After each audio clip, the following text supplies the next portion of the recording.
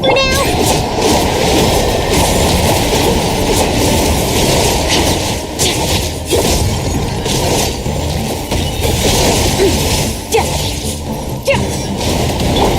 At first, the flavor.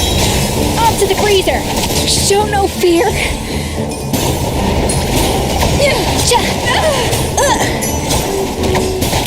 Show no fear.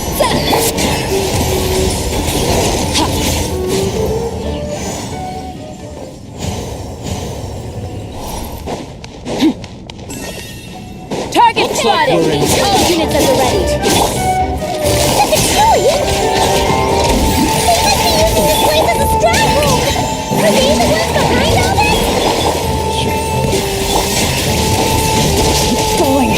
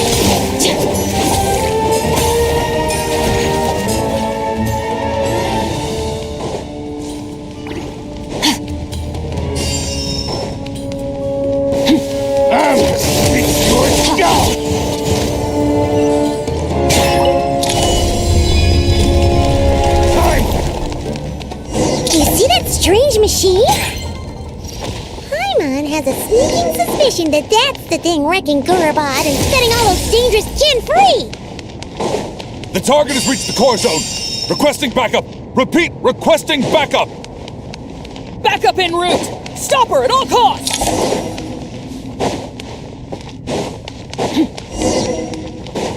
Careful! They're backing up! Ooh, a moose boosh. At first, the fleet. Yoo-hoo! Time to shine! Things are about to get dicey. Quietly now.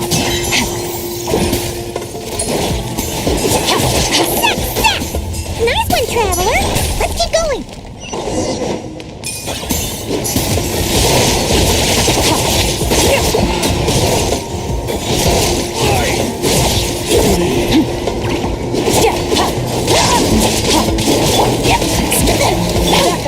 Busted. The pinnacle of excellence. A dash of frosting.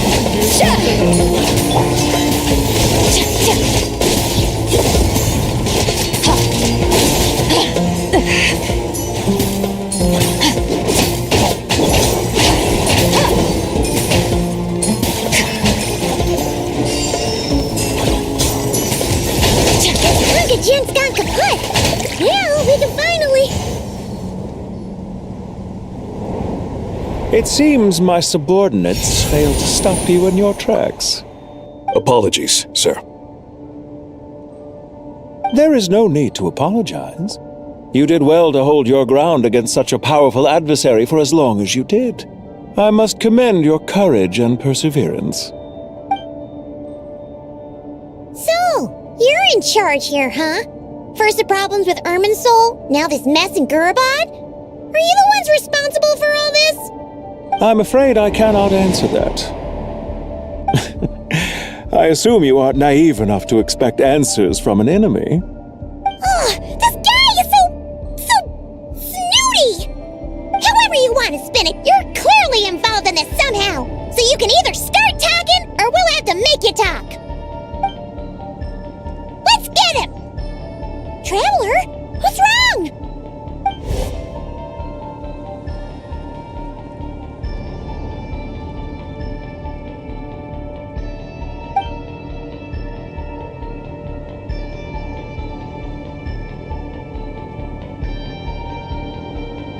You're remarkably calm. Some would act more rashly upon finding the ringleader all alone. But you keep your cool. Even as your enemy, I must applaud you. Did you show yourself just to say that? Is this you trying to take back control of the conversation? Unfortunately, I really don't have anything to say to you. I am here merely to indulge my own curiosity. Your names are well known among the Fatui. Naturally, I wanted to observe you up close while I had the chance. Hey! Don't treat us like we're some kind of exotic animals in a zoo! Oh, I wouldn't dream of it. You seem rather predisposed to misunderstand me. I'm quite aware that you are both heroes of great renown. You have resolved crises in many nations and won countless allies along the way. I've been following your adventures with great admiration. My only regret is that the trajectory of your journey conflicts with our goals. What do you mean, admiration? Sorry, but that sounds pretty weird coming from you. I don't see why. We may happen to occupy opposing sides, but there is no cause for deep-seated enmity between us. To respect one's enemy is to respect oneself. Well, now that you're observing us up close, what do you see? I've observed as keenly as I can. Yet, while I endeavor to understand, your true strength remains a mystery to me. Violence is not my area of expertise either, so, you see, I would much rather converse with you like this than determine a victor with the edge of a blade. Besides, I've heard that even 3 moons in the sky fail to eclipse your brilliance. I know better than to bite off more than I can chew. 3 moons? So, you have a connection with the Harbinger, the Doctor. Well deduced. Our commander, Dottore, died in Nodcry, but there are things that do not end with his departure. We must... Look at me. I almost divulged more than I should have. What are you after? Revenge for Dottore? Or are you plotting something else? I've said quite enough, I believe. There's no point in continuing this conversation, except to say, I've noticed that you seem to know your way around here quite well. A repeated visitor to Gurabad, are we? Ugh. I'll take that as a yes. Then I'm sure you'll have heard the story of this place. The mother of the Jinn, Lilupar, and the tragic tale of her vengeance that spanned 3 generations. It was right here that Lilupar once helped the wise to ascend to the throne. But from that moment on, every king who sat upon it was corrupted by power. These degenerate rulers lost control over their nation, and with it, the right to occupy that exalted seat. What are you trying to say? I once admired you for your adventures. That is the earnest truth. But it appears to me that your journey serves ultimately to uphold the rules of this world. Are these rules truly just? Does the heavenly principles rule with wisdom or folly? And how can we be sure that the 7 who wield authority over the world will not be corrupted? Do you seriously think you're gonna convince us of anything? Convince you? I'm sure my commander already tried that. Why would I waste my breath doing the same? If a few words from a stranger were enough to make someone completely change their stance, it would only prove that they never had a firm will to begin with. I am merely stating my position, so that we might understand each other better. One's enemy in the present may not necessarily be an enemy for life. As for what game I'm playing here, I'm simply buying some time. But now I must bid you farewell. It was a wise decision not to attack me immediately. Since you did not fall for my ambush, I will now have to ask those in hiding to reveal themselves. Leave this to us, sir. Very well. I trust you to do what is necessary. Stall her while I execute the next step of the plan. Sumeru City, Irminsul. Hey! Stop right there! Don't you dare leave without explaining yourself! All units, stop them! Protect the commander! Did you hear that? He mentioned Sumeru City and Irminsul! He definitely knows something! We can't let him get away! Get rid of him! Heavy soldiers! Quick!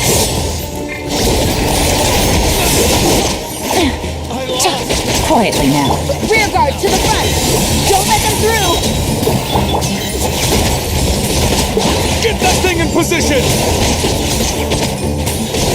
Hold on! Just a little longer!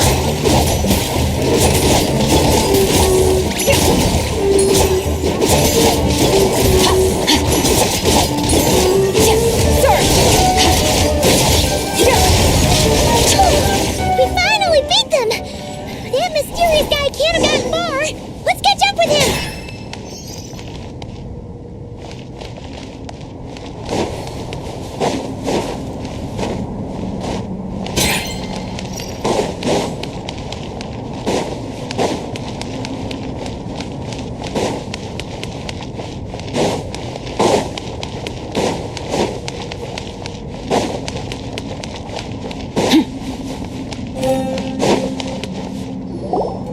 Found him! Over here!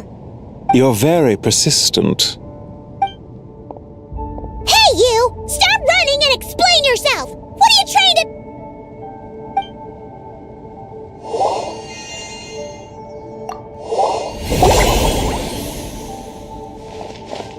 What's this? Relax. A small trap like this won't be enough to hold you. The sandstorms from Gurabad will die down soon enough, but this small window of time was all we needed to launch the next phase of our plan.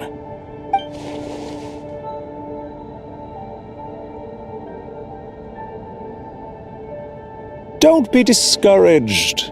I knew that someone would come here eventually, so I planned ahead.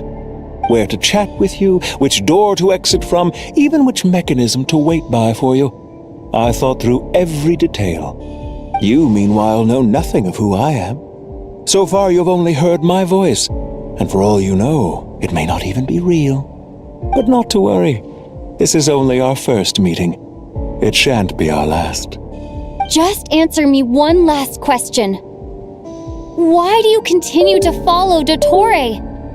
He has conducted countless cruel experiments, even on his subordinates. Follow isn't quite the right word.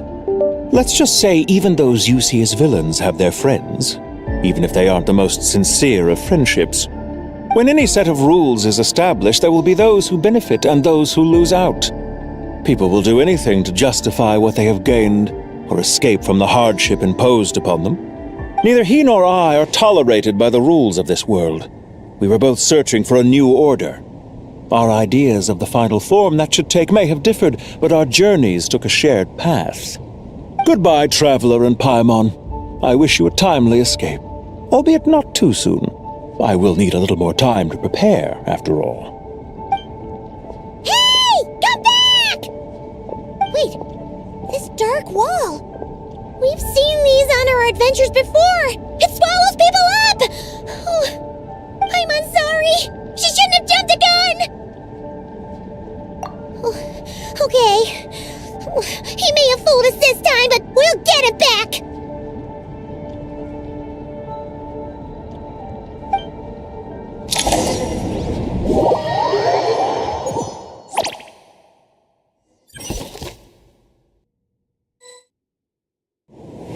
Sino and his team are guarding the north. We'll take this side. There's so many Jinn! We can't let them get into Aru Village! Don't fret. I am well prepared for this situation. Huh. So you have a solution? Perhaps you're unaware that I have a trusty genie partner of my own, Plumpy. If I send her to negotiate with the others, this whole thing will be resolved before you can say Mora. Off you go, Plumpy!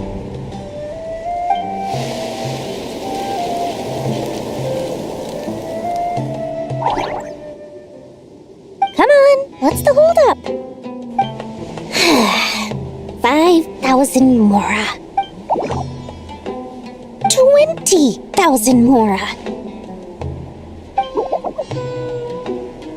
100,000 Mora. Final offer.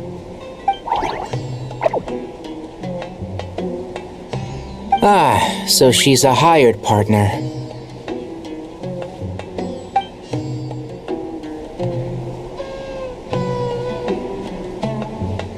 Hired partners are reliable too.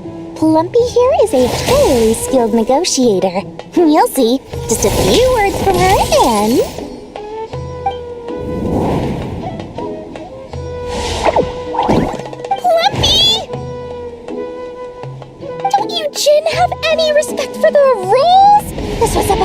negotiation! How dare you treat my messenger like this? You wanna play rough? You can play at that game!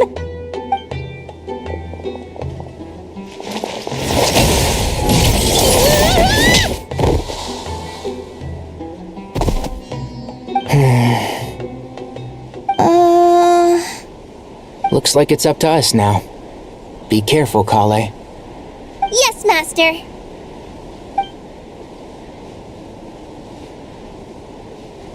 What happened? How did I pass out? Never mind. Maybe it's time for revenge. You know, this reminds me of when you first arrived in a video forest. You were trying to help a child retrieve a lost toy when you stumbled upon Spinal Crocodile territory by mistake. Yeah, I remember. Our first time fighting side by side. Fighting side by side? I seem to recall swooping in to rescue you with a team of forest rangers. Please stop. Yeah. Keep up. And shroud!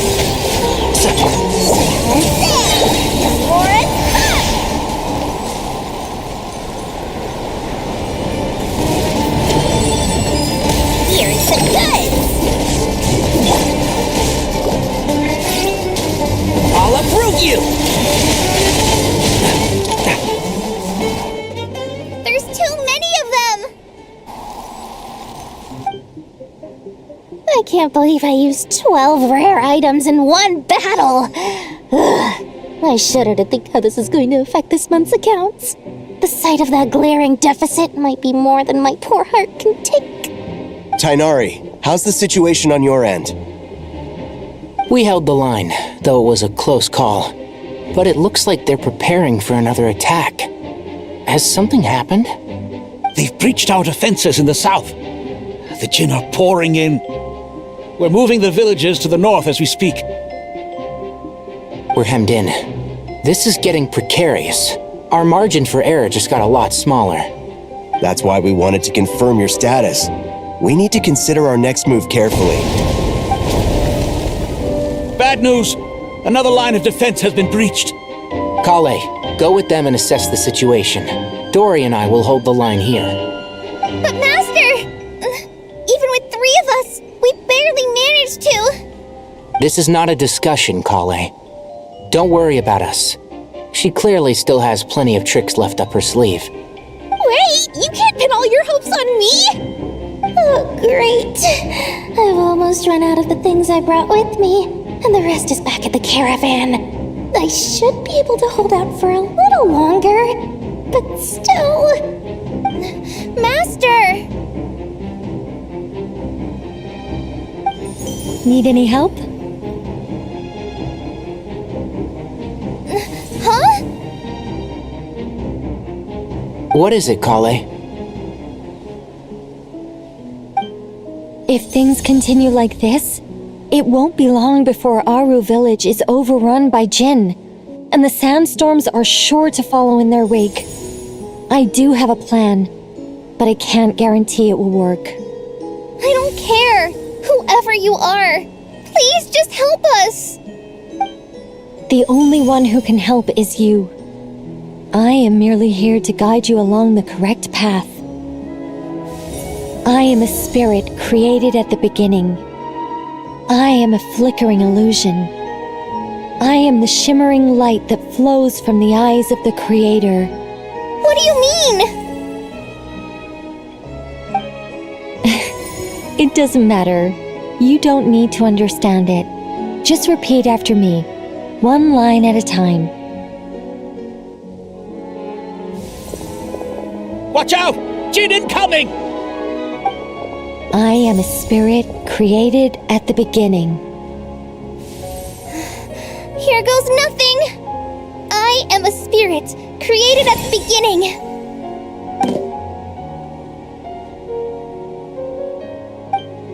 I am a flickering illusion. I am a flickering illusion.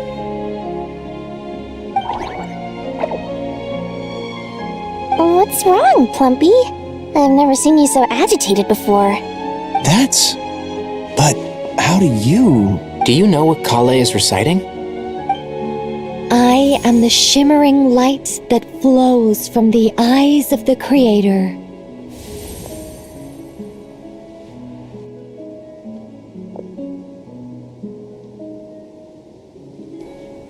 I am the shimmering light that flows from the eyes of the Creator!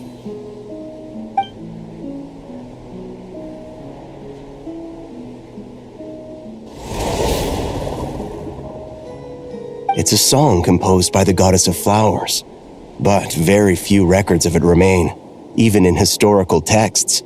All we have is a few fragments. Is Kale an avid historian? Not to my knowledge.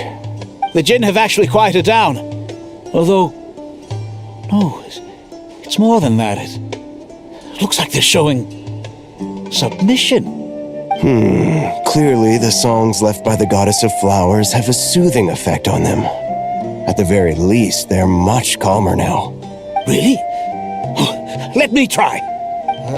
I am a spirit created at the beginning.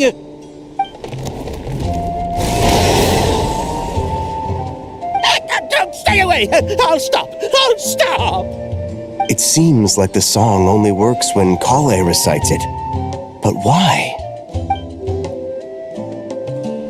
Kale.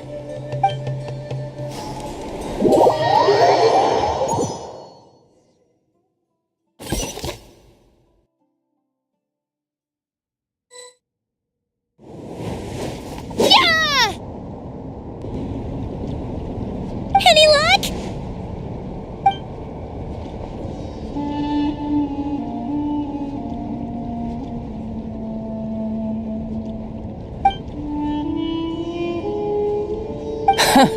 When I heard that loud rumbling in the distance, I thought the shifting sands had bust open the gates to some ancient treasure vault. Turns out it was just you guys. Huh? Wait, that sounds like...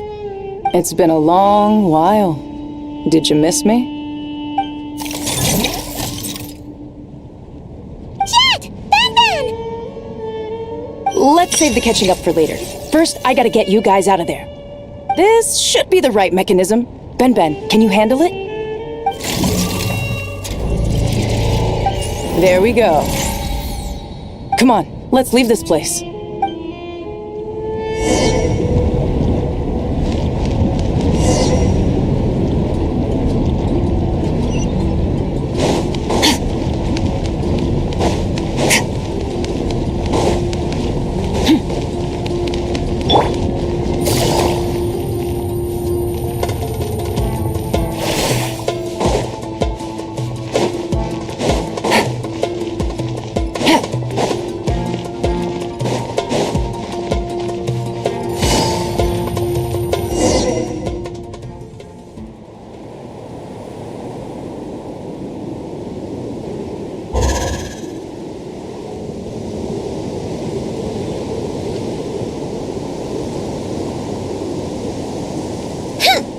Fatui sure made themselves scarce.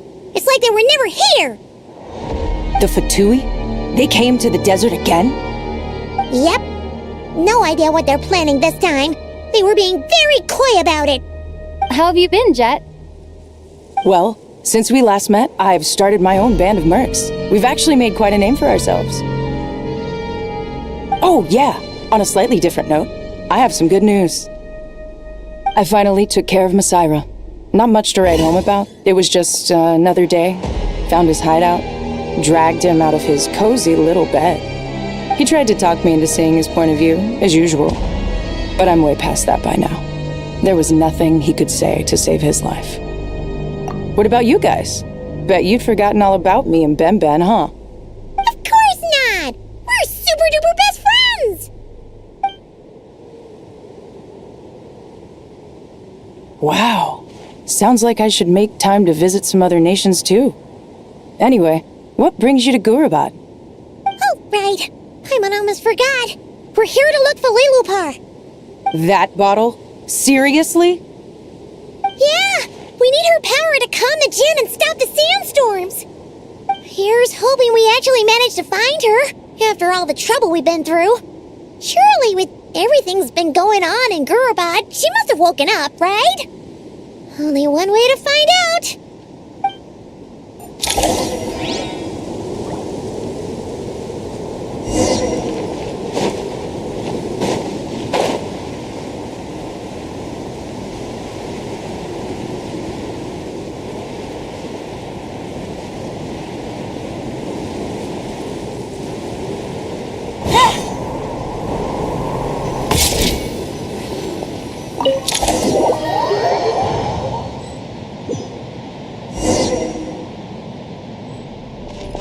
Take it easy. Let's see. She should be around here. Aha!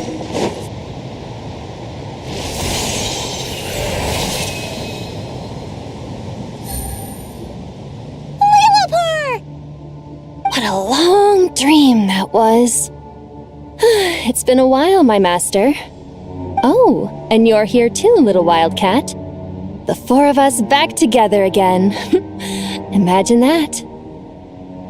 After we last parted ways, I merged with the land beneath Gurabad to suppress the dark calamity stirring in the depths. It rekindled the flame of vengeance within the Djinn, depriving Gurabad of any hope of peace. I fought against it for a long, long time, until one day I sensed a change in a foreign land to the west. Suddenly, the pitch-black abyss fell silent.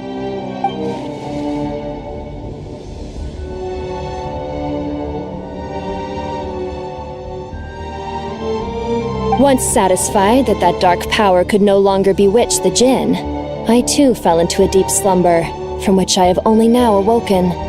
Why have you returned to Gurabad, my master? And why is my sand-swept homeland in disarray once more? Well, basically, Sumeru's in danger and a lot of our friends are affected. Some bad guys messed around with Irminsul and now they've released the Djinn in here. We managed to chase off the culprits, but we have no idea how to seal this place back up and stop the sandstorms. Child's play.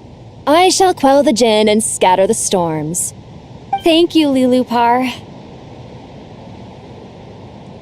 No need to thank me, my master. I have granted many wishes in my time, and this was the most trivial of them all.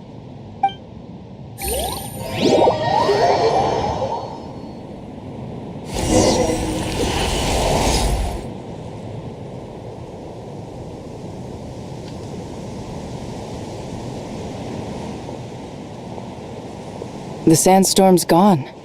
The sun shines bright again. When I said that we'd meet again under a lovelier sun, this was exactly how I imagined it. Yay!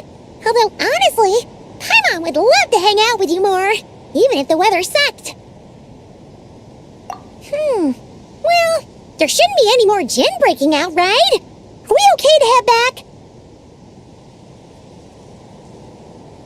Sounds good. You can introduce us to your other friends. Another adventure begins. Lovely.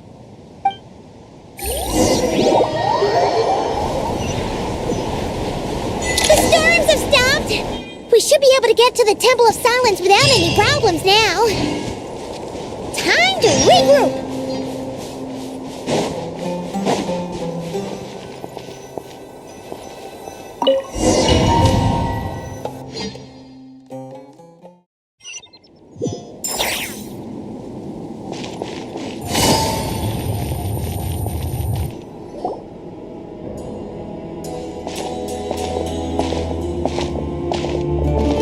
So, this is the Temple of Silence.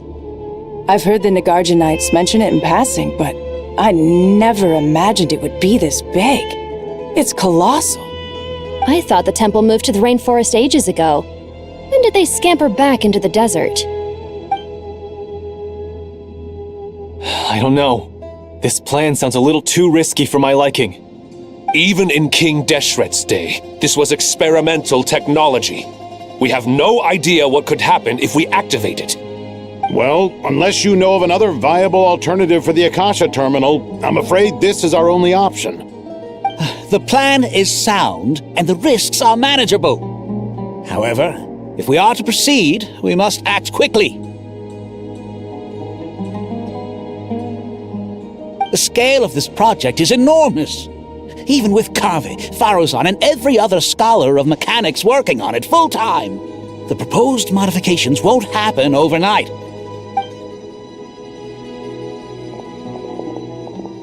You're back. Everything all right? And who are they? Friends of yours? Pretty much everyone in the Temple of Silence is. This guy's Kave, and the one next to him is Alhaitham. Hello, I'm Jet, and this is Lilupar. Oh, a famous name from the history books. Pleased to meet you. A friend of a friend is a friend of mine, as they say. Who's they? Huh? Do people not say that? Not in the desert. Friends you can trust, but friends of friends? Gotta keep an eye on them. Still, I do trust the Traveler's judgment. I'm sure you're good people. The sandstorms have calmed down. I take it the Gurubad problem is resolved? What did you find?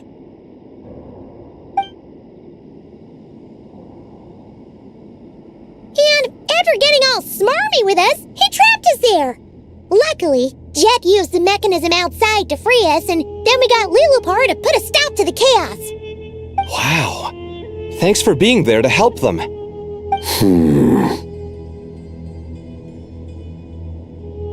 So, this mystery man openly admitted that he was merely a Harbinger subordinate. Yeah? Is there something weird about that?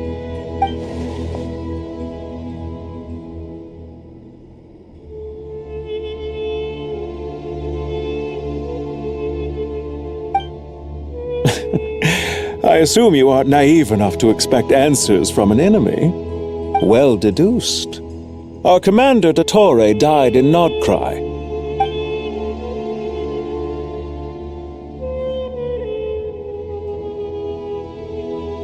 Are you wondering about his true identity?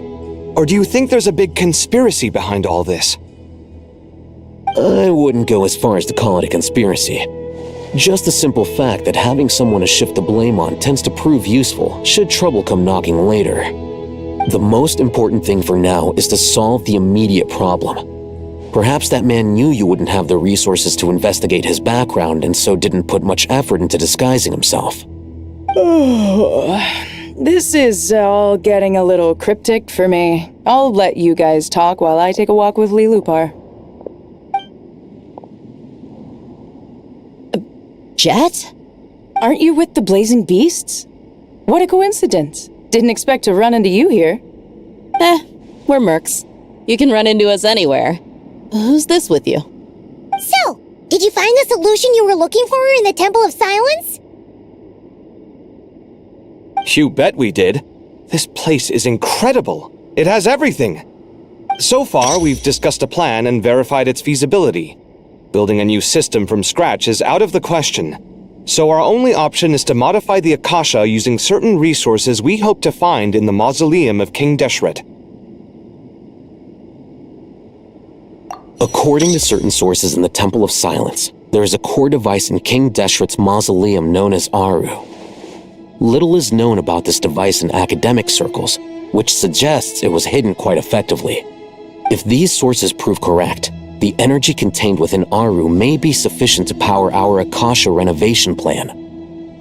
However, this raises difficult questions regarding technological integration. The sages are still debating it. Yeah, but I'm sure they'll reach a compromise once they've argued it out. The people of the rainforest are always cautious when it comes to desert technology. But times of crisis like this leave us with little choice. Wait, Paimon has a question. Is this the same Aru we've heard of before? It's sealed off, right? Some sort of prison where the Goat King, Ibis King, and Crocodile King are locked up. Well remembered. Yes, that's exactly right. According to our records, Aru was the most brilliant creation King Deshret ever conceived of. Built by divine and mortal artisans working together. It was a miraculous accomplishment, and it lies hidden deep within the king's mausoleum to this day. That being said, what Aru actually does and why it was built, those are deep secrets we are not privy to. Until recently, I wouldn't have been optimistic that the place even exists. The only reason I'm inclined to believe it now is because we heard it from the Ibis King Thoth himself at his temple. The tale of how the 3 retainers of Al-Akhmar were imprisoned in Aru. Paimon totally gets that. When Paimon first heard about it, she thought it sounded pretty unbelievable too. Do you guys still remember that? The Ibis King told us they were trapped in Aru and that they had to answer 3 questions to get out. I think I remember. What causes our rise and fall? What obliterates love and hate? And what determines truth and falsehood? Those were the 3 questions, right? Yeah. If only Nefer were here. She's dealt with the Ibis King before, so she might know more. Oh, Nefer is a friend we met in Notcry. Notcry? Funny. She showed up here earlier. Huh? Yeah. Had another lady with her, too. Both said they knew you. They contacted the sages, claiming they might be able to offer some assistance. Really? They came here to help out? Yes, really. It was just before you got back. One of them said she's made Nodcry her home. If she's the person you were talking about, then... Looks like betting on Aru was the right choice. See? They're right over there. Nicole! Nefer! Why, hello! We're here to help.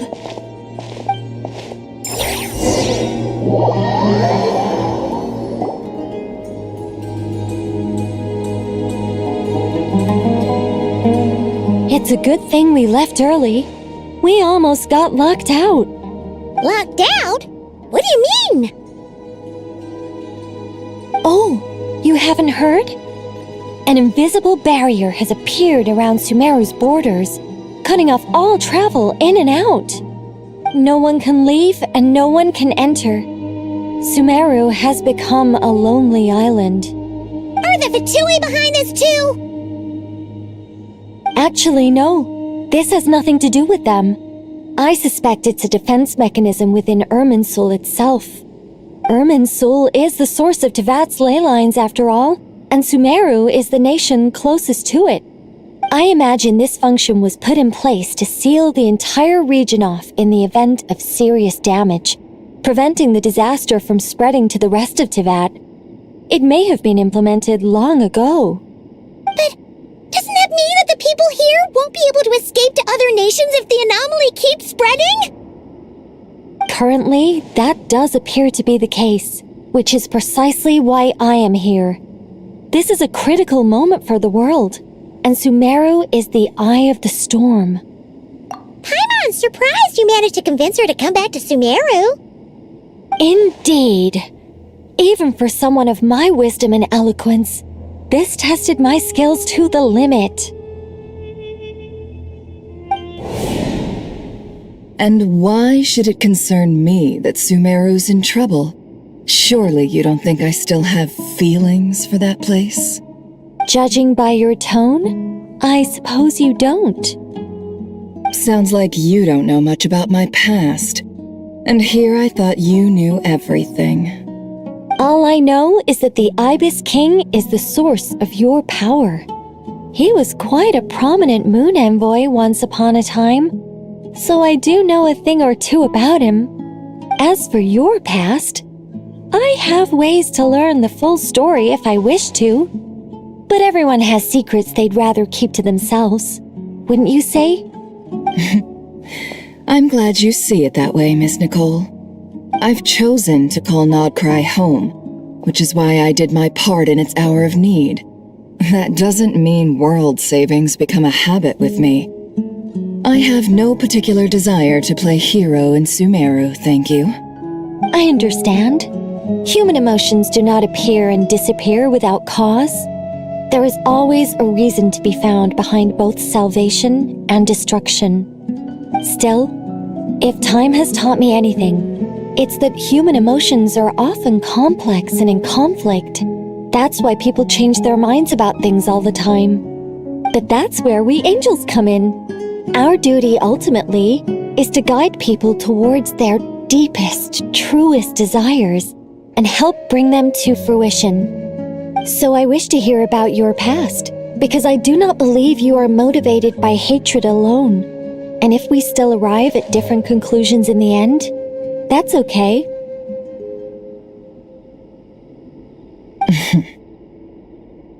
I refuse. Wait, what? But I set the atmosphere and everything. Isn't this supposed to be the moment when we finally open up to one another? Is it? Maybe I'm not so good at reading the atmosphere. You're right, Nicole. There's more to me than just hatred. Had it consumed me, I'd be left stuck in the past forever, never living in the present. But I don't think that your guidance can change my mind. The all-consuming sands, the bloodshed, both deserved and undeserved. Those old emotions cling to me like a shadow. Do you wish to shake them off? No. I hope to remember them forever. Those emotions and memories shaped me into the person I am today. They'll always be a part of me. In that case, would you like to hear my perspective, at least? Sure. It's not every day you get to hear an angel's opinion. A long, long time ago, when the angels still walked freely upon the earth, I found life tedious. Monotonous work, lukewarm relationships. Things weren't nearly as interesting as they are now. And yet, since the angels' demise, I have found myself missing those days on more than one occasion.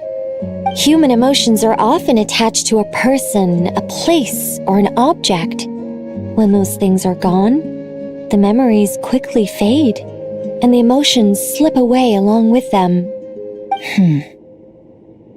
If Sumeru were destroyed, both rainforest and desert would be no more. With the object of your hatred wiped from existence, it would not take long for the memories buried deep in your heart to slowly fade. Both love and hate are intense emotions, but they are nothing compared to the void left behind when they disappear. Most sophisticated, Miss Nicole. But anyone focused on the future could only ever applaud the destruction of the things they hate. Still, I'm a special case. Someone once told me that human memory is more selective than a Mora-hungry merchant choosing between customers. We all need a reality check once in a while, so we don't forget the truth. As much as I dislike Sumeru, this is no way for it to perish. All right, you win. I'll help you out a little, but I won't work for free. How much will you need? You're not gonna milk this for all it's worth, are you? What do you think? I'll be upfront with you. I don't have much more on me. If that's what you need, I could borrow some from Alice. Or perhaps I could pay in sculptures. The ones I carve are actually worth quite a lot. Just cover my travel expenses. Huh? Is that all? That's all. Given all the people I owe favors to, I can just about justify a trip to Sumeru. Yehoda! Here, boss! What do you need? I'm going back to Sumeru for a while. While I'm away, you'll be in charge of the curatorium. Me? I'm in charge? Whoa! Don't worry, boss. You can count on me! And that was how the ingenious Angel Nicole brought you the perfect person for the job in your hour of need. Hip hip hooray! That was far more detailed than necessary. Not lacking in embellishment either. I never thought I'd return. Especially not the desert. But life doesn't always go as planned, I suppose. What's Candace up to? I don't think I've seen her yet. She is still taking care of things in our village. Should be joining us before too long.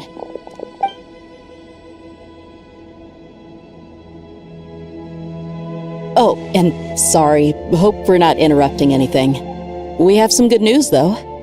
We're planning to go to the mausoleum of King Deshret to look for the legendary Aru, then use it to try and restore the Akasha system. According to records in the Temple of Silence, the mausoleum houses something called Aru's Chute, which can be used to establish connection with Aru. We still have some time before we leave, so there's no rush. By the way, who are these two new faces? Just call me Nefer. I'm based in Nodcry. Did I hear you mention Aru? Correct. Well, I happen to have a connection with one of the 3 retainers imprisoned inside, the Ibis King. I'm here to get things done, so if you don't mind, I think I should come with you. That sounds perfect. Miss Nefer, are you from the desert by any chance? Why do you ask? I don't know. There's a familiar air about you. Plus, you mentioned Candace. Sorry, I don't mean to pry. It was just a random thought. I'm Dia, an eremite mercenary. My work usually keeps me out in the desert. I'm on good terms with Dory, and she's mentioned you all before. It's nice to finally put faces to the names. However, my associate here is probably less well acquainted with you. Why don't you all introduce yourselves? Actually, I'm a little better acquainted than you might think. Huh? Huh. Are my eyes playing tricks on me? It looked like you spoke without moving your mouth. Ventriloquism. I have heard tell of it before. What is it, Kale? It's you! You're the voice who's been speaking in my head, aren't you? You encouraged me to report my dreams to the Dendro Archon, and got me to recite that magic prayer. I have many titles, but let's go with the most pertinent one. I am Nicole Rain, an angel who has lived since ancient times. An angel? Sounds like a big deal, but, what exactly is an angel? Well, we're a rather long-living race of beings. Not gods, technically, but we can still tell you a lot of stories from ancient history. Yep, and she's also an amazing sculptor. You could say she's a real creative type. Well, ma'am, if both the Traveler and Paimon give you rave reviews, you must be pretty impressive. Oh, please don't call me ma'am. I find it so awkward when people get too formal with me. Just relax and be yourselves. No need to be nervous. Miss Nicole, if it's okay, could I ask you a few questions? Yes, you may. I can see your heart is filled with confusion, and you are desperate for answers. I also know which questions you want to ask me. Why did you dream of Sumeru City in disarray? Why did those verses soothe the Jinn only when recited by you? I can guide you to the truth, but it involves a personal secret of yours. I'd prefer to speak with you alone, if possible.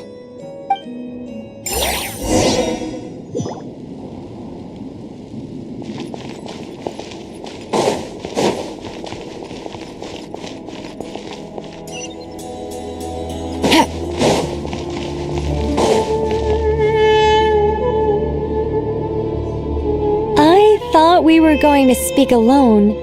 This is a lot more people than I was expecting. What's wrong with it? Even the doctors at Dar al-Shifa allow patients to be accompanied by family members. Well, If Kale doesn't mind her secret being revealed, I have no problem with it. Thanks for being so considerate, Miss Nicole. I don't know what secret you mean, but whatever it is, there's no need for me to hide it from my closest friends. Closest friends? It's so nice to hear that. All right. In that case, I'll get right to it. Kale, are you aware that there are god remains inside your body? I am. When I was young, I got sick with Elazar. Nothing could cure it. The Fatui convinced my mom and dad that they could help, and I was sent to an unfamiliar place. There were a lot of other kids just like me there. This creepy guy injected us with some strange medicine, which I heard contained god remains. I can still remember the pain like it was yesterday. But thanks to the friends who've stuck by me all this time, I've gradually been able to overcome those memories. Anyway, so you're saying that what happened to me has something to do with the god remains they injected me with? Yes. Those were the remains of Nabu Malikata, the goddess of flowers. What? Huh. Fascinating. You don't seem surprised like the rest of us. Why? The possibility crossed my mind when Kale recited the Goddess of Flowers song and calmed the djinn. You made Paimon jump! What are you doing here, Lilupar? I was merely passing through when I heard the name of the Goddess of Flowers. Be assured that I share your surprise. You, with the hat. Are you certain? I sense no trace of the Lord of Flowers within her. Well, it is a very small fragment. Unless special methods are used to manifest its power, even her closest acquaintances would find it near impossible to detect. After the goddess passed away, her remains were scattered across the desert. King Deshret gathered all the pieces he could find and buried them in the eternal oasis. But some fragments remained unaccounted for. Eventually, the Fatui must have found a way to track some of them down. Presumably for use in some experiment. It's not an uncommon occurrence. You're more shaken than I thought. In one sense, you've been extraordinarily lucky. So many people who yearn for this kind of power never attain it, yet you have coexisted with her all this time without even realizing it. I don't know what to say. I'm glad that I could help everyone with this power, really. But knowing that a fragment of the Goddess of Flowers is inside my body is... it's a strange feeling. Well, people value their autonomy very highly. Even a well-intentioned intruder can shake one's sense of self. I understand how you feel, Kale. But once you get used to it, you'll find it's nothing to be concerned about. Huh. I guess you, of all people, have a good reason to speak on this. 2 good reasons, in fact. Incidentally, 3 is the maximum number of Hermanubis' Ba fragments that I could bear. Let me guess. Because 2's company but 3's a crowd? Thanks for helping to explain the joke, Tainari. Not my intention. Goddess preserve me. I should take my leave. This boy in his wolf's head hat speaks much too differently from the Hermanubis I remember.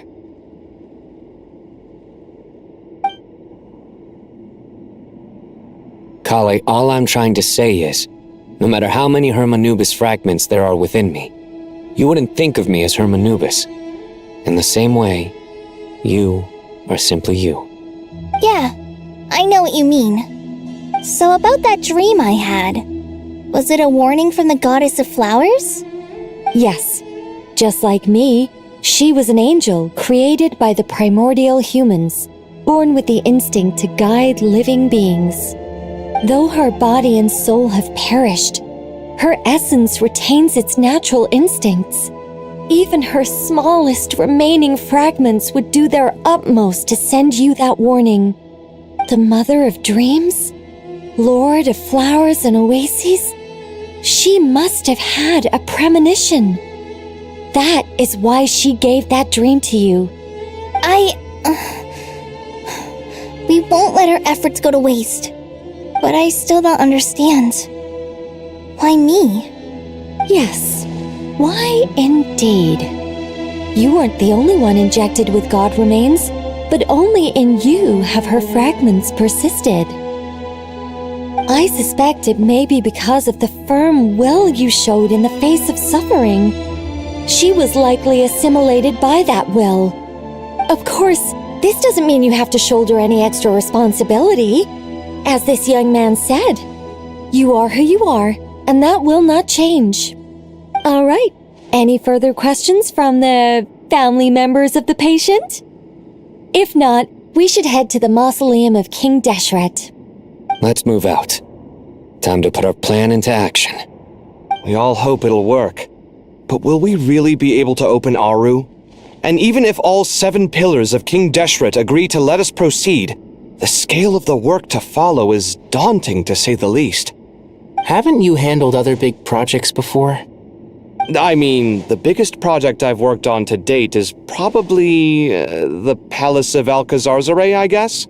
But this is orders of magnitude beyond that. It's a total nightmare. Look on the bright side. At least this time you're actually here when Sumeru needs you most. You won't have to come asking me for details after the fact. Mock me all you want. But now that I'm here, things will be resolved far more quickly and smoothly than last time. Kave's self-doubt disappeared in an instant. Like magic. Well, this confidence is most gladdening. Now, go and pack your things. We'll head to the mausoleum as soon as you're ready.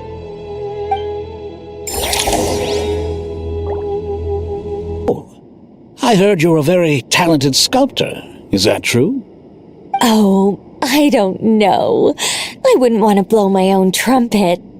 Honestly, even though Kasharawar is best known for its focus on mechanics, plenty of Kasharawar scholars are quite serious about sculpting as a hobby.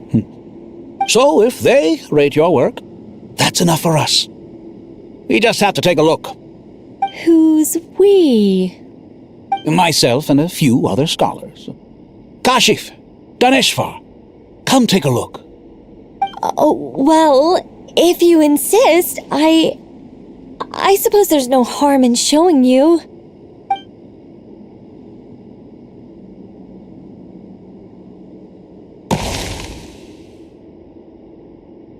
Whoa! Where did that come from? Look at the level of detail. It's so lifelike. The squirrel descends from the heavens like a champion, and the earth trembles beneath its feet. What do you think? Striking, isn't it? Kave? Kave, come here for a sec.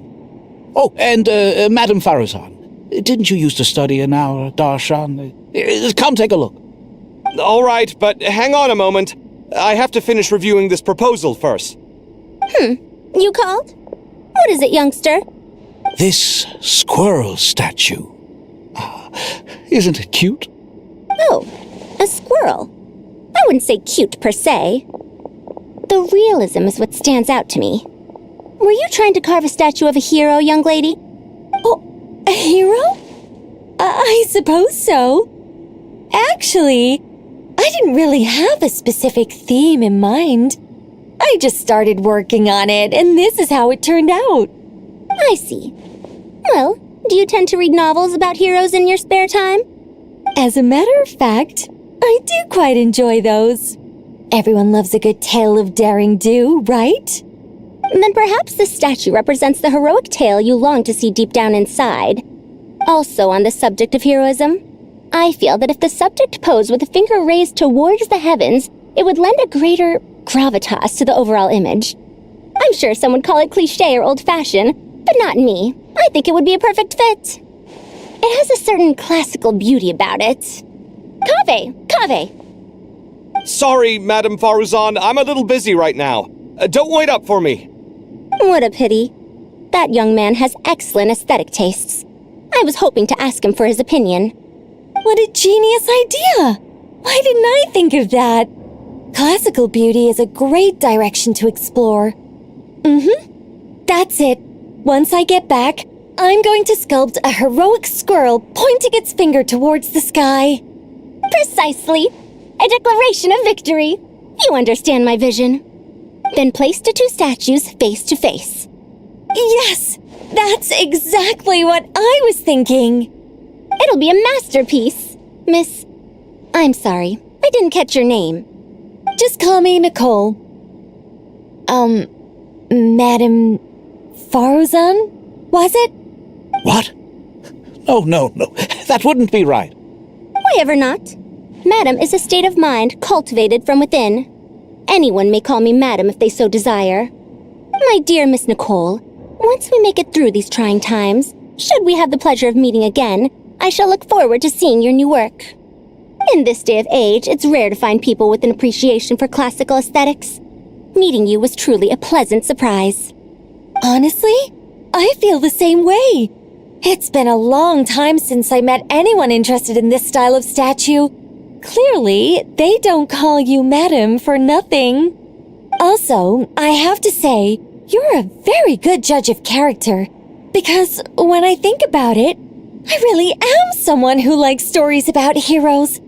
That must be why I've quietly kept watch over generation after generation of them. Sorry, keeping watch over heroes? What exactly do you do for a living? Oh, never mind that. Let's not tell Madame Faruzan about Miss Nicole's true identity for now. Good idea.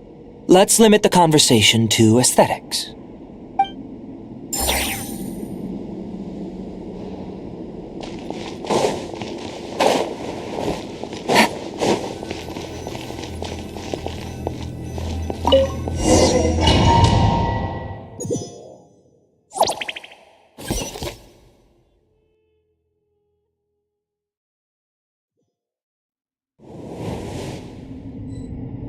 I hope everyone's ready.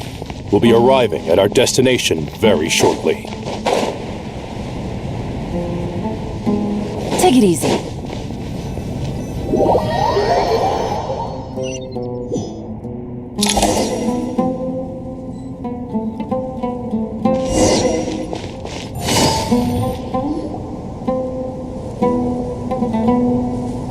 Why, we've not seen so many visitors ever, really. What is this place now, a tourist attraction? Closer inspection reveals many familiar faces. To what do we dusty old fellows owe the honor? Surely you're not just here to chat.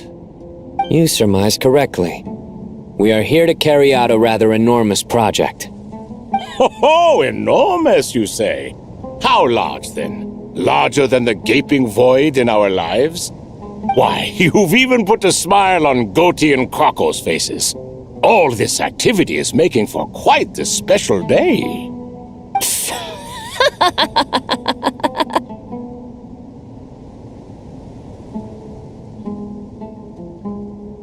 I know that laugh. Lilipar? What on earth are you doing here? Oh, this is hilarious. Turns out good things really do come to those who wait. As long as you stay alive long enough. When did you three get locked up in here? And still you act all high and mighty, putting on a show for the younglings. Truly hysterical. Why, you... Yes, I know, no need to shout. You're right, Lilupar. Goatee, Crocco, and I all have the same problem. But didn't King Deshret seal you away? How did you break free, and how did you get in here? Who knows? Perhaps you can ask my master one day, should you ever get the chance. Behold, the executioners of old. Some have turned into fragments residing in human bodies, and others are imprisoned eternally, leaving not a single shard behind. It's almost tragic, watching lowly prisoners like you act all self-important. Curiosity gnaws at you, doesn't it? Your interest in the outside world threatens to burst you at the seams. Turf. I'm starting to take a liking to this magic bottle lady. Time is of the essence. Let's get down to business. We come to you, O three ancient lords, to request your assistance on behalf of the Academia. If we can help you regain your freedom, then please consider lending us your aid. As for precisely what we need your help with, it's a long story. So, to demonstrate our sincerity, we are prepared to first resolve the problems that plague the three of you. All right, stop arguing, Croco. And Goatee, don't you start. What's the harm in letting her speak? It's not worth getting so angry about. Forget about her. The three questions are the crucial thing here. But do you really have a way to answer them? You once answered the final question, Nefer, but the seal did not open. Unless, with the passage of time, you have found a new answer? You could say so. When you first asked me what determines truth and falsehood, my answer was a liar's soul. Liars are the best at seeing through the falsehoods of the world. But if you want them to tell you the truth, you have to reach their soul. I think that makes sense. I found it quite compelling myself, and I told Nefer so. Unfortunately, it brought us no closer to liberation. Well, that's simply because it was my answer, not the one King Deshret was looking for. Can you guess which answer Al-Ahmar wanted then? Time. And that's not only the answer to the final question, it's the answer to all three of them. All things wax and wane with the passage of time. Love and hate eventually fade into nothing. Current affairs are always fraught with conflict and controversy. Only time can distinguish between right and wrong. You once described King Deshret as a proud man. I'd say that the prouder someone is, the more inclined they are to believe that only time is qualified to be their judge. Time. Well. Indeed, perhaps in building Aru, our king was in fact attempting to reverse time, to bring love and hate, right and wrong, the rise and fall of all things back to their point of origin.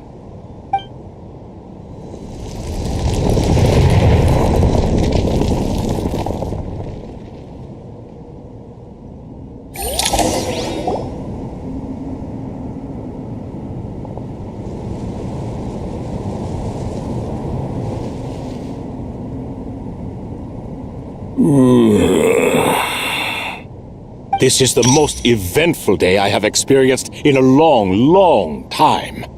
You have my sincere gratitude. Are those three of the 7 pillars? Turns out the statues were quite faithful to the source. You three seem to be in good spirits. Prison can help a person grow and learn to cherish what they have. Nevertheless, after everything you've done for me, I sincerely hope you never have to experience it for yourself. Hello, Nefer. It's good to see you, Thoth the Ibis King. Nice. Definitely puts my mind at ease, seeing you two getting along so well. Should we maybe introduce ourselves, or... Sure. I'm Sethos, the current leader of the Temple of Silence. This is General Mahamatra Sino, and this is the former Spantamot sage, Cyrus. But I'm guessing none of that means a whole lot to you. Everything is equally new to us, in truth. We've been gone from this mortal world for longer than you can imagine. But let's hold off on the introductions for now. We can always ask Nefer about you later. It'll give me something to talk about with my chosen disciple. You're like a helpless parent. Gods and people of yore are not necessarily welcome in today's world. Self-awareness is one of my finest qualities. I thought I ought to share its fruits with you two. Is that so? Well, I think we'll take it in stride, just as we did with the 3 questions. Let's not forget, it was my persistence that won you both your freedom. Fair point. I have to applaud your persistence.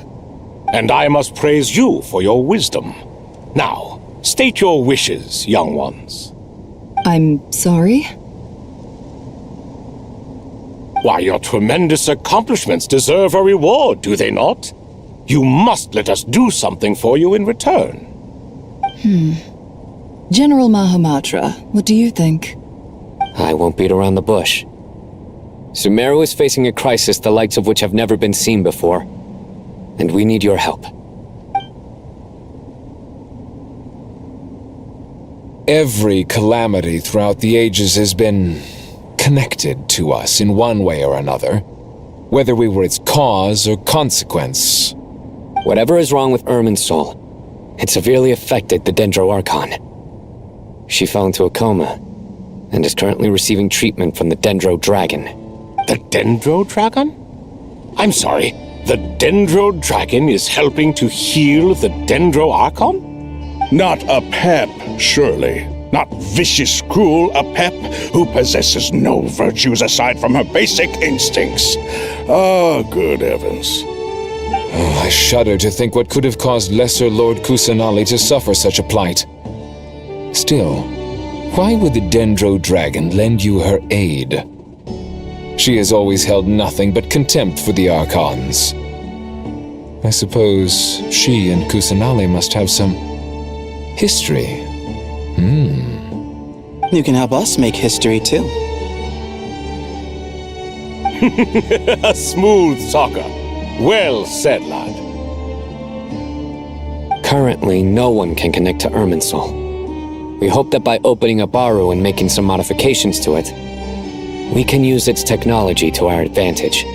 Unfortunately, Aru is an imperfect creation. King Deshret never managed to realize his full vision before his death. Much remains to be done if it is to be pitted against Irminsul itself. Besides, I hear your reasons, but to give Aru up over such would be... The archaeological records clearly indicate that although Aru's construction took a long time, it was not beyond human means to achieve. Modern technology should solve the efficiency issues. We have no choice but to go all in on this. This is by no means a threat. But the only reason we helped you escape from Aru was to gain the necessary leverage to negotiate with you. You asked us to state our wishes, and we have. Each one of us here needs your help, as do all the thousands of people living in Sumeru. They need you, and they need Aru. What do we think, my fellow old fogies? Shall we lend our support or not? Since you ask so nicely, naturally. Naturally what? Are you for or against? I simply mean we shall do what comes naturally. You claim that you wish to open Aru. Know you then that the golden slumber created by King Deshret is preserved within? We do. We understand the risks involved. In all likelihood, the mortal world will never again be able to replicate King Deshret's work. Never will there be another chance to come so close to creating a utopia. Knowing this, are you sure of your decision? We are sure. Before people can dream, they must first live. If your minds are made up, very well. We shall summon our erstwhile colleagues to discuss this further. Saint Shezepank, Saint Bennu, once you surrendered to silence and were buried with King Deshret. But now, we invoke the right to awaken you with our voices.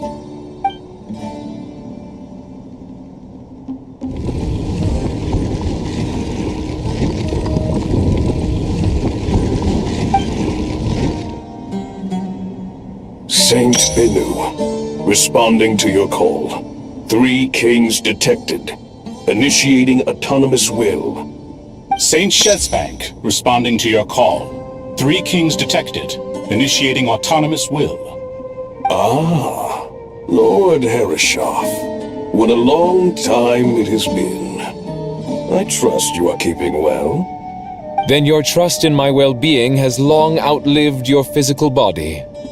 You have always opened with that same phrase, in life, death, and now even beyond. Al-Akmar is long gone. What is the reason for this meeting? You're awake? Good. We are voting on whether to give the people of present-day Sumeru access to Aru and permit them to perform technological renovations. You have the right to support or oppose the motion. Aru is the pride of Al-Ahmar. Opening Aru requires the unanimous consent of the 7 pillars. I hope you have a convincing reason to present to us. Sumeru is currently in the midst of a major calamity. Let us not forget that while Al-Ahmar was a stern ruler, he was also a teacher of wisdom. A god without his people shall cease to exist, and King Deshret's greatest wish was to provide protection for his people. Let us then honor our God King's wishes as we consider our decision. I do not mean to mock these proceedings, but what is the point of a unanimous vote when we know that the last of the 7 pillars, the Dendro Dragon Apep, will never communicate with us? This will no doubt surprise your mechanical mind, and I have no intention of trying to persuade you it is true. But Apep is, in fact, healing the Dendro Archon as we speak. Huh? Can someone attest to this? Do we have any proof? I ask the 3 kings. Can any of you vouch for the truth of this claim? Naturally, the Ibis King, Thoth. What? It was Thoth's disciples who revealed the truth to us. We need not debate its veracity. Simply let Thoth bear accountability. That way the rest of us may have a clear conscience. Harishef, you diabolical fiend! I awakened our former colleagues for you, supported your opinion, and backed your decision. What sort of fiend would do that? I miss the days when Hermanubis was still around. At times like this, he would offer to take accountability. What are you trying to say? Is my word worth less to you than Hermanubis's? Hypocrite though you are, Lord Thoth, you are humorous in equal measure. How could we bear not to associate with a character such as you? I, Saint Shezpank, approve the Goat King's proposal. Since King Deshret is no more, we shall receive no reprimand for acting beyond our remit. Nevertheless, I sincerely hope that those before us understand the significance of what they intend to do.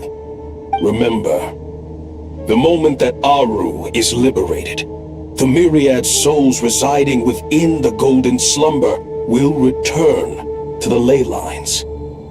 And once the ley lines flow again, these souls shall in turn be received by Irminsul.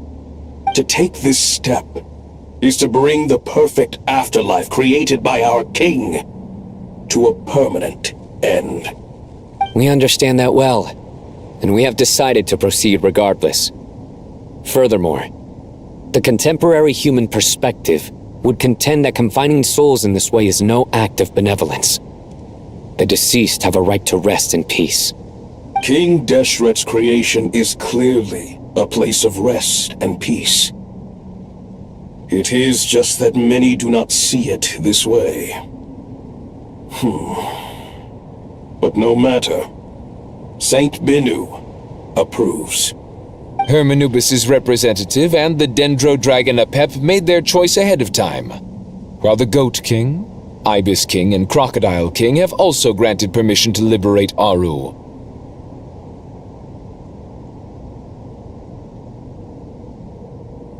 By the grace of His Majesty, guided by His wisdom and will, let the gates of Aru be reopened.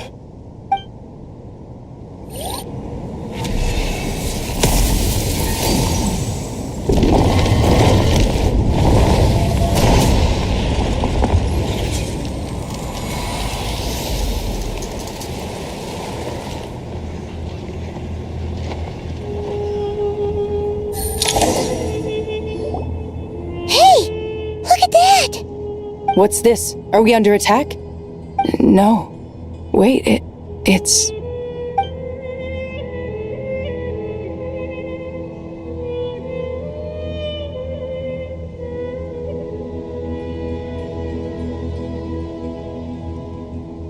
Here you are. through the sands of time, I see you. Father.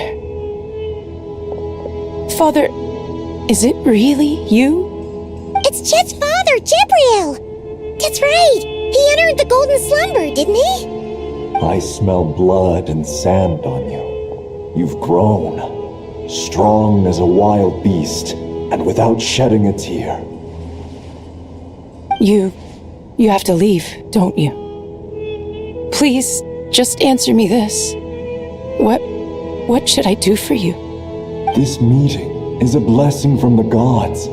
My soul, once imprisoned along with that of Semail, is finally free. I am truly grateful for the chance to see you again. That the dead should meet the living is itself a miracle. One brief, precious moment is enough. Enough to set my heart at ease. Do not weep for me, Jet. I know you will accomplish many great things in your life. You will go further and climb higher than I ever did. All I ask is that you take good care of yourself.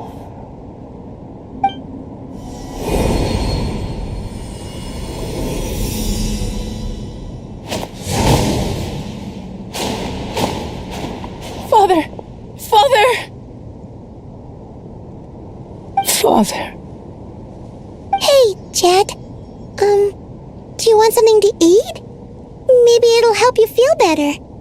I'm fine. Thanks, Paimon. It was just a little sudden.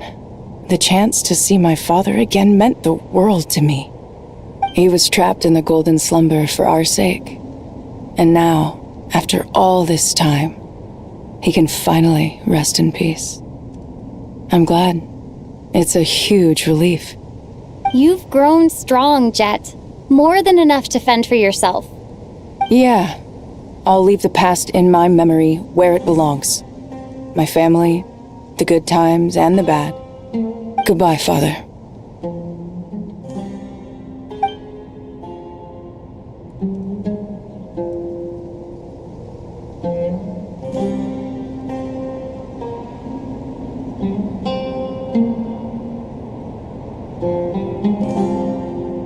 Ah, me, what a touching reunion that was.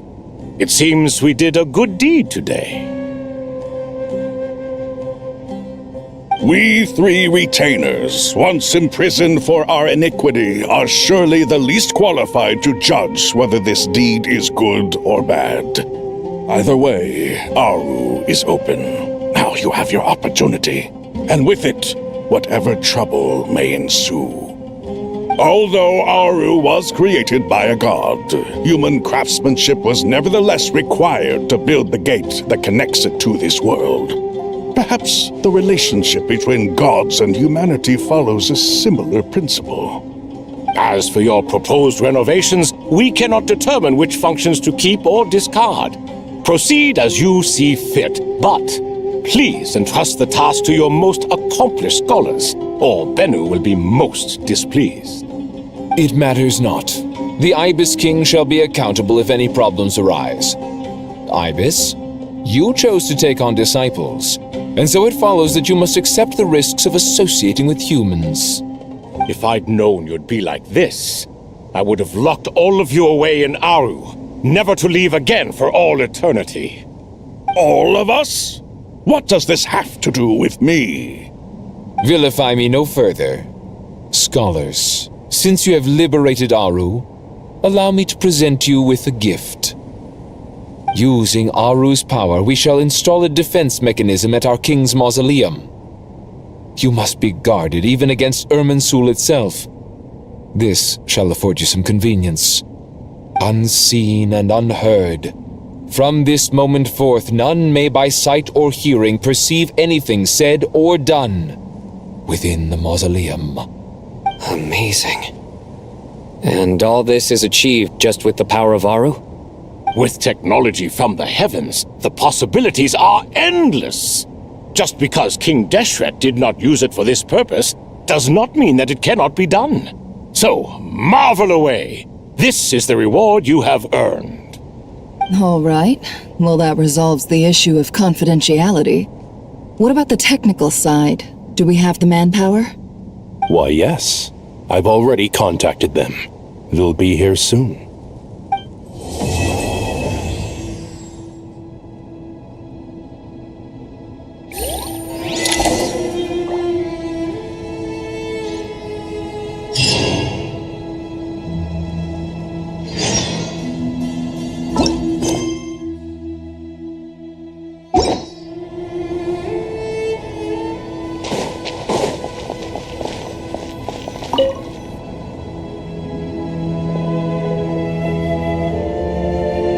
You must be the ones tasked by the Academia with renovating Aru?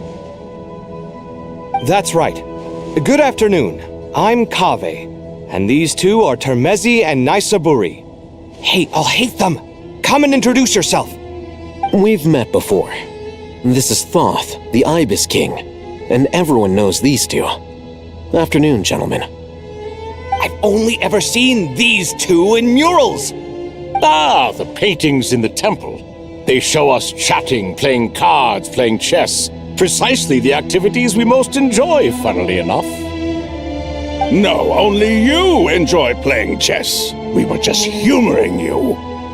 I wouldn't go that far. Back to the matter at hand. A preliminary assessment by the Academia indicates that this project requires expertise in various disciplines, including the deciphering of ancient texts, mechanical engineering, the restoration of ancient ruins, and elemental theory. The most capable minds in their respective fields are here before you. If there are no objections, we'd like to begin our work. The artisans who built Aru for Al-Ahmar gave their very lives to create this splendid work. Follow their example by giving your utmost devotion to this project. I didn't know that. We'll do our best, of course, but we certainly won't be sacrificing our lives. Such brazen words. Humans these days are a far cry from their ancestors. What little respect you show for King Deshret. No, that's not what he meant. Please, don't mind him. He shares your sentiments, just not your, penchant for hyperbole. Assuming that's what you were going for? I just think it's important to manage expectations. Forgive my lack of courtesy, but we simply can't sacrifice our lives to the gods on completion of the project like people in the legends of old. Here's a first draft of the project proposal for your perusal. Please let us know if you have any requests. Normally, I'd have made it look a lot more visually appealing, but we were really pressed for time on this occasion. I hope you'll forgive me if it's a little rough around the edges. Naturally. If my fellow ministers deem this meager display of respect sufficient, I suppose I can consider agreeing to their proposal. Why are you so preoccupied with the ostentatious displays of respect to Al-Ahmar? We should be trying to make things easy for them. You never know. We might have to rely on these young people to look after us in our old age. Exactly. This is Aru's mainframe. Be reminded to use it with great caution. We certainly will. Thank you for your assistance. You may attempt to lay out punishment should you so desire, though I'm afraid it would be futile. You and I both know that certain components of Aru can only be operated by humans. King Deshret always believed in humanity. Still, the reason that Aru's modules are designed that way is not so much because he trusted them, but more because he was wary of you. Is that true? No wonder human artisans helped to build Aru then. He actually required human assistance to create his greatest work. Naturally. Have you noticed that the Goat King keeps giving superficial responses? It's like he's just going through the motions and leaving the real debate to his colleagues. He understands the art of perfunctory speech. That's what earned him his position as the Minister of Ministers. It seems the rumors about King Deshret being a poor judge of character are baseless after all. Excuse me for being blunt, but it sounds suspiciously like you're putting yourself on a pedestal and mocking me. You're mistaken. And while there's nothing strictly wrong with making every conversation about yourself, it's not exactly a positive tendency either. You? Whatever. I knew it'd be like this working with you. All right, let me past. I need to look at this console. It's your job to activate it after all. Let's begin. Everyone, please proceed with the external checks and preparations as per the procedures outlined in the engineering plan.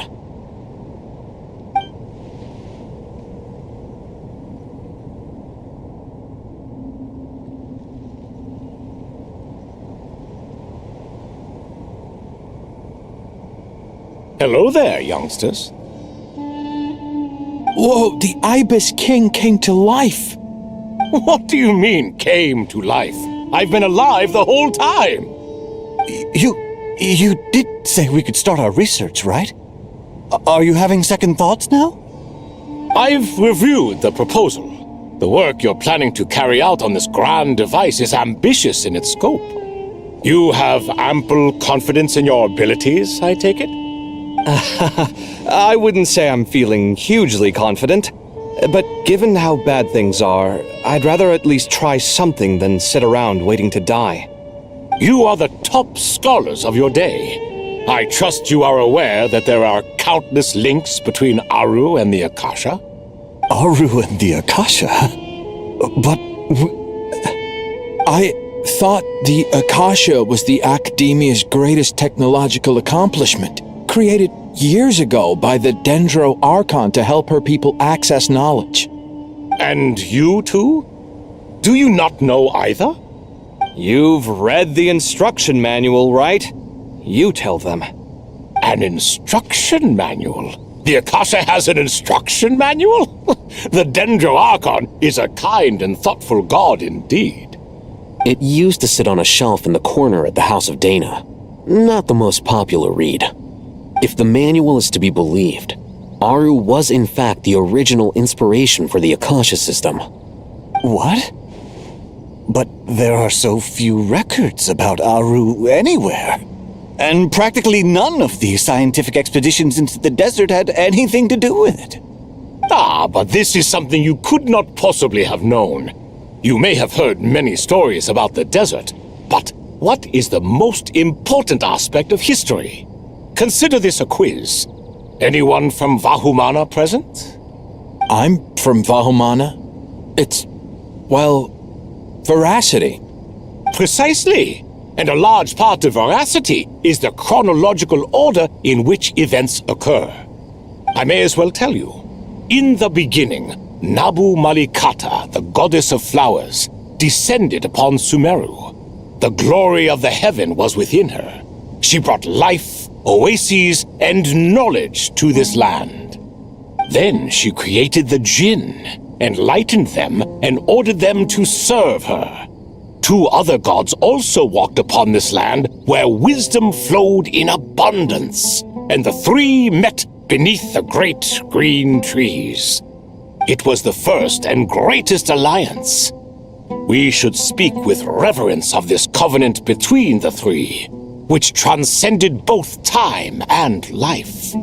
For they promised that in Sumeru, wisdom would be shared with all.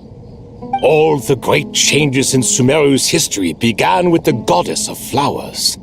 For King Deshret's sake, she pried into the secrets of Celestia, and for this was burned to ashes by the flames of wrath. So grieved was King Deshret by her passing, that he lost all interest in state affairs and devoted himself instead to the knowledge that she had brought back. It was after learning of the technology from that floating island in the sky that he first conceived of Aru. And so, the Akasha was inspired by Aru, while the basis for Aru itself came from Celestia's technology. Well, if the two share a common technological origin, then connecting one system to the other is an entirely feasible idea. Unbelievable. Have you no reverence at all for celestial technology? No, I do, but there's no time for that. The schedule is too tight. Blame it on the deadline. Perhaps you could try coming up with our cutoff dates. You know what it's like having to turn around 5 different drafts in one day? I wouldn't wish it on my worst enemy. Yeah, also, Sir Ibis, King, you don't plan on getting directly involved at all, do you? Yes, well, you strike us more as having come to give a popular science lecture. Or, wait, does this count as more of a first-hand witness statement? Neither. Anyway, this sounds like far too much work for me. Still, if Aru is so powerful, why didn't King Deshret use it for more ambitious ends? Because it was never fully completed. King Deshret had grand plans, but he perished before they could come to fruition. In the beginning, his wish was to create something that could rival the very world itself. The Lord of Flowers sacrificed everything for that ambition. What he desired, she bestowed, and thus was knowledge brought into the world. Her courage and sacrifice had to be honored with the most splendid of monuments, or King Deshret would surely have deemed it a grave injustice. And that monument, built from knowledge and technology, etched with a sacrificial and courageous love, even in its unfinished form, it deserves to be treasured. At that time, King Deshret said the following to the Lord of Dendro. Since we share an eternal covenant, I shall never be your enemy. Hence, the fruit of wisdom from the heavens is not to be devoured. Remember, it is not that I lack the power to become the enemy of wisdom. Yet you and she have taught me much and shown me kindness. For this, I cherish you both. In the end, Aru was only used to store a portion of the souls. It was but a primitive form of the masterwork the king had envisaged. His final hope for Aru was to return to the past, when she yet lived. So the point you're making is, King Deshret was both powerful and ambitious, and he only ceased his imperious ways out of affection for the Goddess of Flowers and the Dendro Archon. You could see this as an act of mercy, but you could also see it as the sentiments that lay between these 3 gods placing constraints on him. This was, after all, the foundation of the alliance between them. This explains why Aru was both a prison and a monument, and why the answer to the 3 questions was time. You have to be careful who you get involved with, or you invite all manner of misfortune. This is as true for gods as it is for humans. Love is the same. It is both a prison and a monument. All right, let us pause the story here for now. Seeing as you've been so diligent, I'll offer a little help. Who's in charge again? Is it you two? Ah, yes, me and him. Now then, close your eyes.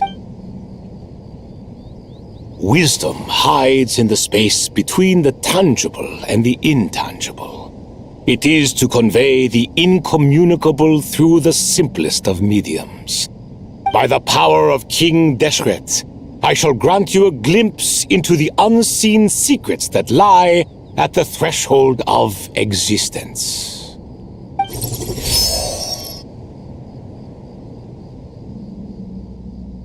Where did this come from? Is it a new mechanism?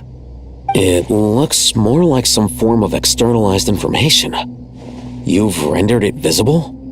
Just as the Akasha allows you to access a greater range of knowledge, the power of our king permits one to perceive ingenuities that do not belong to this world. This is no ordinary mechanism. It reflects the internal structure of Aru. Whether you choose to increase or decrease, keep or discard. Come, use these to achieve the outcome you desire. Looks mechanical to me. Better let me handle it just in case. But wait, how do I get up there? Turn around. So that's where the elevator is.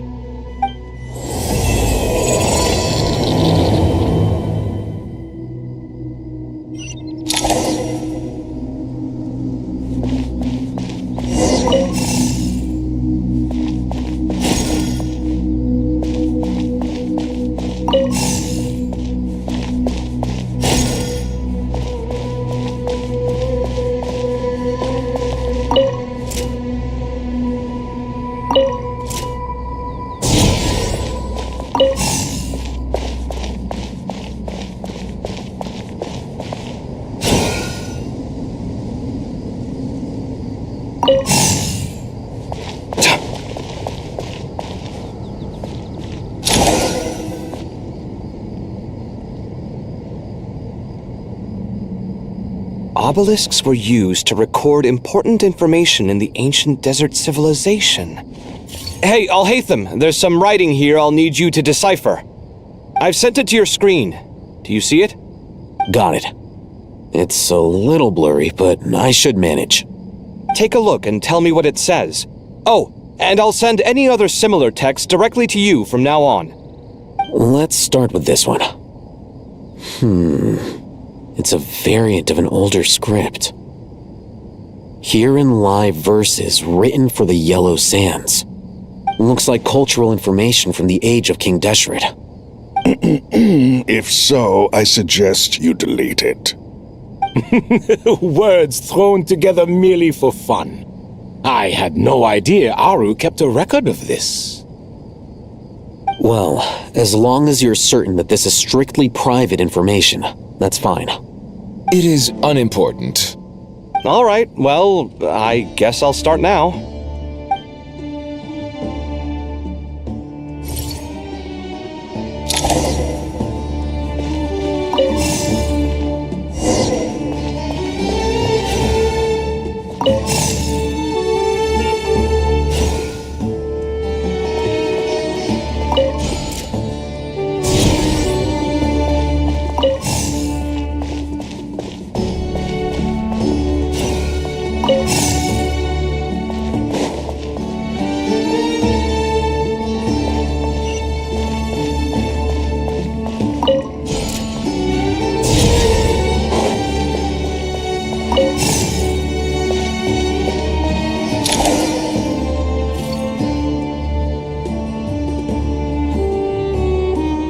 Found some more. Sending them over to you now.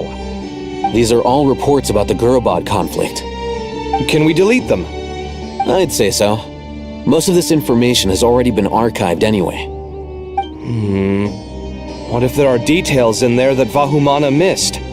What are we supposed to do if they come after us in the future? They'll just have to live with it. If we don't resolve these issues now, there won't even be an academia in the future, let alone a Vahumana Darshan. Yeah, you're right. Okay, done. There's some other similar monuments nearby. I'll check them out.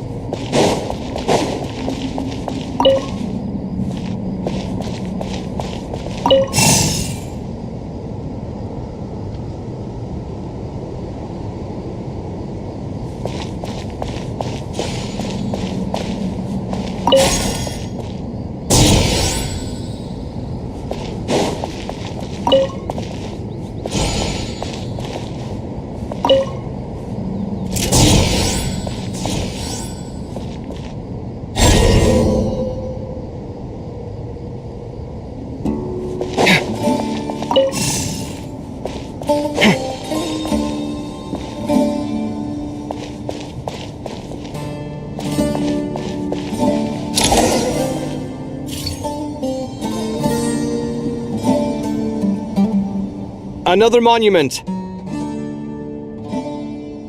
Hold on.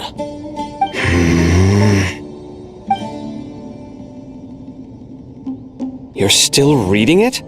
How long is it? It records the development and governance of the Oasis civilization. Most of it concerns the Jinn, but it also contains records left by the artisans who built Aru.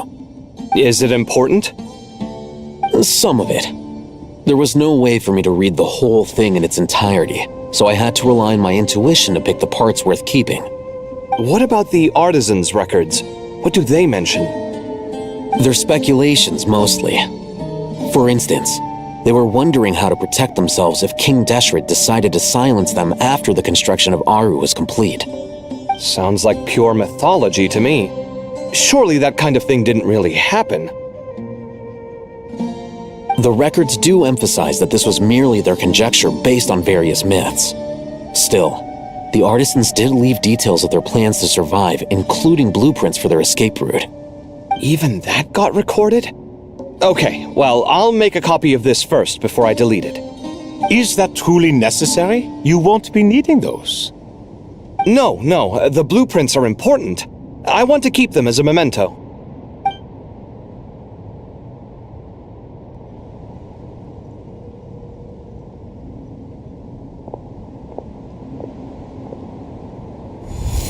I think that should just about do it. It meets the requirements of the contingency plans, so we should be good.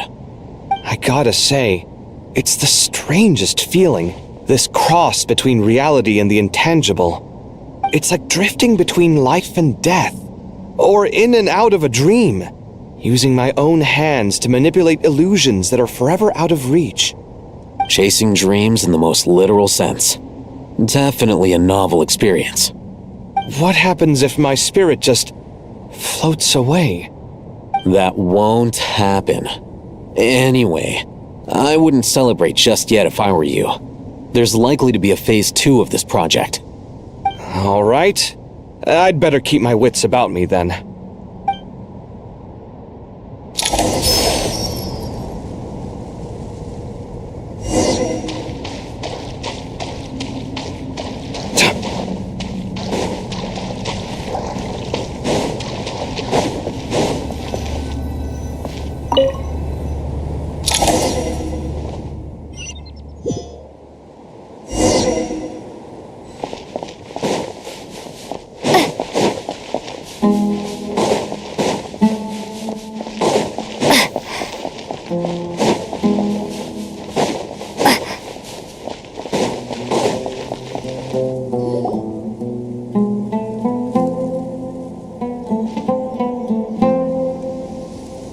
Traveler from afar, do you worry for the fate of Sumeru as well? Whoa!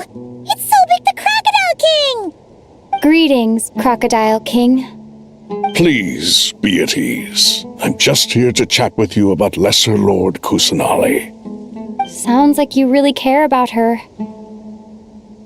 Yes, although to be exact, it is a mixture of both concern and curiosity that I feel. Speaking of Nahida, Paimon was wondering how she's doing. Wait a moment.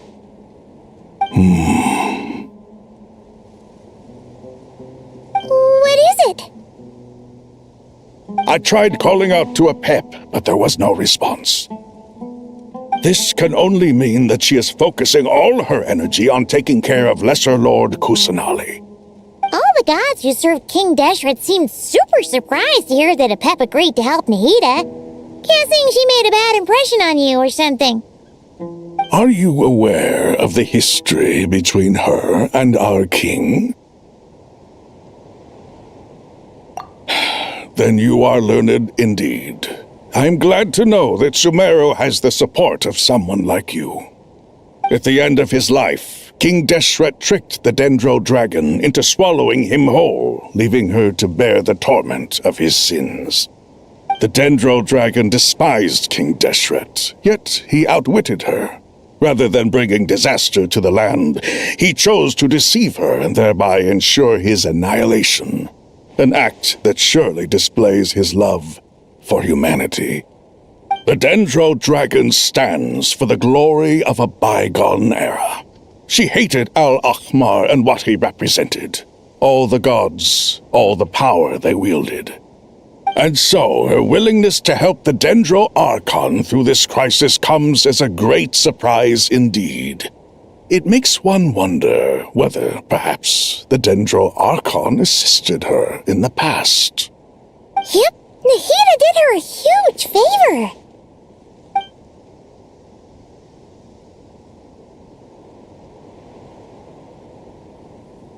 so Lesser Lord Kusanali put an end to the Dendro Dragon's many long years of torment. As much as she loathes the Seven, Apep knows kindness when she sees it. No wonder she was willing to make an exception. Yeah, that's the sense we got from dealing with her, too. She is not incapable of coexisting with other living things. Rather, she actively chooses to avoid coexistence. And this despite the fact that she symbolizes life itself. How ironic. All of this being said, I wouldn't expect too much from her if I were you. Nothing will change her hatred towards humanity and gods. We'll keep that in mind. Anyway, how much longer do you think Nahida needs to stay with Apep?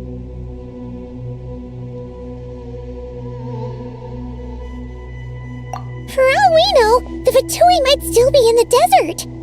Just to be on the safe side, why don't we grab anyone who isn't busy right now and go look for her? I'm alright, Paimon. Huh? Was that Nahida's voice? It seems the treatment was effective. Since when do my deeds require your evaluation? Ah! Here will do just fine. I had no intention of taking you any further. One ought not expect greater generosity than they have earned.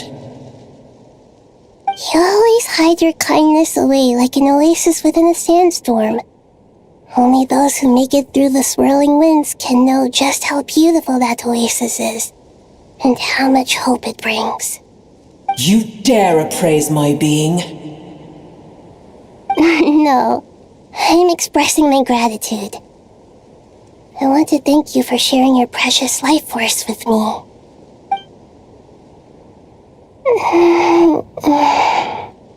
Awake already? You are more resilient than I thought. Pep. I feel much better. Thank you. Gods and their gratitude mean little to me. I would rather you give me your assurance that the situation with Irminsul and Sumeru's ley lines will be competently managed. If I suffer any ill effects from the ley lines, you, as the god of this land, will be held responsible. And you would not enjoy being held to account by me. I understand what you require, but I would assume this task even if you did not demand it. Sumeru is my responsibility. I must resume my duties as soon as possible. A farcical notion. God of Sumeru, I hope you realize how unextraordinary your strength is. And yet, maybe it is precisely what defines me. A god of wisdom is not meant to rule by force. Then hold steady. We go forth. Well, I'll be. Is that Apep? Do my eyes deceive me? Of all places, the Dendro Dragon has decided to visit the mausoleum of King Deshret? I see that after all this time, El Ahmar's menagerie of ministers remain as vile as ever. It's a pleasure, Dendro Dragon. Had you arrived but a little sooner, you might have attended a meeting of the Seven Pillars. What a nauseating thought. You are not the first insects I have had the displeasure of dealing with today. A swarm of them tugged on my tail on my way over. Goodness knows what hovels they crawled from. Why do all the creatures of this world remain so lowly after all this time? What did you do with them? I cast them away. What would you have me do? Keep them as trinkets? Uer, this is where we shall part ways. To be clear, I do not wish to see you or anyone else here ever again, unless absolutely necessary. Then I wish you peace as you return to your dwelling place.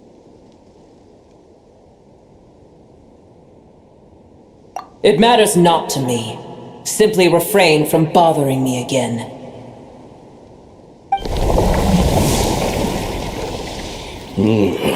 a force to be reckoned with. At times like this, I feel glad that she has no interest in any of this. Hold on, just hold on, okay? We're almost there. We made it! Huh? Wait, that voice! It's... Uh-oh, I'm gonna fall!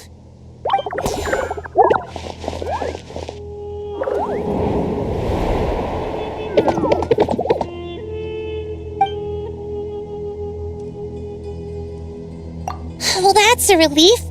A pair of safe hands indeed. The Dendro Archon's familiars. They are the last thing I expected to see here. Huh? Wait, what are the Aranara doing here? Don't you guys hate the desert? Obviously I was worried about the Dendro Archon. I've been supporting them with my Pari powers the whole way here. Oh, they seem pretty nervous. Is it because there are too many people around? Not just people. It's all these non-human beings, too. It's hard on them. I can't believe you made such a long and dangerous journey just for my sake. I appreciate your support so much. Thank you all. I'll have to ask everyone to wait while I help our new arrivals settle in. Once I'm done, I'll gather everyone to discuss our next steps. Traveler, Paimon, shall we find a place for our friends to stay? Awesome! Let's go! Well, first I have some questions.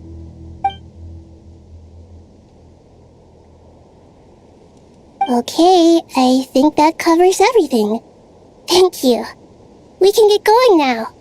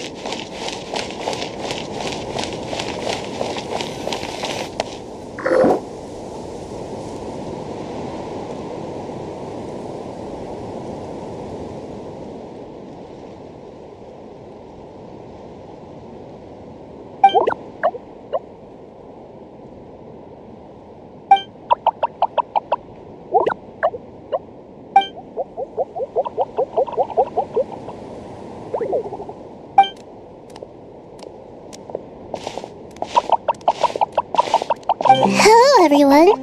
It's only us.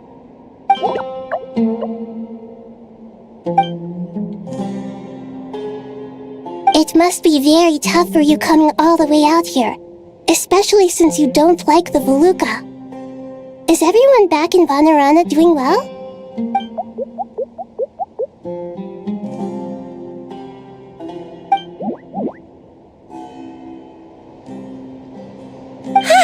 Everyone's here. Good. Are you okay? You look like you were about to pass out back there. Then you're forgetting who I am. Don't underestimate me. Red flag. Oh, excuse me. Are you comparing me to Paimon? I suppose everyone is gathered here because of me. As we can see, the situation is critical, and everyone is very busy with their various tasks, so...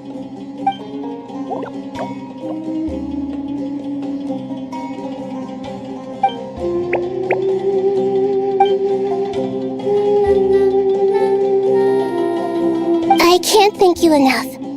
Right now, we're focused on restructuring Aru, processing excess information, and helping restore everyone's confidence. I'm sure you'll find it all very straightforward. I can help too. Just let me know where I'm needed.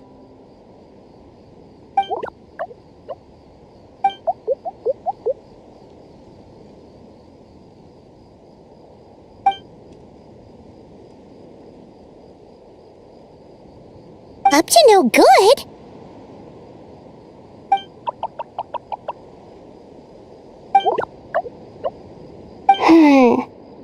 That definitely sounds suspicious. Traveler, Paimon, I have other work to attend to here that needs to take priority.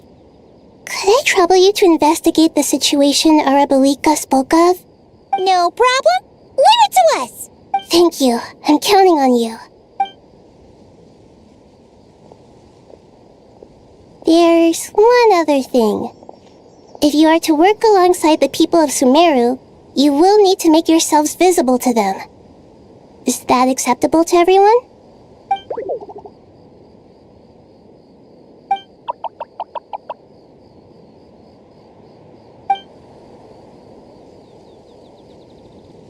There's nothing to fear. No one here will hurt you. But if you do feel afraid, don't worry. Just call my name and I'll be there. Very well. Now, I shall bestow a small blessing upon you all. Whenever people see you and interact with you, from the moment their gaze meets yours, they will experience the most beautiful of dreams.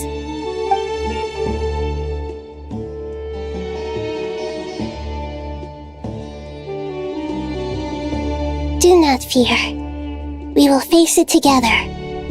This too shall pass.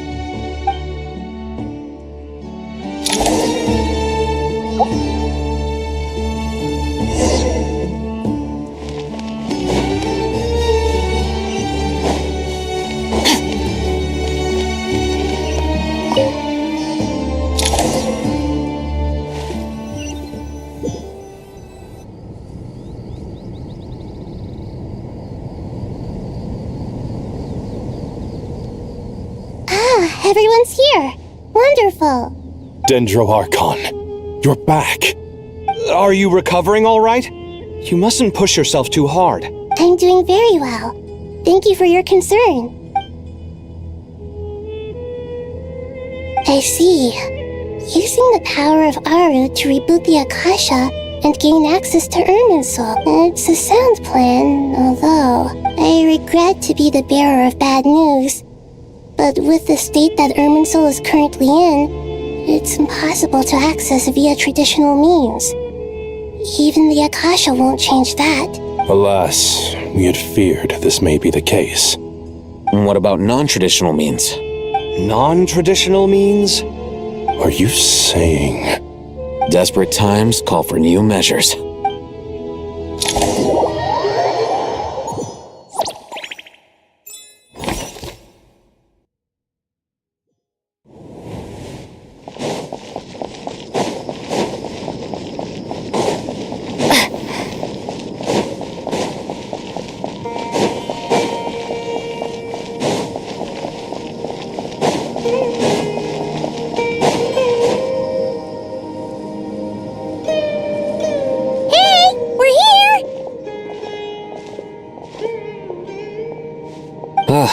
It's you. Is there a situation?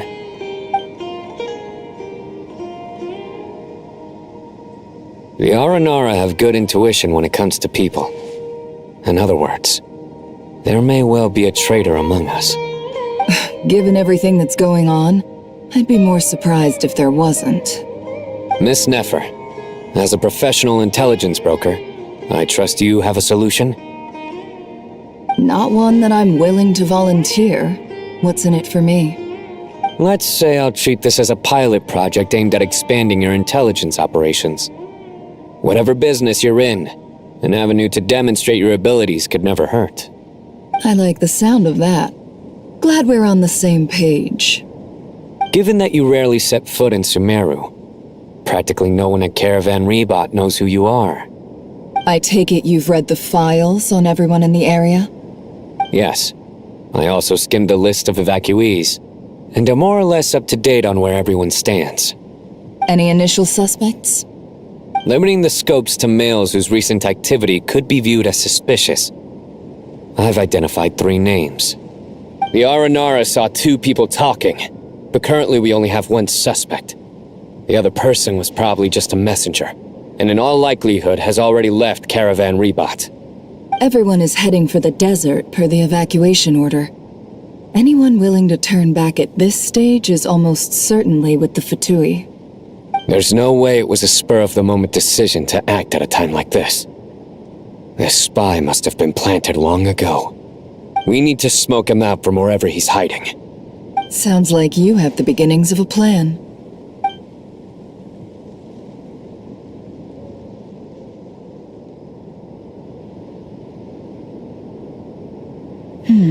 I see. Your suspicions are well-founded. I'd be watching him too if I were you. So far, we still lack solid evidence that he's been bribed. He hasn't made any recent purchases that would indicate he came into some cash. Then let's get closer to him to confirm before we make our move. I can handle it. I'm not based in Sumeru, so barely anyone at Caravan Rebot knows who I am. And you're certain you've never encountered this person in Nodcry? I'm certain. Besides, it's extremely rare for me to have had any direct contact with Sumeru mercenaries besides Jet. There's no way he could have seen my face before. Sino, stay out of sight and wait for my signal. If he raises any red flags, I'll bring him toward the main road. Understood. I'll take it from there. Excellent. Well, it's a pleasure working with you.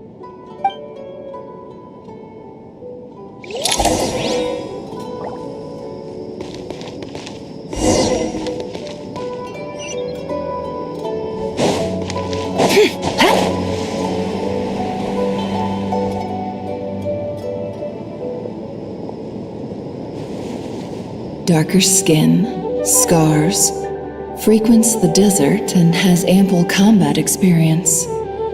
Nothing unusual about how he dresses or acts. What's that he's looking at? A coin. Interesting. Could that be how his contact paid him? Conveniently discreet for someone trying to hide any unexplained income. And yet it could be highly valuable. Sorry to bother you. Has everyone here already left? I don't suppose you happen to see a lady wearing a hat? Ma'am, what are you doing in Caravan Rebot all by yourself? The main group evacuated some time ago. Didn't you pass them on the road? My friend and I lost some of our cargo along the way. I didn't want to miss out on potential business, so I told her to go on ahead and meet the client while I retraced our steps. I didn't think it would be so late by the time I found it. And then there was a terrible sandstorm. I guess I must have taken a wrong turn, because I didn't see any large groups on my way here. Forgive me for asking, but just to be on the safe side, could you describe this friend of yours? Sure. She has blonde hair, and she was wearing a hat and a white dress. You'd definitely know if you'd seen her. Yes, I think that does ring a bell. My apologies. During this exceptional time, the Corps of 30 are under orders to be extra cautious when dealing with unknown people, whoever they might be. I understand. Well, sir, is there anything else you need to know? If not, I'd better try and catch up with them. Hey, wait! They left a good while ago now. You'll never catch up with them on your own. Why don't I give you a ride? I'm here to collect the last few people anyway. We have plenty of carts, so one more won't be a problem.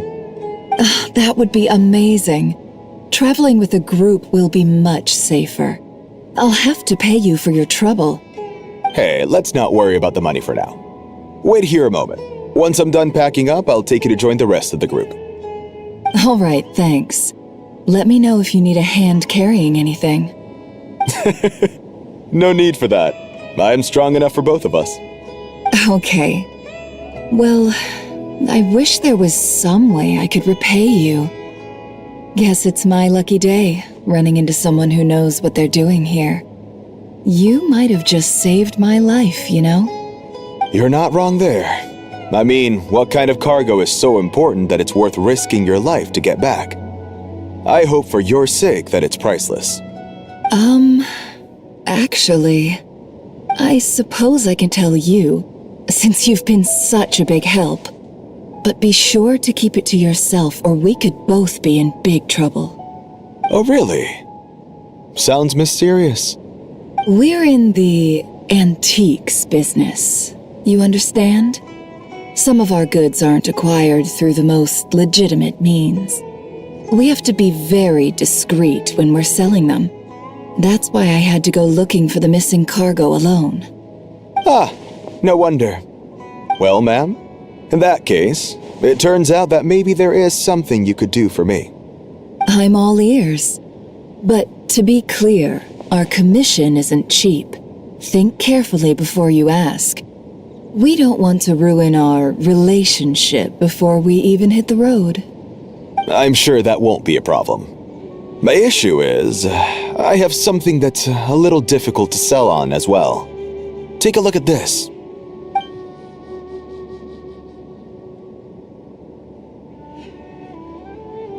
Pure gold. That's quite something. How'd you come across it? Dig it out of some ancient tomb? If you look hard enough, there are many treasures to be found in the mausoleum of King Deshret. It has no distinct Snezhnayan markings. That'll be why he's going with that story. And he clearly doesn't want to arouse suspicion, so he's on the lookout for an opportunity to make a quiet trade. Surely you have an existing business partner. Won't they take it off your hands? I hope I won't be attracting the wrath of my competitors by helping you sell this. The shop I used to work with is having cash flow issues at the moment after losing some money. I'm under enough pressure as it is without having to deal with them. On the off chance anything went wrong, I'd never get my money back. I understand. Gold is the last thing that traders with cash flow problems want to see. Well, in that case, I think we can work something out. As it happens, I'm just about done packing. Shall we make a move? Sure. Let's walk and talk. This evacuation was a huge operation. They needed a few people to stay behind and tie up loose ends. And I ended up being one of them. You're lucky you ran into us in time. I certainly am.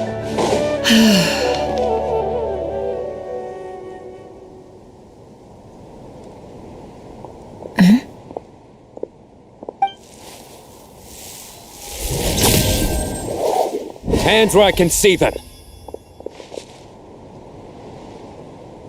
General Mahamatra! No, wait! What are you doing?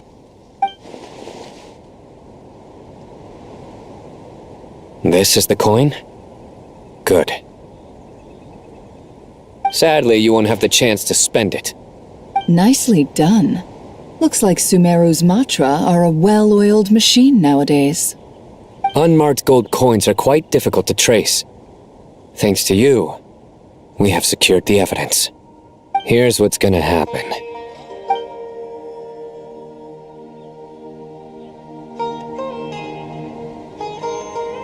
Southeast from here, leeward side of the hill. That's where he's meeting his contact. Great work. Candace tells me your interrogation skills are highly effective. Hers are quickly catching up. She's improved a lot in recent years. Looks like it's over to you for the next step. Because I'm quickest on my feet? Because you know how to trail a target. Plus, it'll be easier to monitor their activity from the air. Fine. I'll be quick. One more thing. The Traveler just brought a message from the Dendro Archon. Once you're done with this, we're to meet up at the mausoleum of King Deshret. Got it. Will do. Are you sure you'll be okay on your own? Gee, I don't know. Maybe you should come with me. Okay. Then Paimon's coming with you. Really? You do know this is a stealth operation, right? Meaning, you have to be quiet? Paimon? Are you sure about this?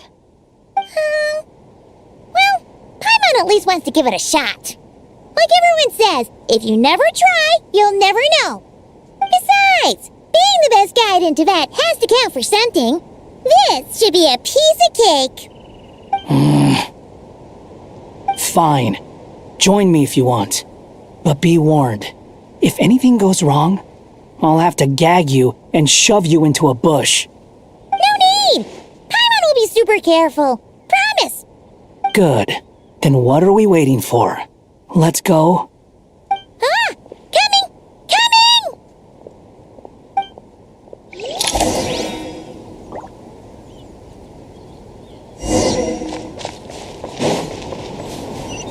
Quit following me.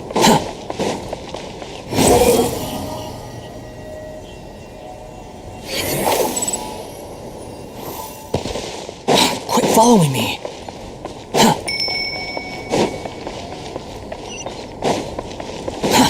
Too slow.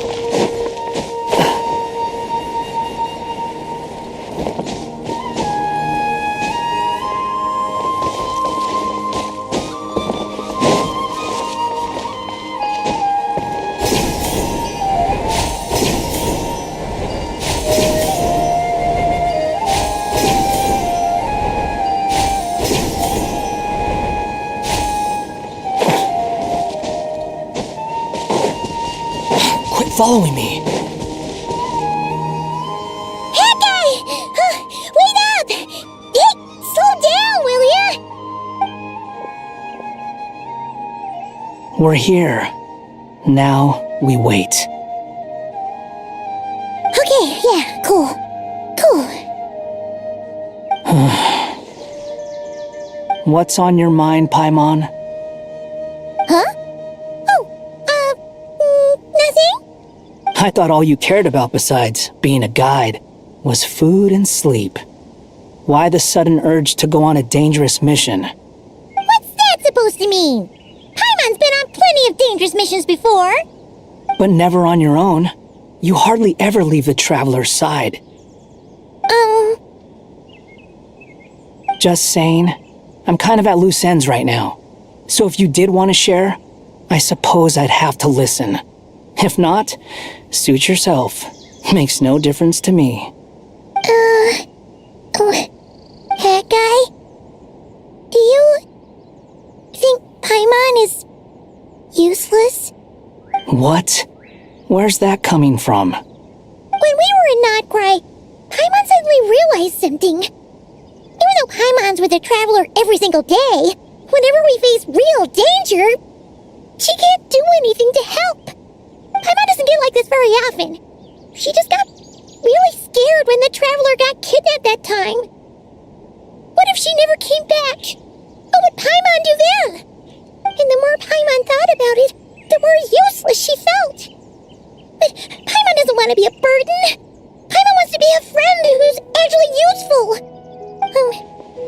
Does that make any sense? You know, that feeling of just being completely useless and... Paimon probably sounds so ridiculous right now. You asked the right person.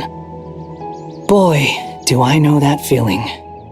Oh, that guy. I'm not gonna try and encourage you. What I will say is this. When you start doubting yourself, you have two choices. Give up or change. You have to make the decision to move forward. Otherwise, no amount of consultation from other people is gonna help you. So ask yourself, what do you want? To get stronger? To learn more? Whatever it is, go do it. You won't have any regrets if you can at least say that you tried. Alright. Something's not right. Shouldn't they be here by now? Paimon, is it just me? Or is it a little too quiet around here? Should Paimon take a look? We'll give it another hour. If nothing happens, we head back. Okay.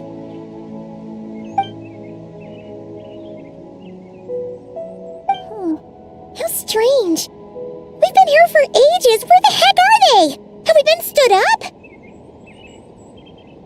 What is it? Did you think of something? Something feels off about this whole situation. but I can't quite explain why. We know for sure that the guy Sinocot had something set up, yet somehow his contact is a no-show. So, either the handler got caught, or, more likely, they decided to cut our guy loose. But how would they know to do that? Wouldn't they at least send someone here to check things out? That's the problem. They couldn't possibly know what's happening here. Unless... This feels all too familiar. Come on, let's head back.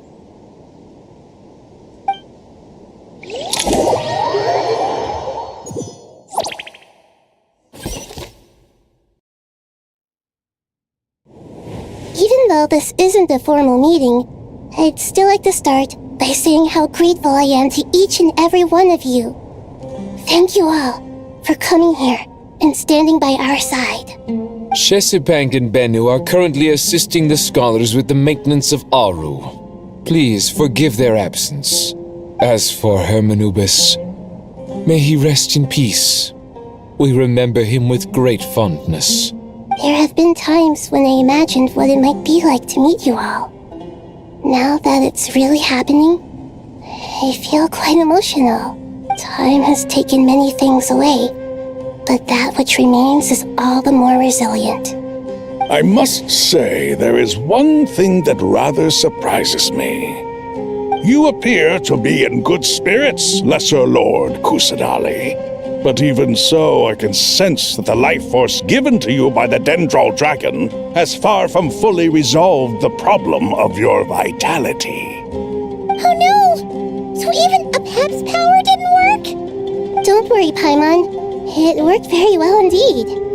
The issue is how closely I am tied to Irminsul. Until the problem with it is resolved, there is no way I can fully recover.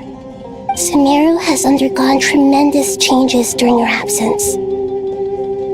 When gods pass away, inevitably, people's faith in them grows weaker. You must have sensed it already. Your power is not what it once was. Regrettably, this is true. I too have grown weaker due to the effects of Irminsul. Right now, we're all in quite a sorry state. Then what do you suggest? We take all the help we can get. Sumeru is our shared home. You and I, gods and humans alike. We must unite all our strength in this moment. Though Al-Ahmar is no longer with us, the alliance between the three gods remains in force. Regardless, as subjects of our king, we have a responsibility to support Sumeru through this catastrophe. Not to mention that it was the people of Sumeru who released us from this prison of Aru. Times have changed, and the people of today possess greater wisdom than those of the past. You really know how to give a rousing speech, Koti. Now then, let us learn more about your plan. The brightest minds of the Sumeru Academia are busy opening and renovating Aru. They claim it has something to do with Irminsul? Correct. Irminsul has existed in Teyvat since the very beginning.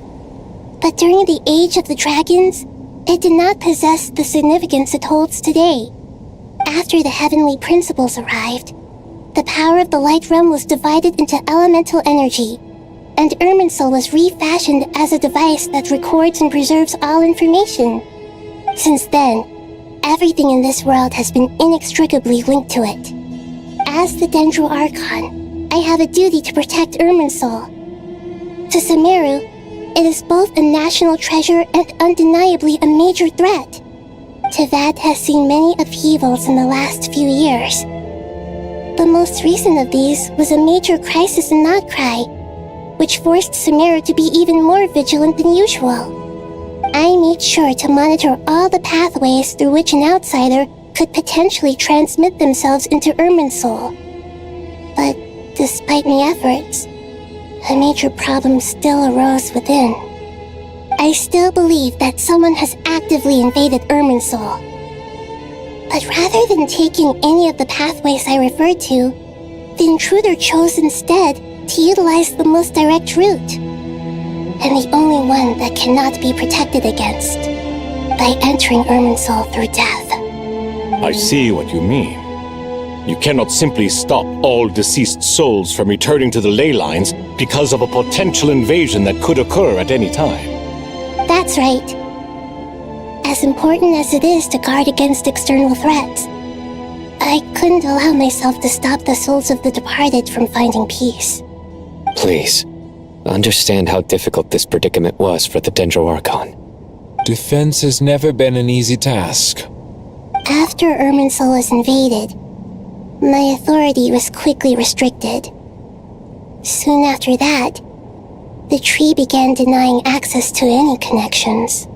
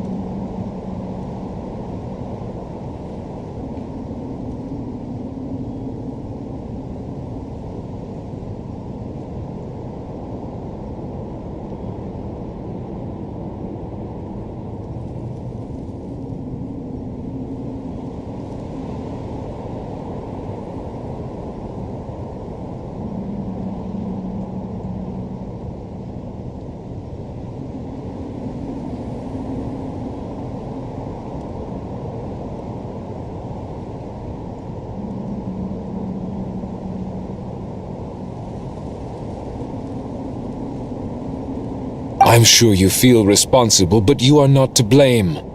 No one can predict every possible disaster. There will always be trials and tribulations for the world to endure. But the people of Sumeru should not have to endure this. We must find a way to break through the lockdown and connect to Irminsul. And this is why you need Aru. Yes. The only thing in Sumeru capable of rivaling Irminsul in terms of overall function and performance is Al-Akhmar's legacy, Aru. All I managed to do before falling into a coma was make some minor adjustments to Irminsul. Using Aru is a last resort, and a move that comes with enormous risks. The Scholar's initial plan was to borrow Aru's power to reboot the Akasha, then use the Akasha to connect to Irminsul and investigate. Unfortunately, Irminsul has suffered far greater damage than they first thought, rendering that plan futile. To rise to the challenge, we had to resort to more extreme and far costlier means. This has led to a number of new contingency plans. To reclaim Irminsul, our brightest scholars have made further modifications to Aru with multiple goals in mind. I thank you all for giving them your blessing in this endeavor. Human wisdom has clearly improved over the millennia. You have not only our support, but that of the Jinn, the Aranara, and the Pari. Together, we will do everything in our power to save Irminsul. By the way, when you spoke earlier of an intruder, it almost sounded as if you knew who you were dealing with and what they were capable of. Well, since you ask.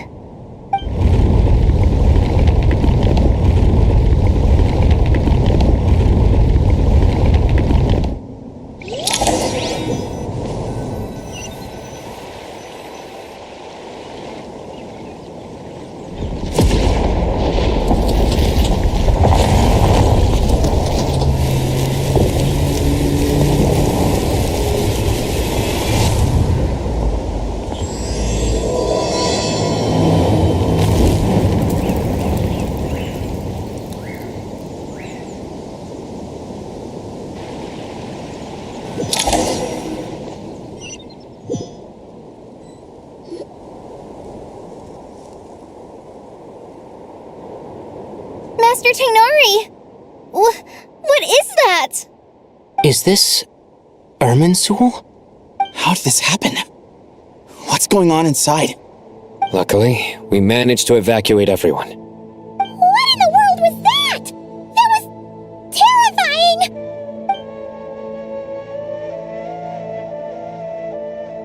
Oh my. I understand now, Dendro Archon. You make yourself quite clear indeed. Not once over the millennia has Irminsul been so terribly afflicted as this. Please continue, Dendro Archon. Irminsul's root system is what comprises the ley lines. In the past, it has always been hidden away, going unseen by the general populace. But now, an evil intruder is making it reveal itself. It has become a tree of unbridled greed. A clear sign that a deranged experiment has advanced to a new stage. Blasphemy. From where I stand, an experiment in the name of blasphemy sounds rather improper. But if we are to honor Dottore's will, this is what we must do. The birth of this tree proves to me beyond doubt that this incident is connected to him. But to explain the situation in full, there is someone I need to tell you about.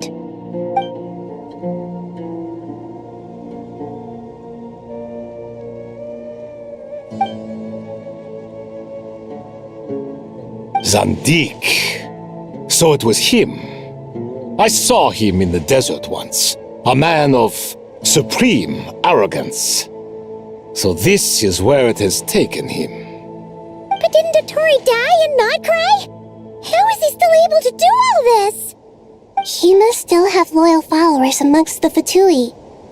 Even so, I'm still unclear as to how he has been able to wield such a profound influence over Irminsul. I can confirm that Fatui forces have arrived in Sumeru City. Furthermore, Irminsul seems to be undergoing some kind of mutation. Evil branches are beginning to grow. Things that do not belong to this world are slowly but surely materializing. Sorry, I couldn't think of any other word to describe it. They don't seem to be fully formed physical entities yet, after all, but they are gradually becoming real. A baleful tree climbing up into the heavens. Speaking of Dottore, I have some information on that front as well.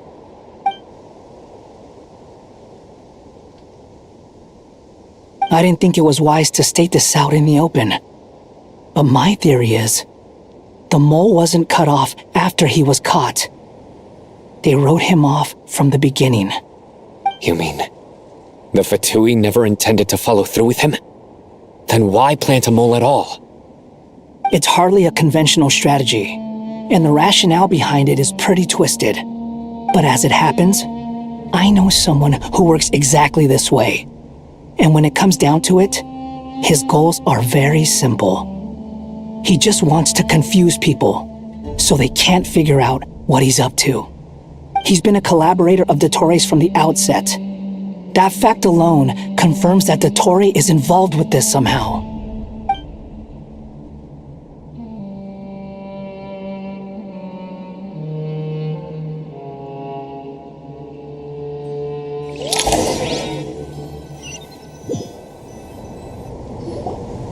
There is still much to be done.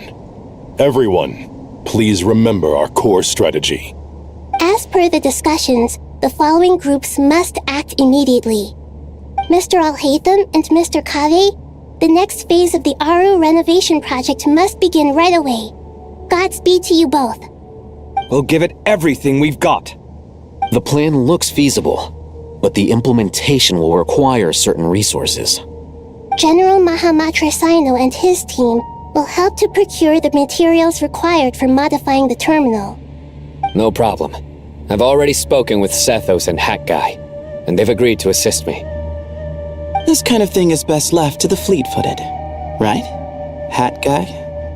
If it's efficiency you're after, we're the right people for the job. Following up on the elemental energy amplifier we discussed, Ms. Dory, I assume you're the one most familiar with the status of this project. Aside from the Dendro Archon, of course. Yep, that's right. Leave it to Lord Sangama Bay. Got it.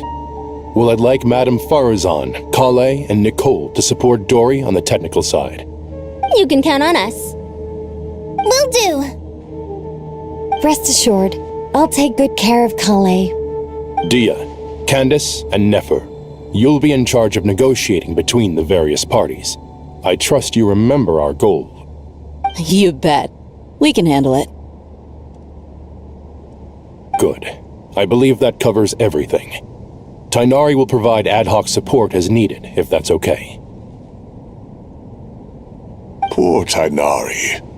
Must be tough being Nephis' student. Getting bossed around all day, every day. Hey, don't try and drive a wedge between us, you old rascal. All it says to me is that Master Nephis has faith in everyone's abilities. While I'm nominally here as backup, I doubt there will be many situations where my help is needed. Exactly. Finally, Traveler, you and I will head to the border between Sumeru and Natlan. Once that task is complete, I'll be asking some of you to accompany me to the Eternal Oasis. The Eternal Oasis? I thought that was just a legend. So it does exist after all. Regarding your trip to Natlan, under normal circumstances, a meeting between our two nations would be a far more formal affair. Unfortunately, Sumeru is all but completely cut off from the outside world at present. So regretfully, we won't be able to give the Pyro Archon Mawika the grand reception that she deserves. My apologies for the inconvenience. No point putting too much pressure on yourselves. That goes for everyone. Right. Especially you, Dendro Archon. I'm sure you're still feeling quite weak. Don't worry about me. The Dendro Dragon's life force will sustain me. Plus, we'll be there every step of the way. Nahida will be just fine. Yes, I believe in myself. And I believe in every one of you. Well, time to get going.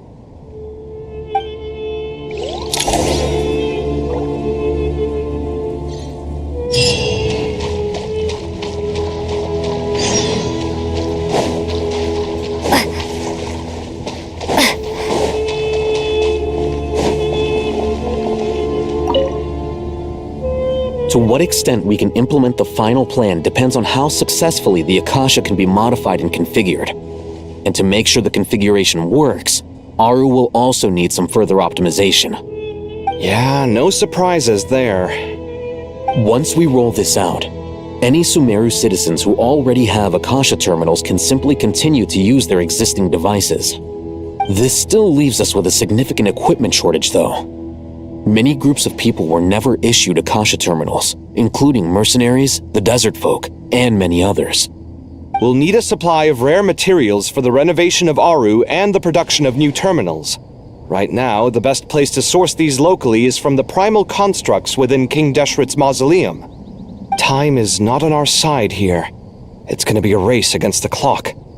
The Aru merge and renovation project will have to be carried out by you two. Everything's riding on this, so failure is not an option. Best of luck to you both. As discussed, General Mahamatra Sino and Mr. Hat Guy will source the required materials. Mr. Sethos is quite familiar with the layout of King Deshret's mausoleum. With him accompanying them, things should go quite smoothly. I have every confidence. In the meantime, we may as well take a breather. Makes sense. There's not much we can do until the materials arrive. Get in formation and stay close. What is this, boot camp? Knock it off. It's just Sino being Sino. You know what he's like. Everyone clear on our mission objective. Look at the excess primal constructs, dismantle them, and extract the required materials. And King Deshret's 7 pillars agreed to this? If they're just sitting there doing nothing, we might as well put them to use. Thoth's words, not mine.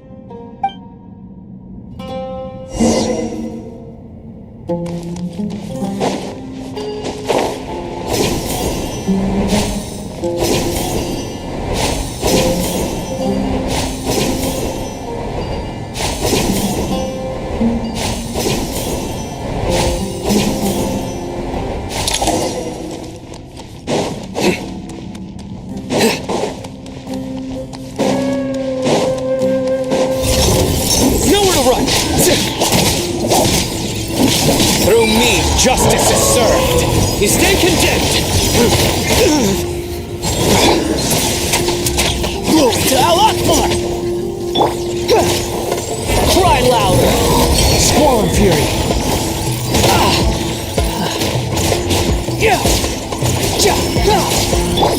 Surrender!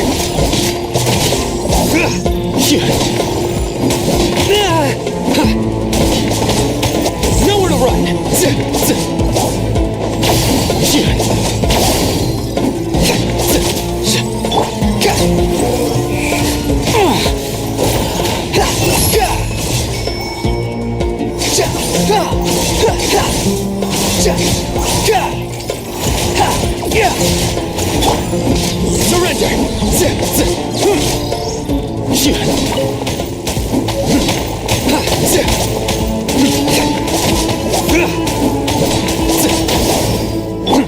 Way ahead of you!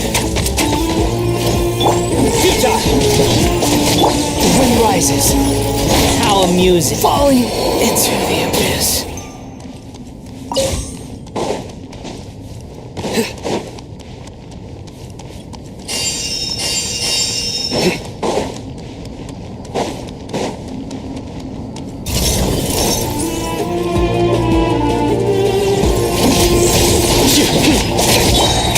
Space. Move or be moved. Your sins weigh upon your soul.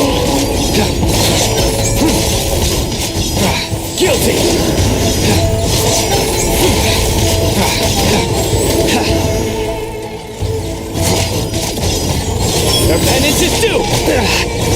I'll blink.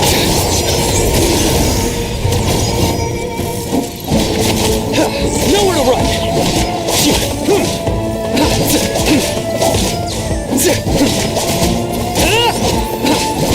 Surrender!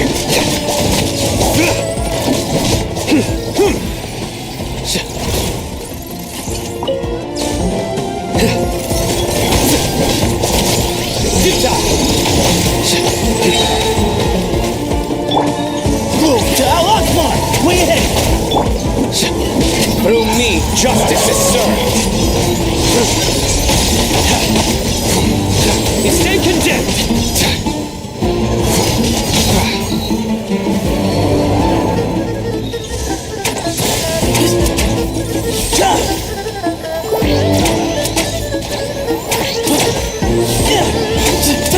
Give me some space. Behold! The price for my sins.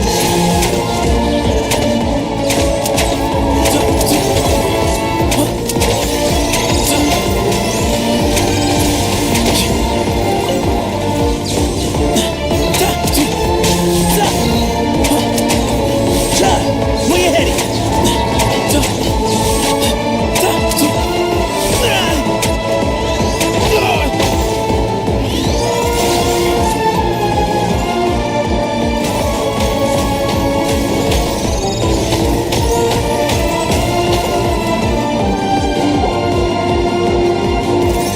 Into space.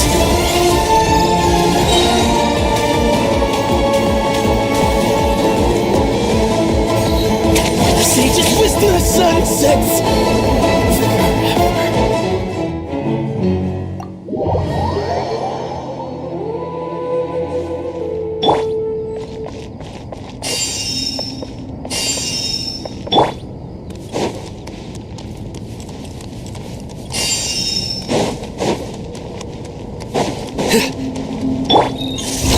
Excuse me?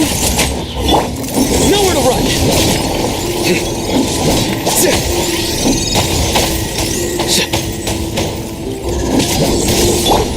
Squall and fury!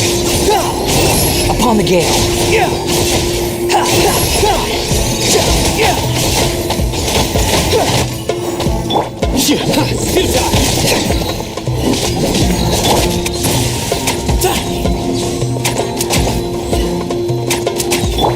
The wind rises.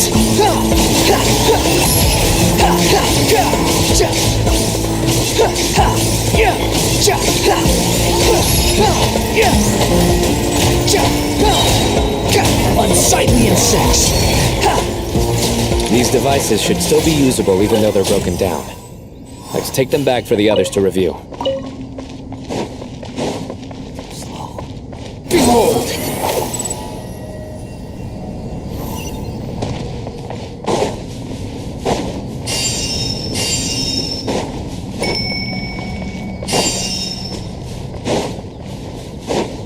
Quit following me. Too slow.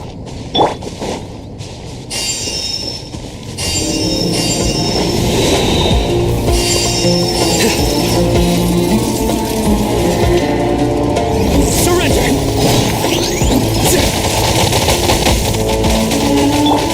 Into space. The wind rises.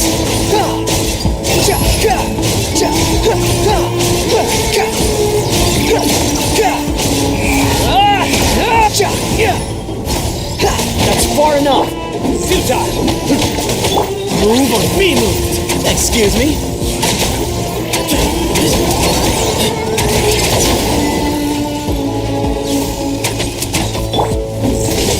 Judgment is upon you. Behold.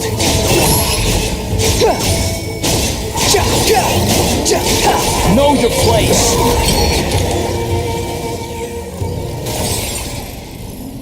How many do we need again? Enough to make an Akasha terminal for everyone who doesn't own one. I remember you telling me how revolutionary these Akasha terminals were. You've used one before, right? The Academia declared the Akasha to be the most powerful and comprehensive wisdom dissemination system in history. That should give you an idea of how powerful it is. Certainly sounds impressive. Neither Hat Guy nor I have ever had an Akasha terminal. Well, if it all goes to plan, that's about to change.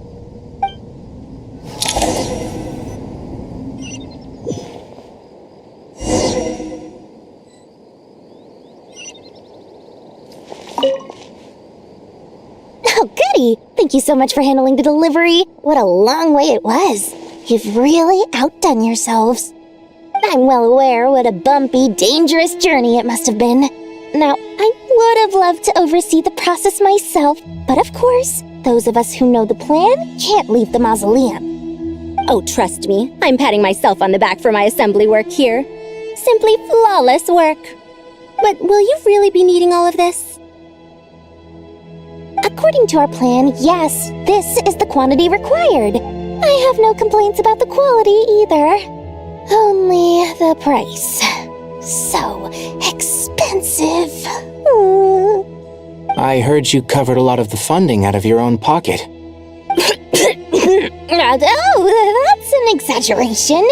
The academia provided most of the funds. I just offered a small token of my goodwill.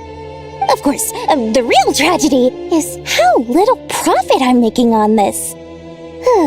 You know, it's a serious crisis when you can't even make money out of it. It's really quite a beautiful design. And I'm intrigued by how such a diminutive device is able to output the power of the Light Realm. Did you attend the lecture on Light Realm energy, Madame Farzan? I don't believe I saw you there. Of course I attended. I was just a little late, so I had to listen to the whole thing from outside the back door. Anyway, I have a perfectly good understanding of Light Realm, elemental and abyssal energy, as well as the relationship between the three. Good to know.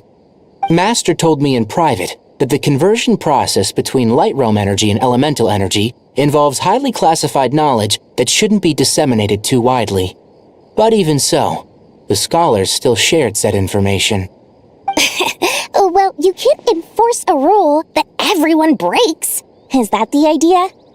At first, the Dendro Archon was reluctant to explain it in great depth for safety reasons. Later, she came to terms with it and simply informed my master that we would all have to face the question of survival together. To protect someone from such dangers means keeping them in the dark, but for someone to know and embody the wisdom within, they must understand its very essence. It's an information hazard. We're exposed to danger just by knowing the facts, and just like bait, it lures us in by offering us the solution to our problems. But if you're not careful, you'll end up pursuing it down a dark path. A tricky problem. But today, this big problem has been broken down into many smaller, more trivial ones. What do you mean? I get it. For instance, you and I share secret knowledge, while she and I take on the risks of life, death, and fate. Something like that? Hey, what? That is not what I call a trivial problem. Well, as they often say in Vahumana, an event that is monumental to the individual is negligible in the grand scheme of history. Generally, the fate of the individual is an insignificant affair. Being from Amorta, where the subject of our research tends to be a lot more personal, I have to disagree. It's hard to dismiss the individual as insignificant. In other words, the big problem of survival has been broken down into many small, interconnected factors, and each one of us represents one of those factors. When the same secret is shared with a group of people, the same fate binds them together. Most people would find this unimaginable, but to us scholars, this is the path that has always beckoned to us. Sharing knowledge is a good way to fight against fate. I will always believe in that. All right, I think that's everything. Thanks a lot. But don't go anywhere just yet. I'll still be needing you to calibrate the equipment.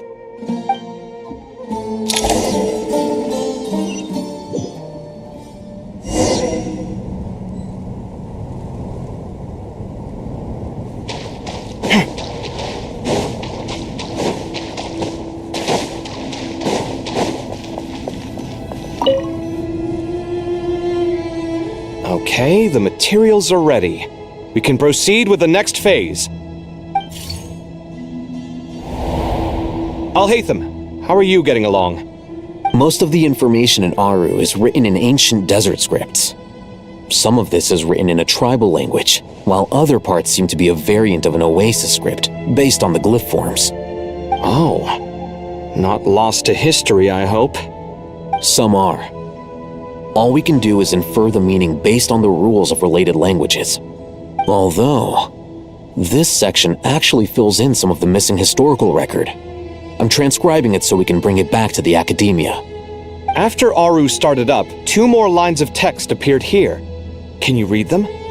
Humans may not read what is written by the gods, except by not reading. Victory should not be easy to attain, for it symbolizes divine wisdom. Knowledge must not waver, for it has external borders. Is this a clue to solving a puzzle? Or is it being symbolic? You can't read it unless you don't read it. Victory is wisdom. Knowledge is confined by borders. Wait, I think I've got it. It's a metaphor, isn't it? It's talking about... a chessboard.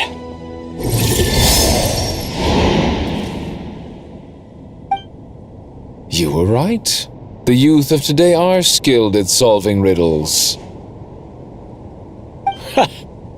Have the secrets buried in the desert not been unearthed over the years all the same? Since Aru is a place reachable through wisdom, this day was bound to come sooner or later. Oh, I've always been against overly cryptic sentences. Don't you get tired of reading and writing all that? Ah, it's you 3. Just in time. We've been delving deep into Aru, and now this board has appeared. I've heard this was how you'd while away your free hours. You must be quite the experts by now in that case. It is true. King Deshret's chess games are some of the most well-loved of all his wonderful creations. If you have ever been to Safhe Shatranj, you may well be familiar with the chess pieces you see here. Is this chessboard supposed to be another visualization of the interior of Aru, then? Naturally. Visitors, everything is ready. Only by completing the challenge on the board in accordance with the rules will you be permitted to overwrite Aru. 1 second. It's not dangerous, is it? Dangerous? Why, yes, of course. I should be the one to go, then. Wait for me here. Sounds like the self-confidence of our present company has rubbed off on you. Don't be ridiculous. I'm your upperclassman, and that means I have to look out for you. I appreciate the sentiment, but a game of chess typically requires 2 players. Besides, I'm sure they won't let things get out of hand.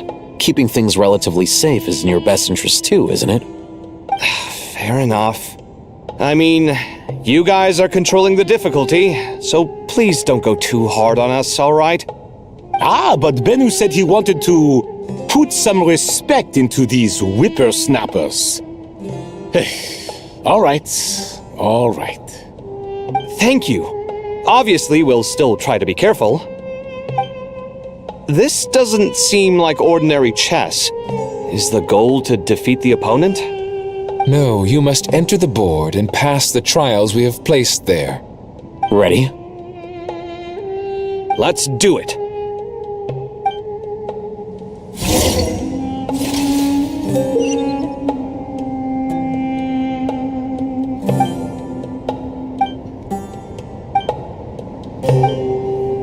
The first trial is posed by me. I don't think this is gonna stop us.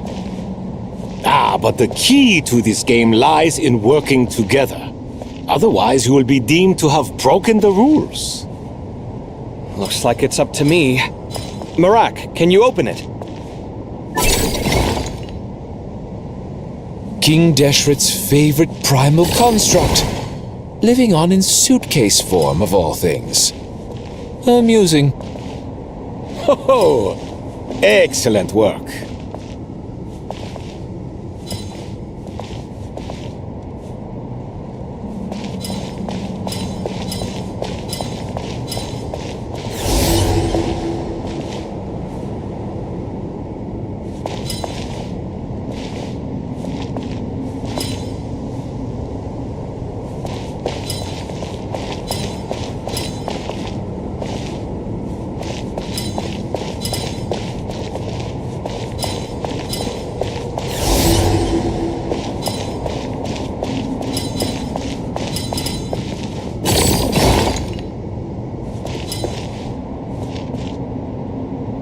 strange time to catch up on sleep. The first trial is posed by me.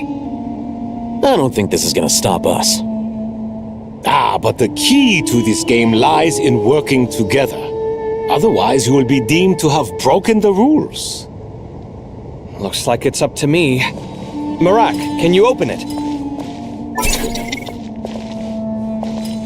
King Deshret's favorite primal construct. Living on in suitcase form, of all things. Amusing. Ho ho! Excellent work.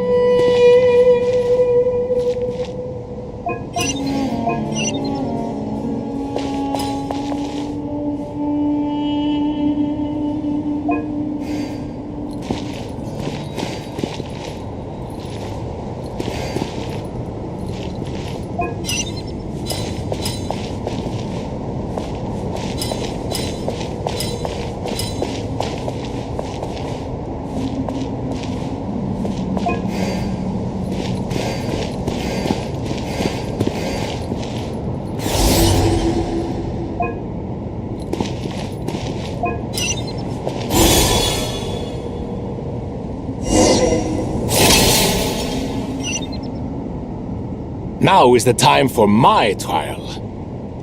Now, don't be nervous. I'll make it nice and easy for you. Really? Thanks in advance. We appreciate it.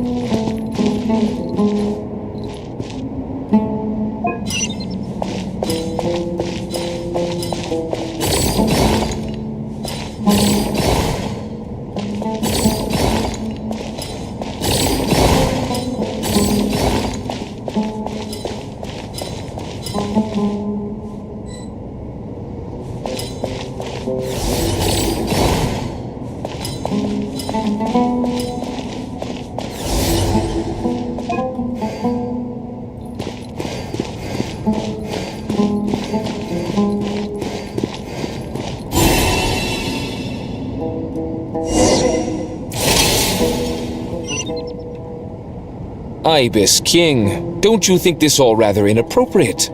You may as well be handing them victory on a silver platter. Do not expect me to follow your lead. Ha! Suit yourself.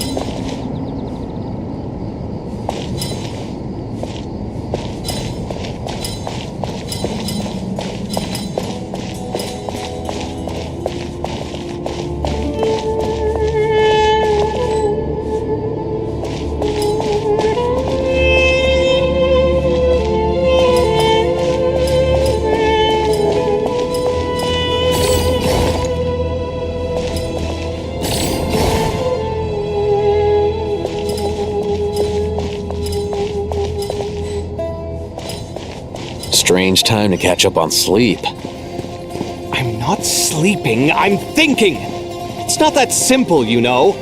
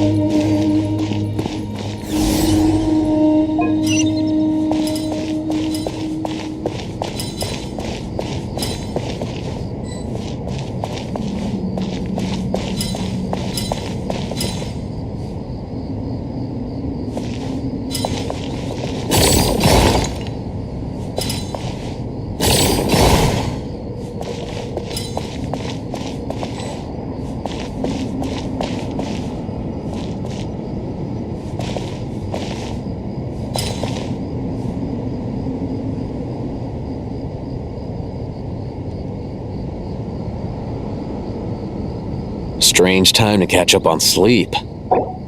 I'm not sleeping, I'm thinking! It's not that simple, you know.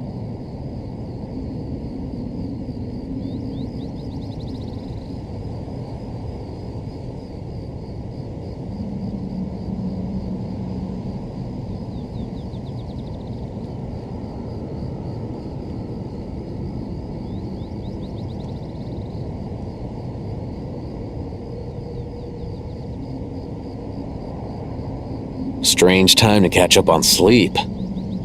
I'm not sleeping, I'm thinking! It's not that simple, you know.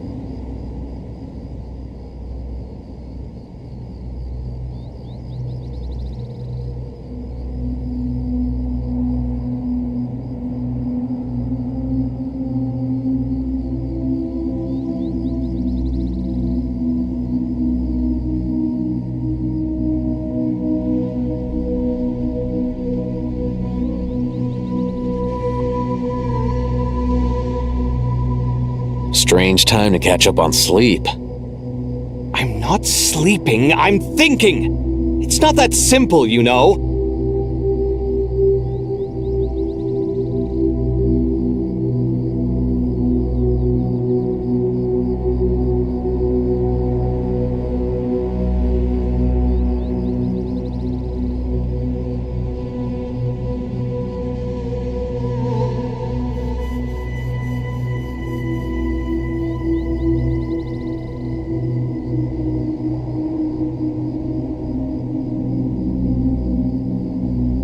Strange time to catch up on sleep. I'm not sleeping, I'm thinking! It's not that simple, you know.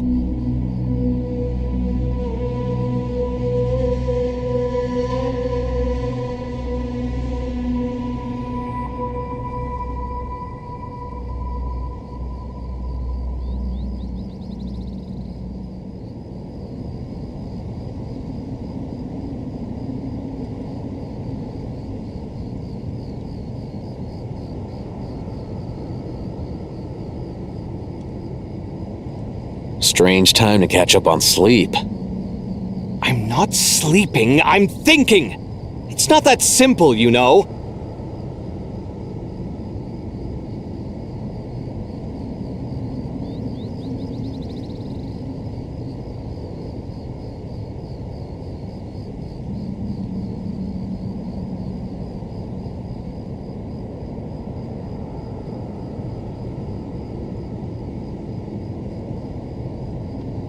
Strange time to catch up on sleep.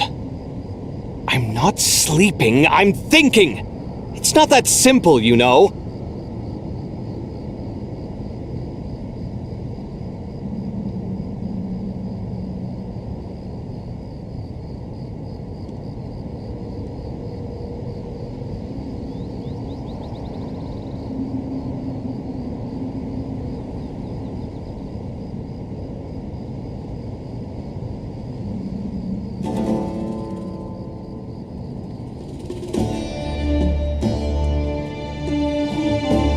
Strange time to catch up on sleep. I'm not sleeping, I'm thinking!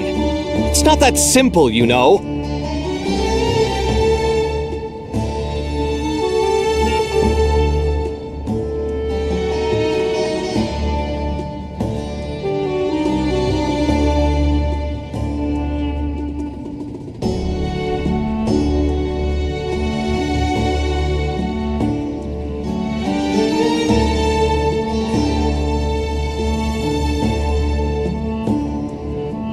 Strange time to catch up on sleep. I'm not sleeping, I'm thinking! It's not that simple, you know.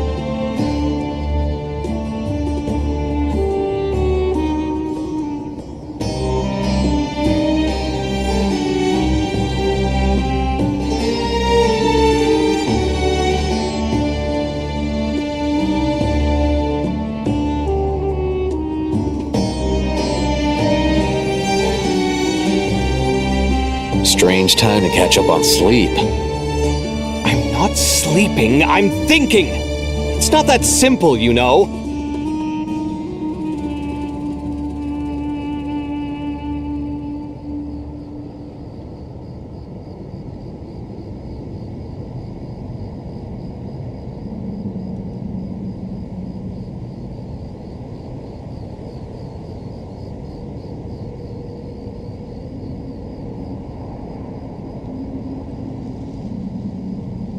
Strange time to catch up on sleep.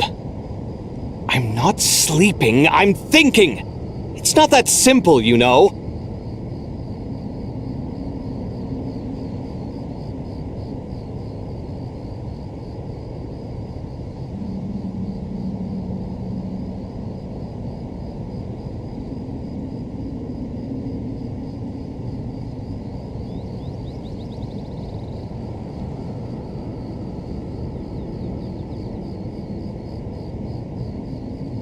Strange time to catch up on sleep.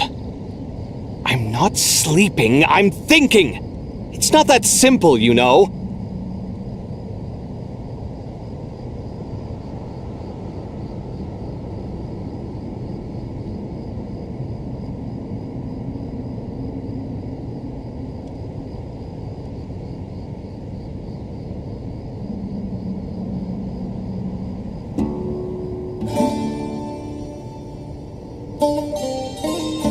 Strange time to catch up on sleep. I'm not sleeping, I'm thinking! It's not that simple, you know.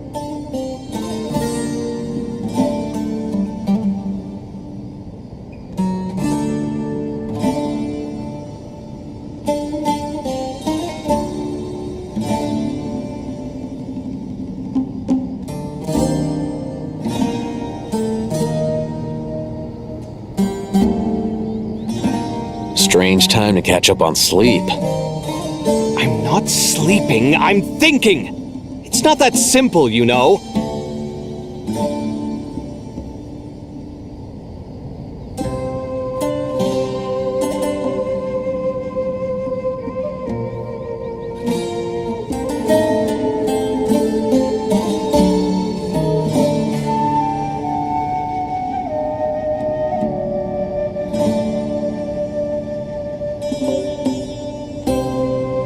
Strange time to catch up on sleep.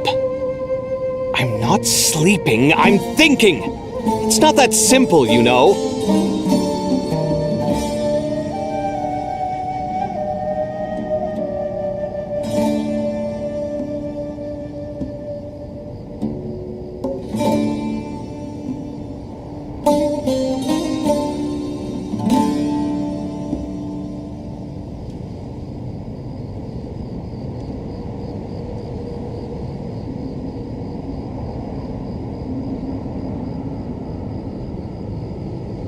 Strange time to catch up on sleep. I'm not sleeping, I'm thinking! It's not that simple, you know.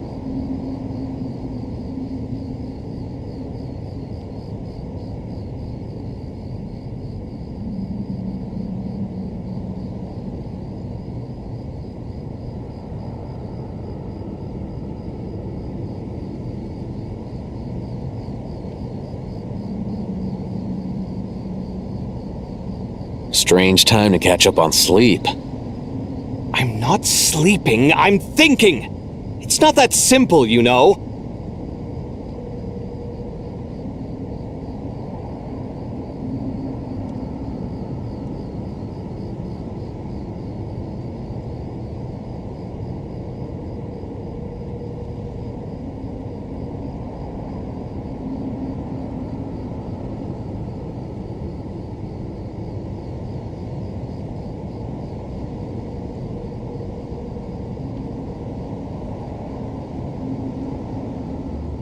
Strange time to catch up on sleep. I'm not sleeping, I'm thinking! It's not that simple, you know.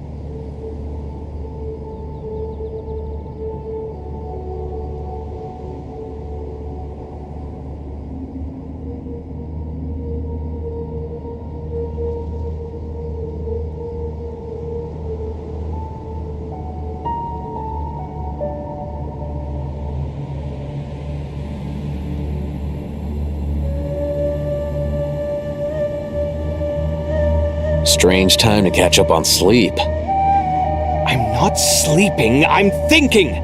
It's not that simple, you know.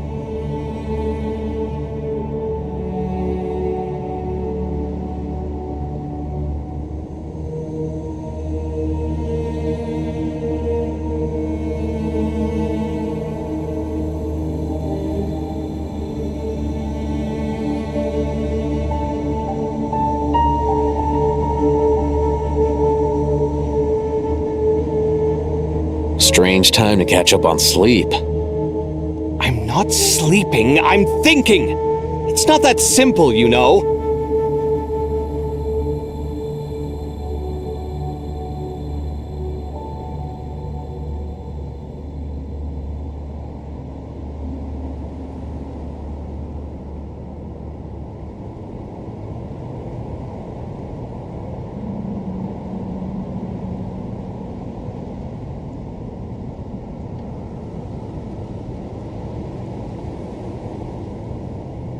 Strange time to catch up on sleep. I'm not sleeping, I'm thinking! It's not that simple, you know.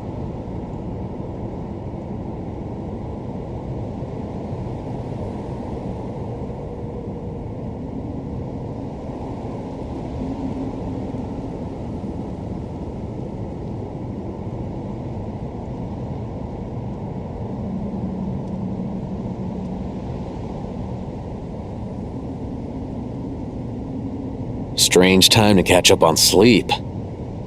I'm not sleeping, I'm thinking! It's not that simple, you know.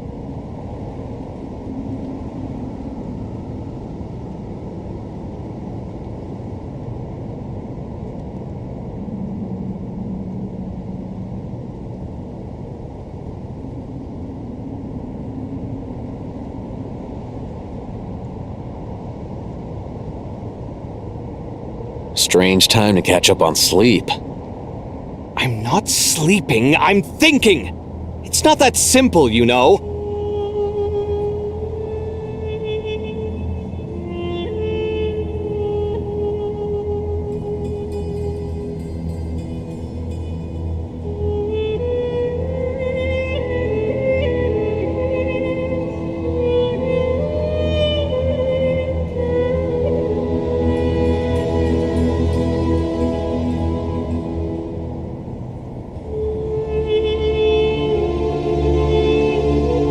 Strange time to catch up on sleep. I'm not sleeping, I'm thinking! It's not that simple, you know.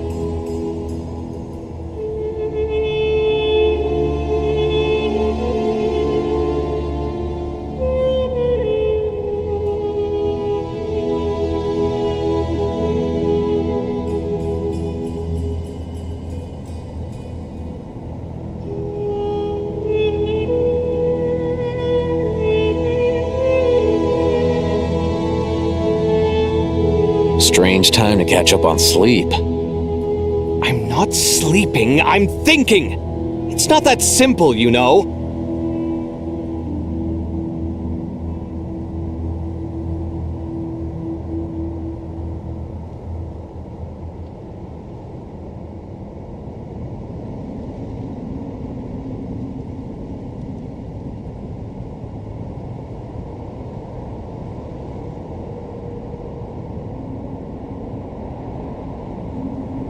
Strange time to catch up on sleep. I'm not sleeping, I'm thinking! It's not that simple, you know.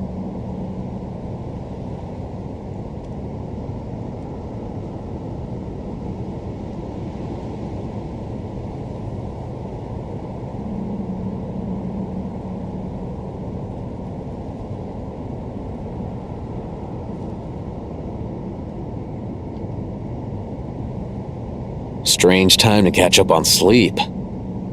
I'm not sleeping, I'm thinking! It's not that simple, you know.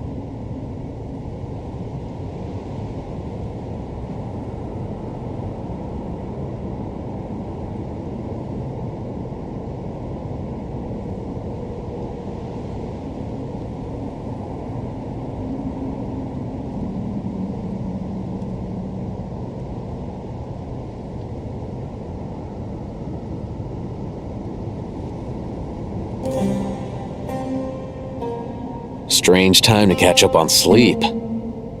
I'm not sleeping, I'm thinking! It's not that simple, you know.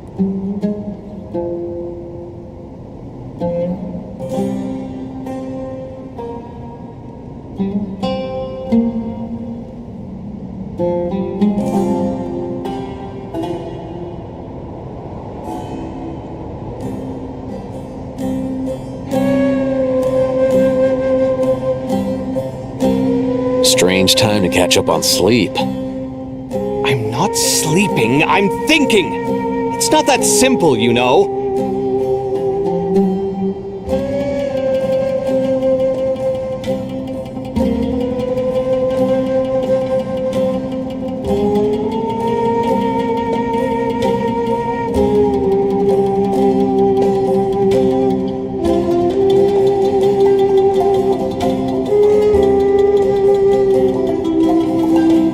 Strange time to catch up on sleep. I'm not sleeping, I'm thinking! It's not that simple, you know.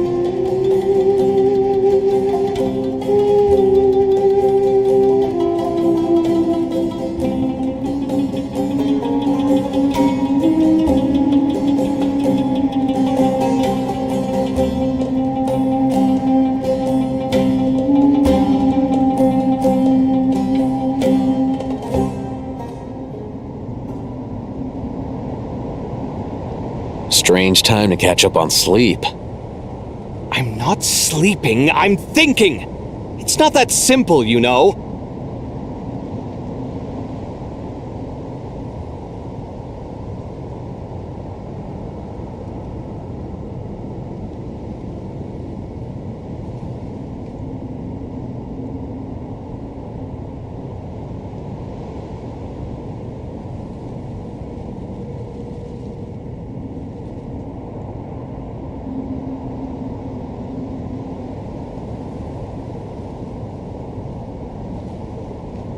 Strange time to catch up on sleep.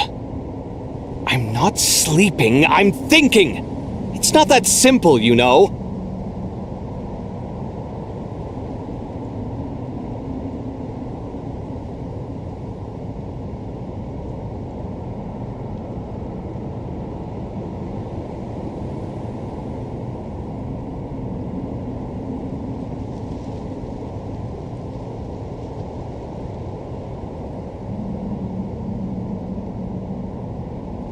Strange time to catch up on sleep. I'm not sleeping, I'm thinking! It's not that simple, you know.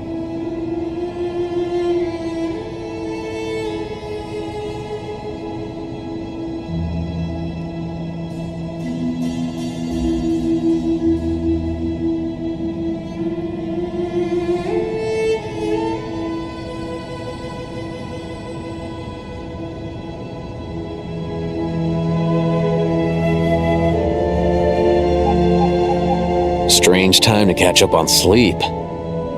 I'm not sleeping, I'm thinking! It's not that simple, you know.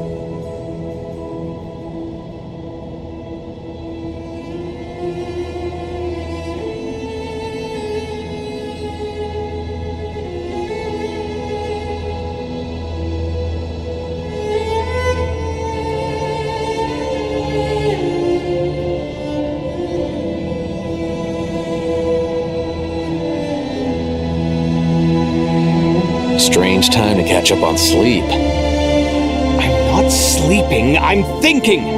It's not that simple, you know.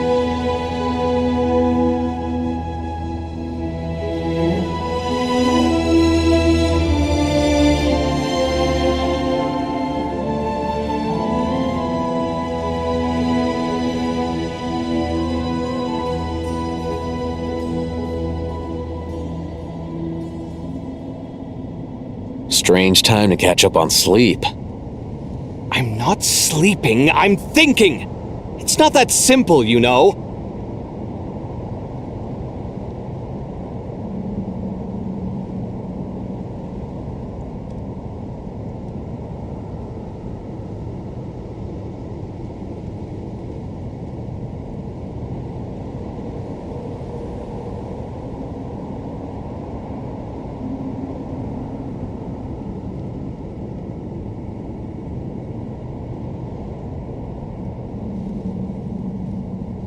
Strange time to catch up on sleep. I'm not sleeping, I'm thinking! It's not that simple, you know.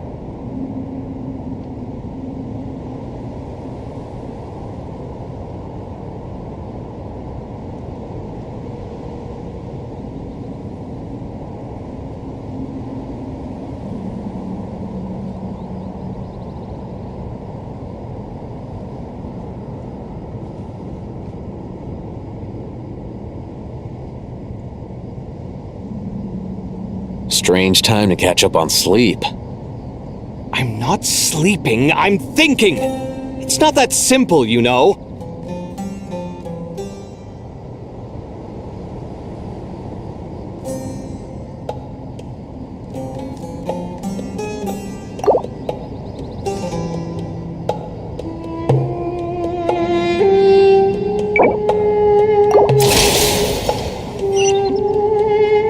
Ibis King, don't you think this all rather inappropriate? You may as well be handing them victory on a silver platter. Do not expect me to follow your lead. Ha! Suit yourself.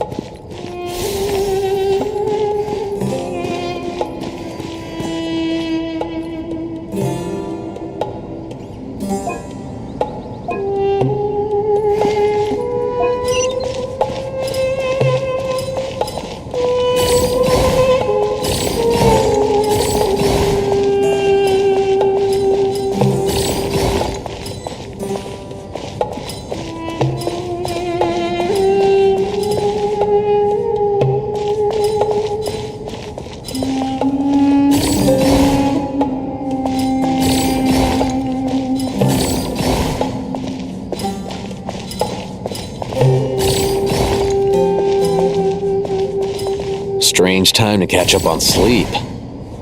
I'm not sleeping, I'm thinking! It's not that simple, you know.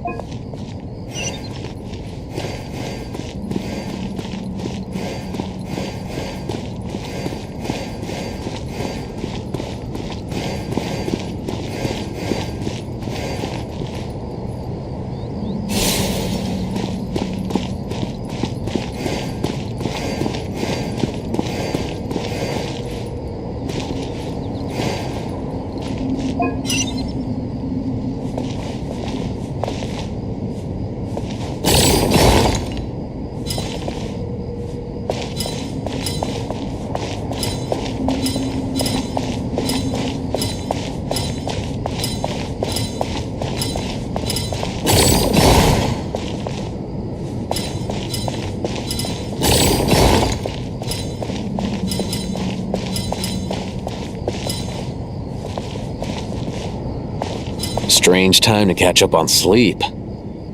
I'm not sleeping, I'm thinking! It's not that simple, you know.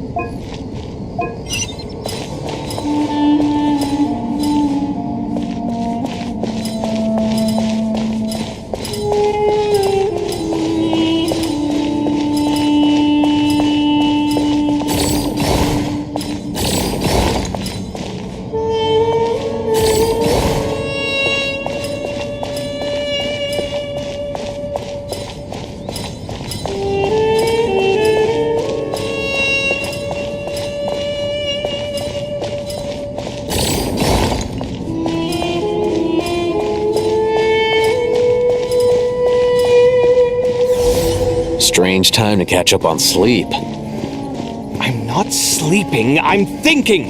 It's not that simple, you know.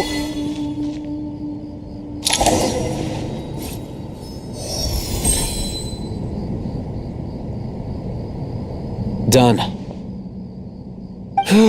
Finally. It's over. But seriously, that was incredible! Standing on the chessboard felt completely different from standing on solid ground. And also... Oh, sorry. I'll save my thoughts for later. Thanks to the three of you for helping us out with this. Is it just me, or were you giving us quite a lot of guidance along the way? We made but a humble contribution. You lived up to our expectations. Bravo! Our aid was not given for naught. In addition to the existing functions, I'd like to ask you for another favor. Since Aru's interference shield can cover the entirety of the mausoleum, it should be possible to extend its range even further. Perhaps you can find a way. So, building upon the existing functions to... I'm with you! Imagine for a moment. What would the ideal outcome look like if this function were compatible with the devices? I agree. This is the best solution possible. Please, everyone, we beg you to help us. Me, oh my! Well, since you ask so very nicely, I suppose... Goti? Croco? What do you say? Naturally.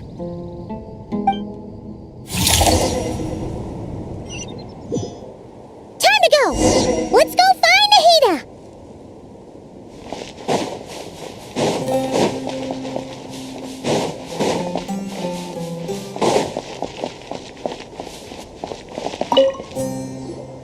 There you are. Miss Nicole truly is an angel. She shows great wisdom in guiding others, and she has already sent word to Natlan on our behalf. She said that while the other members of the Hexenzirkel are busy with important work, she is quite free, and she is more than willing to accompany the people of Sumeru for the entire journey. Oh, that's Nicole, all right. Always super patient and loves to help everyone out.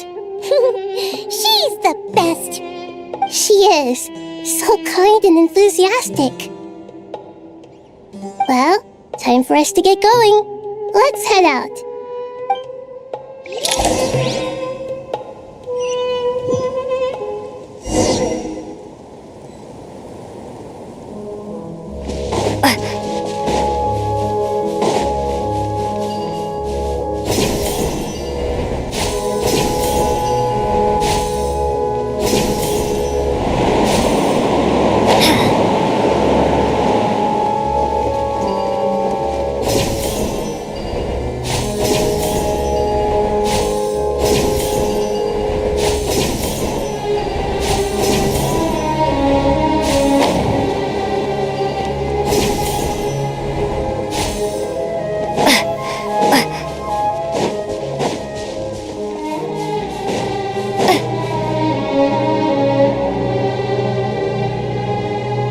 This should be one of the closest places to Natlan in all of Sumeru.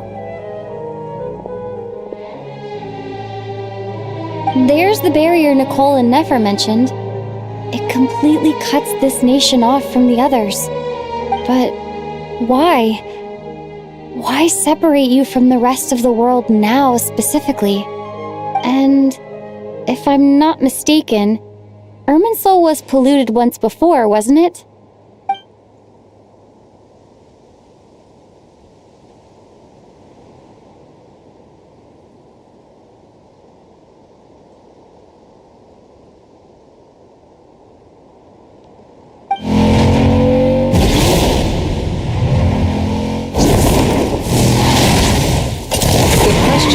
I'm wondering the same thing myself. That voice. Moika, you got here pretty quickly. Hello, traveler. It's been a while. Hello there. Hello, Dendro Archon. Moika, I apologize for asking you to meet at the border on such short notice. I also apologize for not being able to greet you in person. The form in which you see me now is one carried by the Traveler. The real me is inside the mausoleum of King Deshret, and I am reaching out to you with my mind from here. Irminsul has been infiltrated by the Doctor. We must be on our guard, as he can spy on information in the world from within the tree. Fortunately, there is no record of the Traveler in Irminsul, and you are still within Natlan's borders. My records will be preserved in the Night Kingdom, rather than the ley lines. As long as the Night Kingdom remains disconnected from the ley line cycle, the Doctor has no way of knowing my movements. Exactly. So by meeting each other in this way, the meeting essentially never happened. No wonder Paimon didn't come. You were concerned that her activity would be recorded by Irminsul. The Natlanese have heard about the situation in Sumeru. With the borders sealed off, merchants have been forced to stop their shipments. It's pretty serious, and you're the ones bearing the brunt of it. I'd like to address the question you raised at the beginning. I can offer a brief explanation, although it will sound rather cruel. I don't reach this conclusion gladly, but Irminsul predates the heavenly principles. It existed long ago, when the dragons of Natlan were at the height of their power. So even when the people of Sumeru became ill because of pollution, it was not a critical issue from the perspective of Irminsul itself.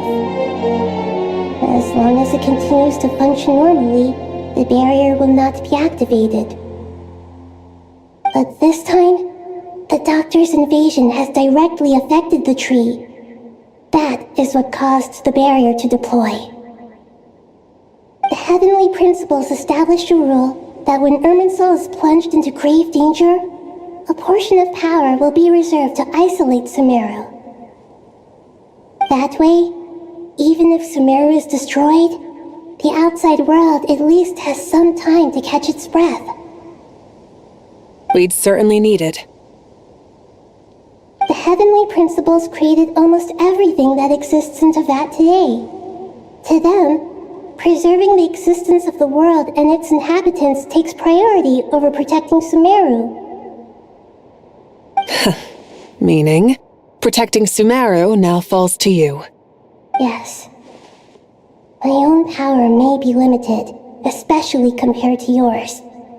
But that doesn't mean that we're just gonna sit around and wait for the end. If necessary, I will utilize any and every means at my disposal. Nicole of the Hexenzirkel didn't say exactly what this meeting was about, but after hearing everything you've said so far, I think I can guess where this is going. That's right. Nahida and I discussed it at length. We both know how presumptuous this is, but... You need the pyronosis, don't you? Yes, you guessed correctly. Originally, I only intended to borrow it, but the situation is far graver than I foresaw. So instead, what I ask of you is to please give the pyronosis to Sumeru. Why do you sound so nervous? There's no need to be shy. Surely a gnosis is pretty important to a god. I guess, but it's not as if losing it would suddenly render us powerless. But I'm sure you don't need me to tell you that. With all the nations you've traveled to, and all the gods you've met, you must have realized that by now. As far as I'm concerned, a gnosis is basically an elemental energy enhancer. But I don't usually use it. You know me. I like to think I'm pretty strong without it. Yeah. Not about to dispute that. So you see, you don't need to sweat it. Here, take the pyronosis. Uh-huh. Just like that? Uh-huh, just like that. To tell the truth, I've always toyed with the idea of giving it to someone who needs it more than I do. I know you accompanied Nahida here to try and increase the chance of success. It's a good thing you did, because your involvement is one of the main reasons you've managed to persuade me. Are you sure about this? Handing over your Gnosis just because of me? I won't try to quantify it, but trust me, handing over the Gnosis to Tumaini is far from the craziest idea I could think of. Besides, even if you hadn't come here personally, I think I still would have agreed to Nahida's request. Irminsul doesn't just affect Sumeru. It impacts all of Teyvat. I know all too well how difficult it can be to protect the things you care about. So logically, morally, or however you want to cut it, helping you is the right thing to do. You don't need to tell me the specifics of your plan. Where the Gnosis is involved, the tighter the secrecy, the higher your chances of success. Marika, my heartfelt thanks go to you and the people of Natlan. Don't mention it. But now for the hard part. How do I actually give it to you? The Irminsul barrier is right in the way. I have an idea.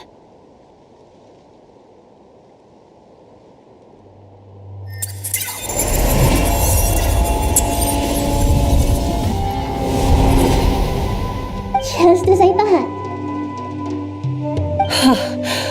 Incredible. What did you do? Just made a lucky guess. This seems to happen quite a lot. Things that apply to everyone else don't seem to apply to me. I figured the same might be true here. Irminsul usually produces effects based on the records it holds. Since the Traveler is a descender, Irminsul contains no records of her, and thus has no way to impede her. Is that right? You really are full of surprises. Catch. Whoa! Thank you, Moika. Thank you for trusting us with something so important. All right. No need to get so formal. It's not like we're strangers. Besides, there's still one problem. You might be able to pass through the barrier, but I don't know about the Gnosis. Any other surprises for us, Traveler? Let me try something. I have the Pyrognosis in my hand. It feels strangely ordinary, not particularly heavy. And yet, this tiny thing symbolizes the mighty authority of a god. I need to think hard about my memories of Pyro. My memories of journeying through Natlan. All those important experiences I've had. The Gnosis disappeared. Traveler, are you alright? I'm fine. The Pyrognosis disappeared into my body, just like phlogiston. Maybe it resonates with you because you've mastered the power of phlogiston. You might not be recorded in the ley lines, but you're still our Tumaini. Whew.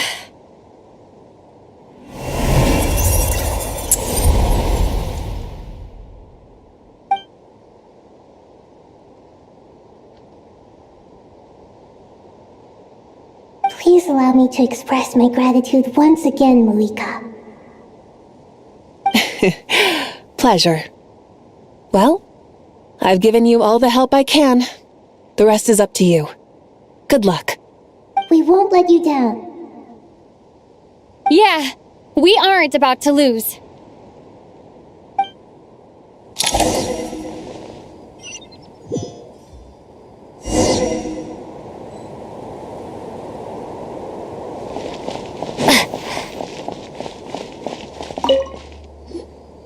Traveler, Paimon, how are you feeling? Paimon's a teensy bit nervous, but only a teeny tiny bit. Seems like she's gotten way braver over the last few years, huh? Of course. After all the adventures you've had with the Traveler, I'm sure you've gained a lot of experience and grown as a person. I'm doing all right. What about you, Nahida? How are you holding up? With the negative effects of Irminsul, I am a bit like a piece of fruit that's been burrowed into by hungry insects and left to rot. I'd be lying if I said it was nothing. But please don't worry. We all know what we're getting into, and we've prepared as well as we can. I believe in everyone. I believe in you. And I believe in myself. Stoking the fire inside oneself is certainly one way to live, but knowing when to rely on one's companions is also a form of great wisdom. I've been quietly learning little things from everyone, like plucking tufts of fur from a sumpter beast. Me too. With the constant traveling, I'm always learning and growing. That's the journey of life. I think there's someone else here who would share that sentiment. Don't worry about what I think. I was just passing by and happened to overhear your conversation. What are you talking about, Hat Guy? This is the top floor. No one passes by the top floor. Says who? You can fly just like I can. I would have thought it makes sense to you of all people. I don't know why, but I feel a little more relaxed now.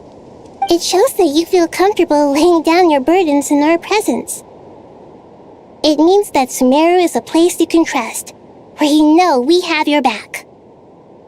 And we feel exactly the same way around you. That's what it means to be friends.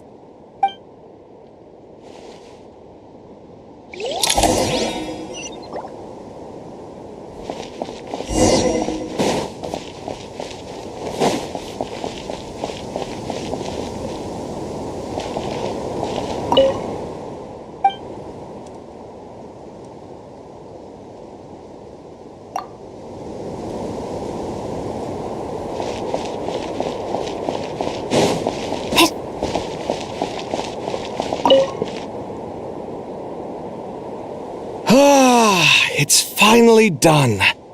Ugh, but I have a nagging feeling that there's something I've forgotten. Oh, there you are. Everything wrapped up on your end?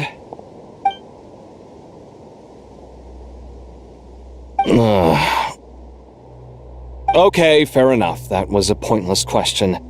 We were working in tandem, after all. You must really be exhausted.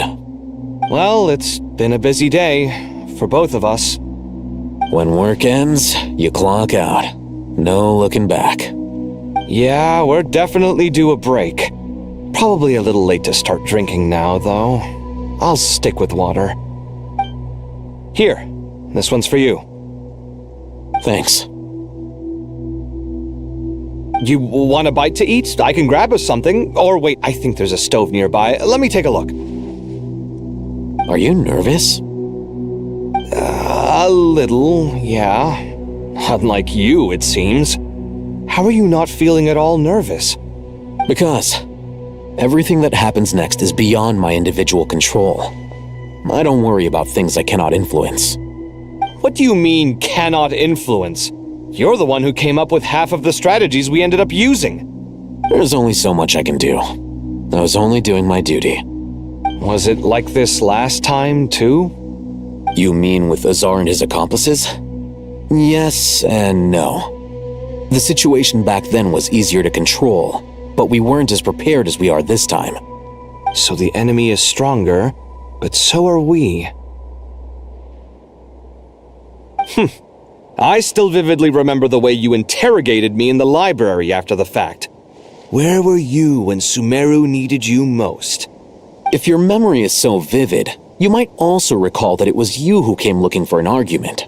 You're often the one who initiates these things, you know. I came for a conversation! I didn't know it was gonna turn into an argument! Anyway, at least I showed up this time. So, what do you think? What do I think? I think we're certainly better off for it.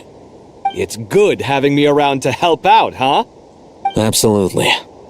As a citizen of Sumeru, you displayed a remarkable sense of responsibility in the face of disaster. Certainly feels that way.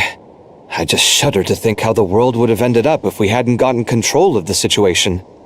So, do you think this is what impending disaster looks like? The sky is so clear.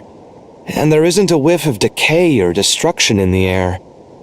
It's hard to imagine that the fall of humanity could happen on an ordinary day like this. Awful things happen all the time. Sometimes people can stop them, and sometimes they can't. What you and I have done is increase our chances of stopping this one. Lofty ideals may provide no defense at all against nihilism, but perhaps little decisions can. Oh, nothing. It's nothing. I hope everything works out tomorrow. It will. As long as we stick to the plan, our chances of success are good. It's really strange. You're my junior, yet you always seem to act more like an upperclassman than I do. I think it's mostly a matter of temperament. Ugh. Walked right into that one, didn't I?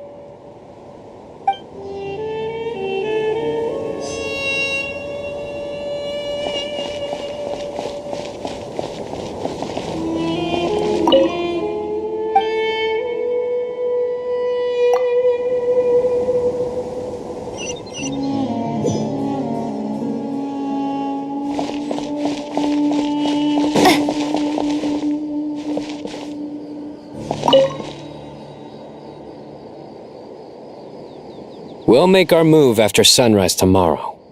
Good. Is everything ready? As much as possible. That'll be enough. Don't let the pressure get to you. We'll take things one step at a time. That's how we've always done it. Master Tainari! Mr. Saito! So this is where you were. I brought some juice and some water. Would you like some? I know how easily you get dehydrated in the desert, so you should definitely have some water. In which case, I'll have the juice. I gotta ask, though. Who's on juice-making duty at a time like this? Madame Farazan said she was feeling a little nervous, so I told her about the automatic juicer my friend invented. She took it right off me and started making carton after carton of juice. A juicer? Did Sucrose send that to you? Yeah. I hadn't had the chance to try it out before this incident occurred, but I couldn't bear to leave it behind in Gandharvaville. The juice is very sweet. I think so too. Kale, how are you feeling? Physically, I'm okay, but it just still feels strange to me. Why would a great power like this come to someone like me? I know the feeling well. That same question ran through my mind every day as a kid. At least now, you have someone who can relate to you. All the more reason that you should apply for Spontamod. Tainari fiercely opposes the idea, though. Those two things are completely unrelated. What are we all chatting about, Would anyone like any juice? Oh, you have some already. I had some earlier, ma'am. Maybe give the extra to someone else? Very well, very well. I shall be off then. There's this enormous power, and then there's little old you. You feel like there's no connection between the two. And that sense of dissonance is difficult to get used to. Yeah. But after all this time, I can't believe this stuff still gets to me sometimes. Makes me feel a little childish. Kale, just because we normally keep the conversation light doesn't mean we can't discuss deeper issues. I don't think it's childish at all. You were the victim of a terrible crime. It's normal to struggle with the fallout from it. You have absolutely nothing to be ashamed of. My professor once told me that no incident can be considered truly resolved until the victim says it's over. Your rage and your pain are completely justified. Thanks. Miss Nicole said that the same god remains which were once used to inflict so much pain upon me have now become a weapon with which I can protect everyone. It's like my own personal kind of evolution. Every innocent person who's been hurt needs time to realize that it wasn't their fault. I was the same. but it's all about to be over. Tomorrow, it ends for good. I don't know if you've noticed, but you rarely stumble over your words anymore, and your outlook has become much more positive. It's a big change from how you used to be. And since this isn't over, you can settle the matter on your own terms. It's time you seized back control. I believe in you. Yeah, Sumeru is my home, and it's so important to me. I have to protect it. No, I will protect it. And once you're done, how about you come back and apply for Spantamod? Stop it with the sales pitch, would you? Hey, excuse me. There are still 3 unclaimed cups of juice here. Why don't you take one each? My arms are getting sore from carrying them around everywhere. Madame Farazan, why are you... Here, let me take them off your hands. Thank you, Madame Farazan. Drink up and enjoy my handiwork. I think I'm going to make something else now instead. Please, try to relax, Madame Farazan. Your nerves are starting to get the better of you. I know.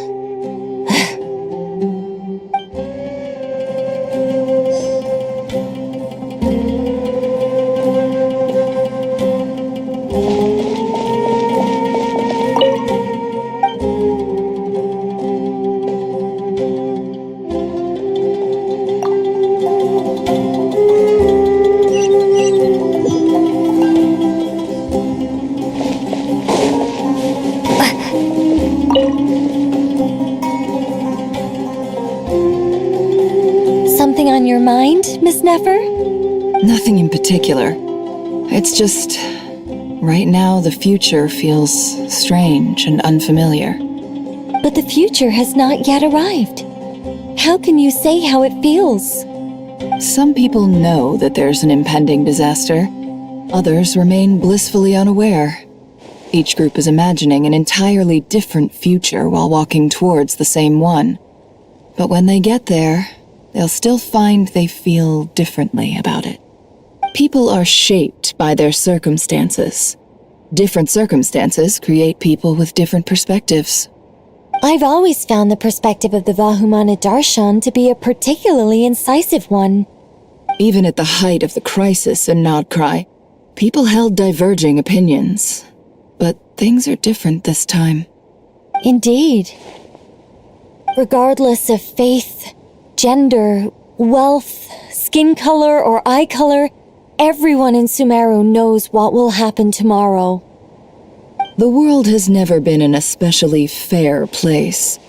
Yet now, against all odds, a moment of unprecedented unity and equality is about to take place.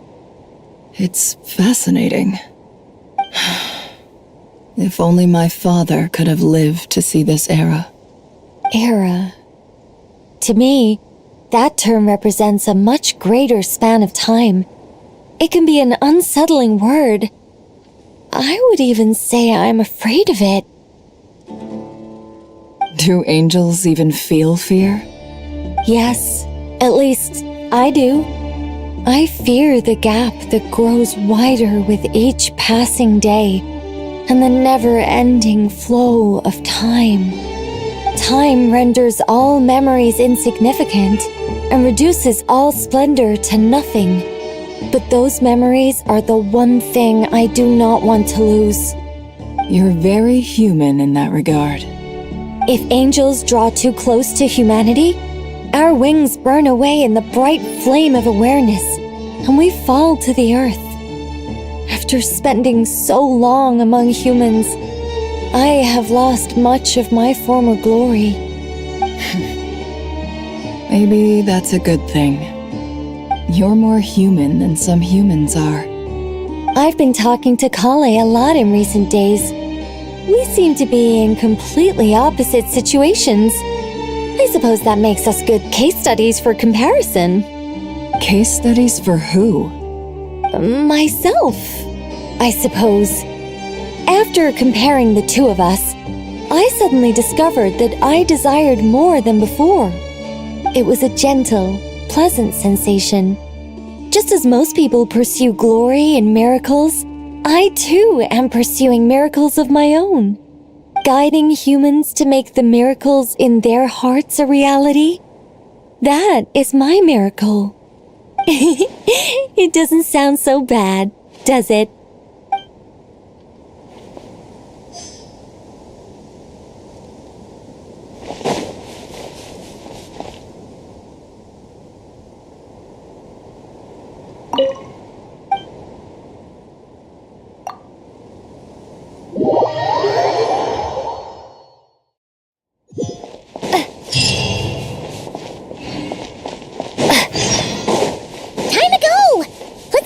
At the mausoleum of King Deshret.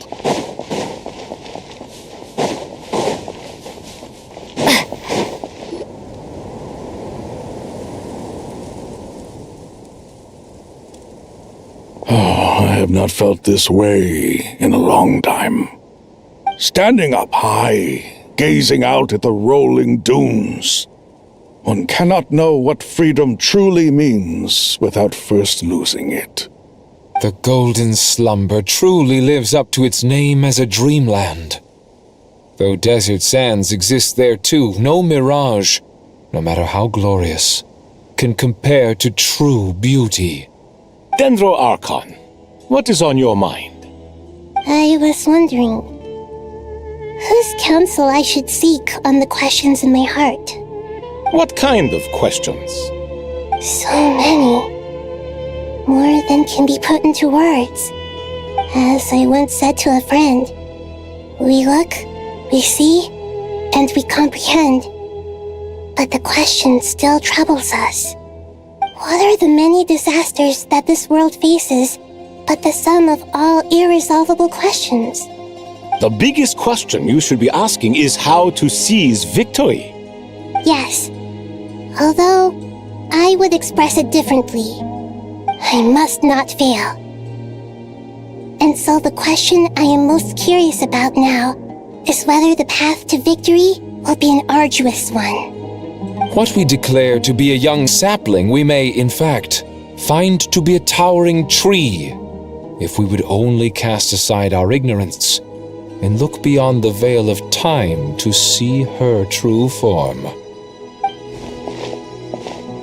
Nahida! We're here! Just in time. The preparations are almost complete. Ready when you are. We're here too. Miss Nicole! Miss Nicole! You run so fast! I thought I'd get a lot of exercise as a forest ranger, but I can barely keep up with you. Sorry, I got a little carried away. Lesser Lord Kusanali, the equipment is ready, and the modifications to Aru are all complete. As discussed during our meeting, accessing Irminsul via the Akasha is no longer feasible at this stage. There are other options, it's just they're a little more extreme and more technologically demanding to implement. Maybe you should take it from here. The architecture and functionality of the Akasha terminals overlap considerably with Aru. There is reasonable evidence to suggest that one was developed based on the other, or that they both utilize technology of the same origin. As long as the transplant and merge operation succeeds, Aru should theoretically work on a scale greater than the Akasha and approximately equal to Irminsul. It will become the largest active computing device in all of Teyvat. A system this powerful is capable of a lot of different things. In the past, the Akasha was primarily used for one-way information transmission, but I suspect it could also serve as a central bridging hub. In the pursuit of greater knowledge, some scholars have attempted to connect their consciousness to Irminsul through the use of terminals, incense, and meditation. Correct. In academic language, scholars who reach that stage are said to have entered Satyavata life. Hypatia has performed this practice many times in the past, and she was once under my care for a period of time. Right. And this at least proves that there is a zone within Irminsul that can be connected to. That's right. Providing wisdom to the people is one of the very reasons for Irminsul's existence. I think I understand where you're going. Please, continue. In that case, I'll skip to the conclusion then. We need to further modify Aru, merge it with the Akasha, manufacture terminals, and distribute them to every single person we can reach. Every person? Even the desert folk? Yes, everyone. I've already calculated the amount of raw materials we need. So you mean we're going to get new Akasha terminals? Yes, but this time the people of Sumeru won't be using them to acquire knowledge, just to connect to Irminsul. That's the key. When we evacuated the city, we brought all the important assets from the House of Dana, in case we ended up needing them. Fortunately, this included the Akasha system's main terminal. We've checked all the relevant records, and one thing is certain. Nothing like this has ever been done on this scale before, so... Everyone in Sumeru is part of the plan. Whoever controls the people controls the situation. Since this function of Irminsul was introduced, it has only ever been made available to scholars, who don't constitute a particularly large group of people. But by expanding the scale to include all the people of Sumeru, all the individual connections will stack up to create a significant load on the system. Under normal circumstances, Irminsul would be able to cope with the additional load. But with it already being under strain from other activities, its remaining capacity is limited. Thus, it might be possible to shut it down completely by overloading it.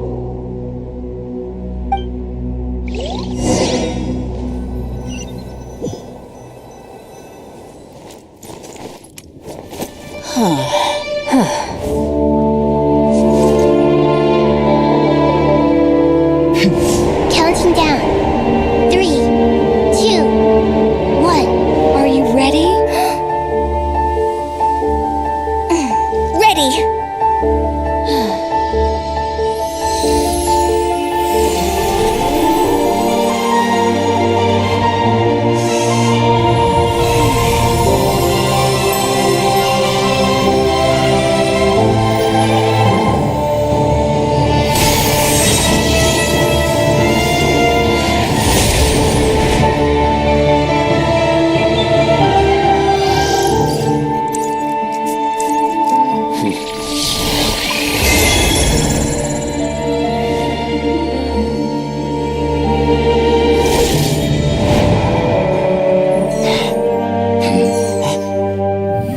In the past, when people sought knowledge, they turned to the Tree of Wisdom.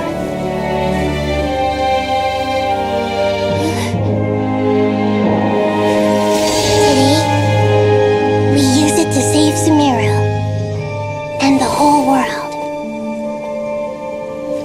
These boughs that nurtured learning must not become tools for destroying the world.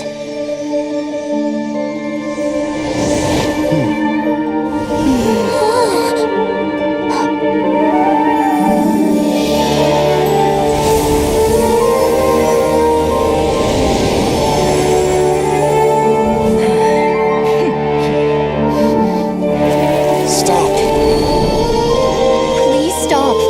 End this transformation.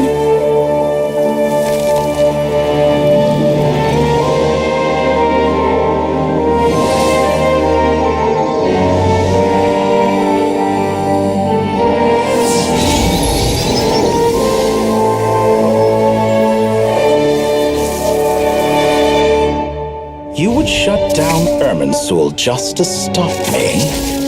You fools. I have all the time in the world.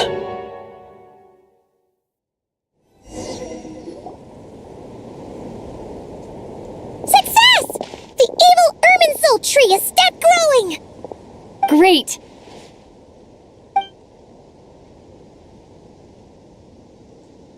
What a display of true courage! The courage to think and the courage to act. I never thought I would witness the shutdown of Irminsul with my own eyes. Perhaps this is human wisdom in action? Indeed, only humans could do such a thing. Gods are few and far between. What was once created for spreading knowledge is now used for another purpose. A rather ingenious plan. I am grateful to you three for your help. Only thanks to you were we able to extend Aru's interference capabilities to cover all terminals. Now, nobody who wears a terminal will have their activity accurately tracked by Irminsul. No matter how many eyes Dottore possesses, he will not be able to see us clearly. Now for the next step. I will need the help of your supreme powers once again. How might we be of service, Lord of Dendro?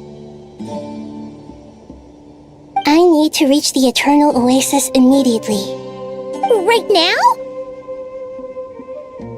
In that case, Ibis King, would you agree that this is a fine opportunity to dust off our old tricks? Never.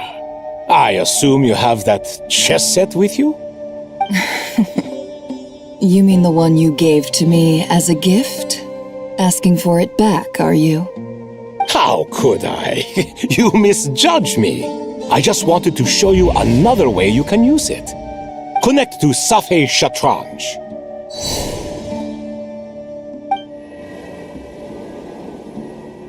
Safhe Shatranj? You mean that place in the desert? Thoth's chess set gains its power from the chessboard laid out in the desert by King Deshret and ourselves. All ceremonies conducted using the chess set must be activated via Safhe Shatranj.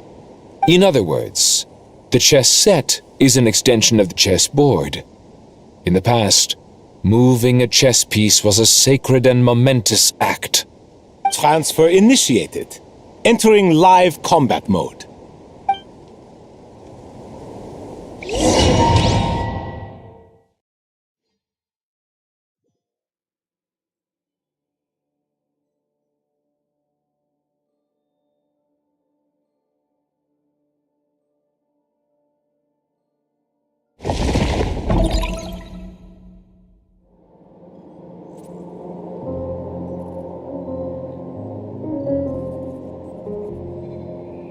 We haven't heard a single word from our spy in the desert. I'm afraid he might have been captured. Never mind. But we spent years turning him. And a lot of Mora. Nothing comes for free in this world, but the loss is not without its purpose. For a small price, we have wasted a precious amount of the limited time they have. Quite a bargain, if you ask me.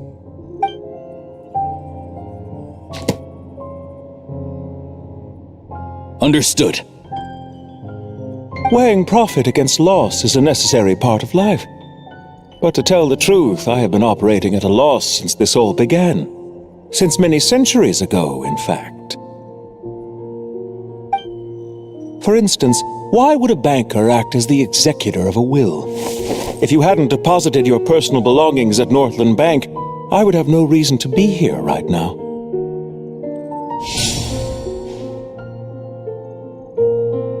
Dottore, I've placed your final data backup into the ley lines as per our contract. I trust we are now square for the safe deposit fees you paid. Is it not a little petty to split hairs like this, given our amicable relationship? I consider sound bookkeeping a matter of principle. Do not forget that you only live to see this day thanks to me. In fact, every day of your life since you met me, you've been living on borrowed time. Why, that's hardly a fair assessment. I will concede that my survival was perhaps at your whim, but I became a harbinger on my own merits. Managing money is not like other professions. Mine is not a role I could have acquired based on your recommendation alone, and certainly not one I could have lasted so long in without genuine ability. The information stored in the ley lines is quite comprehensive. Rest assured, I have not forgotten how strong your pride is. Well, I presume you have no sense of fragmentation while talking with me. How could anything possibly go wrong with such strict measures in place? The remainder of your soul was split in two, with one half sent to Nodcry and the other stored in the most secure vault of the Northland Bank. Though I must say your disdain for the other segments is quite amusing. Zandik is you, and you are Zandik. Zandik created the segments, yet you, a segment yourself, reject him.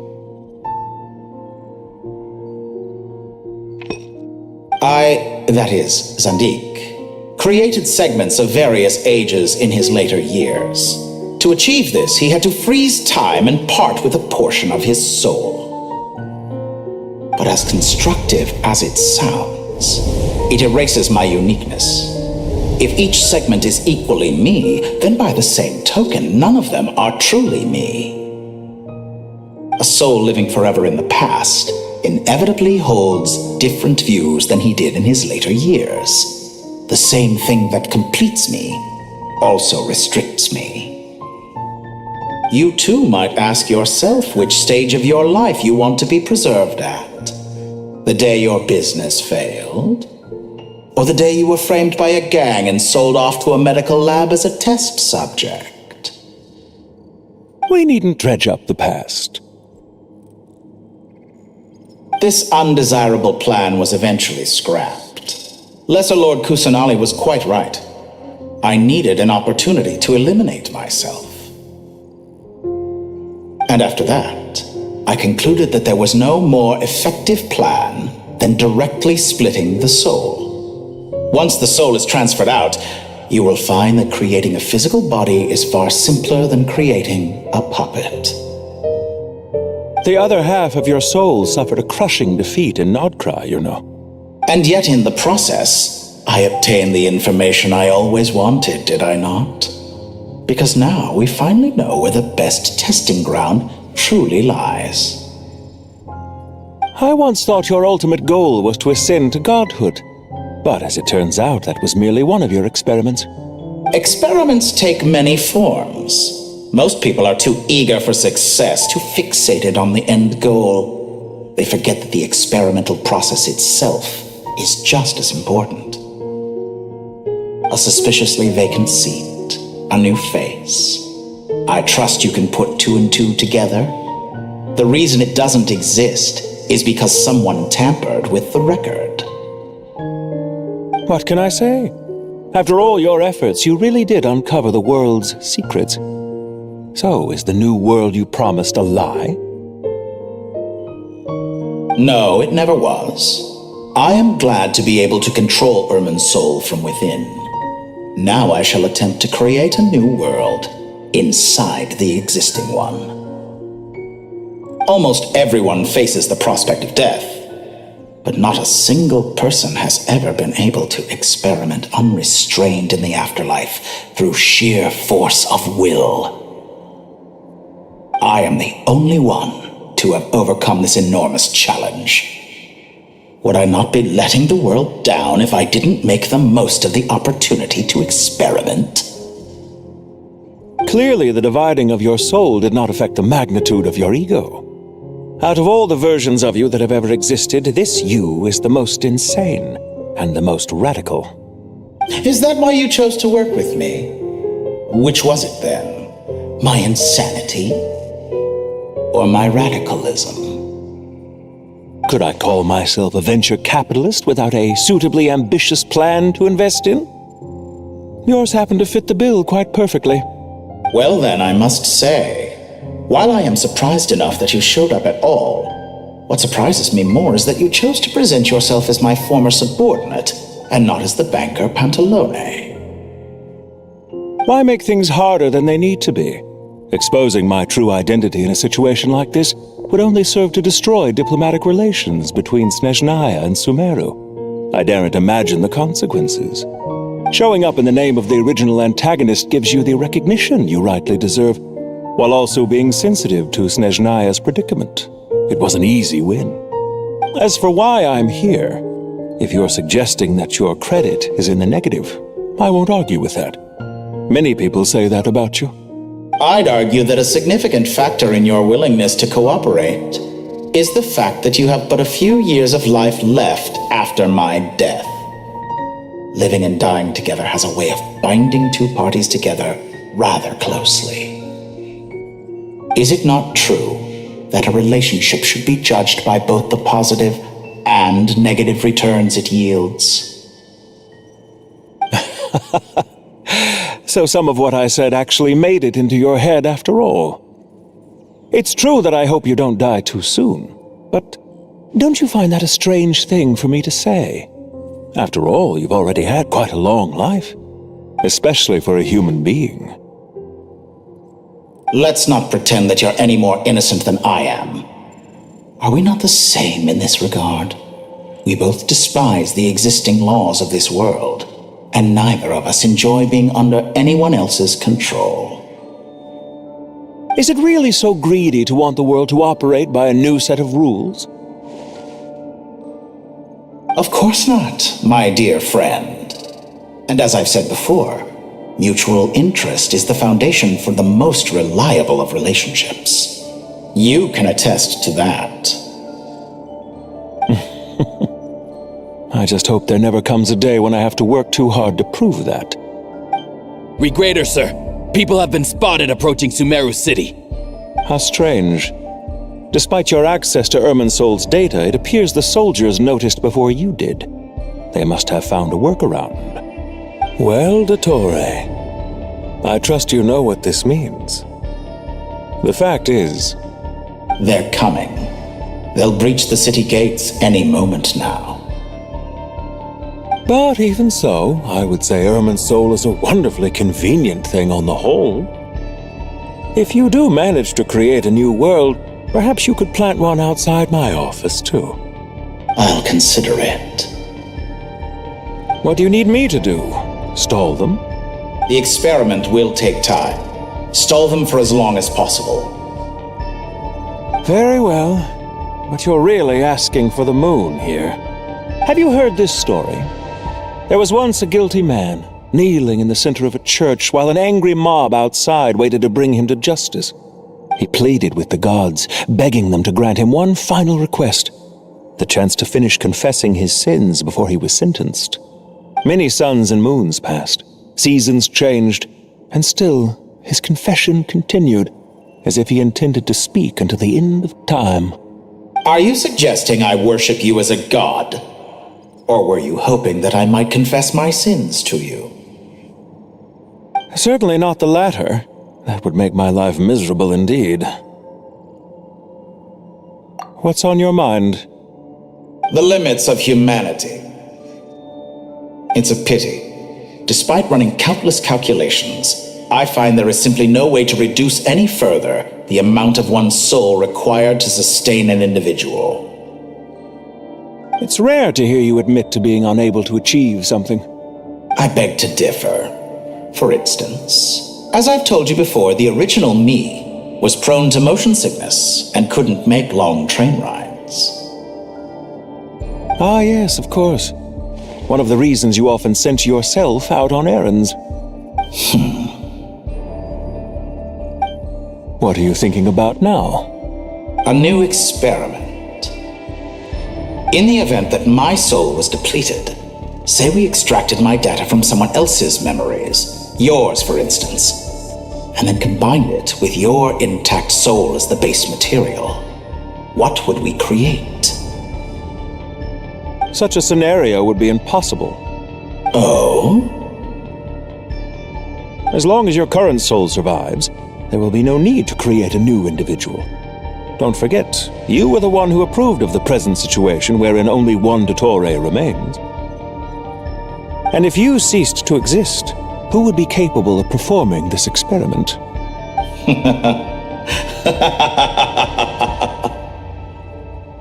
Since the day I met you, you've always excelled at talking your way out of a quandary.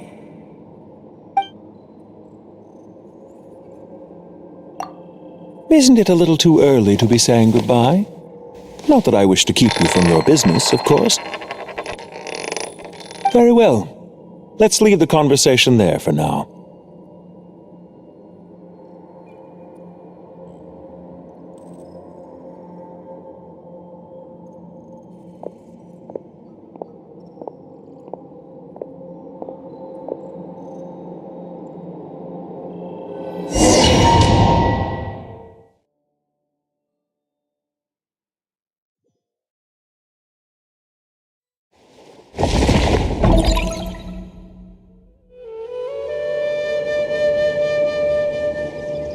The power of King Desheret's 7 pillars is truly remarkable.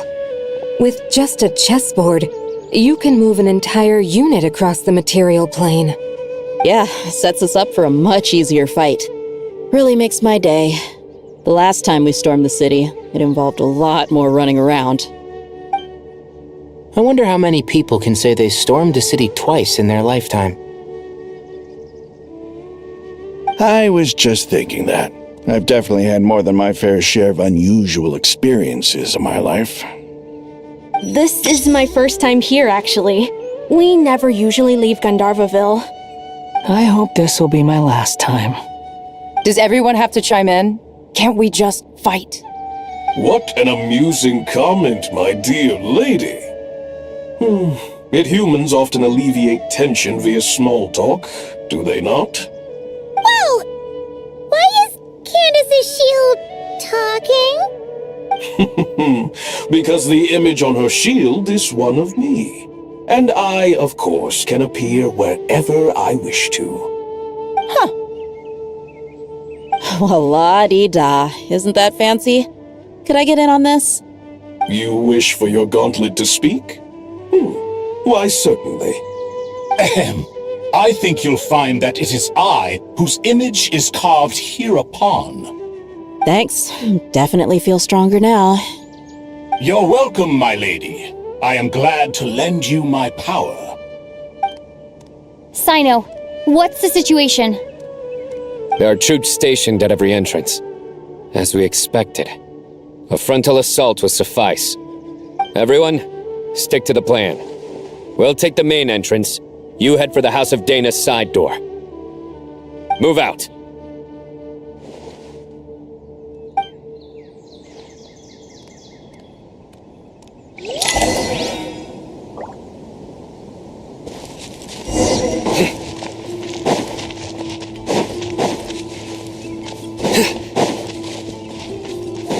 Out of my way! Now with your Take this! Watch out! Get lost! Thank you, Jed. You gotta be more careful. If you're not ready to put your life on the line, you can't be certain of defeating your opponent. She's right. Keep your wits about you, Rana.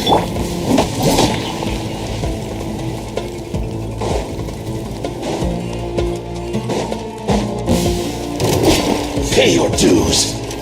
Nowhere to run! Pin them down! Let's get it on! Futile!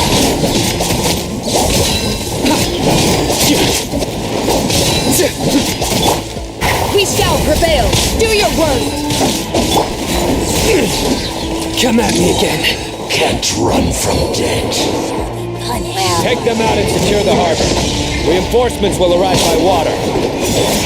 Consider it done. Show no mercy!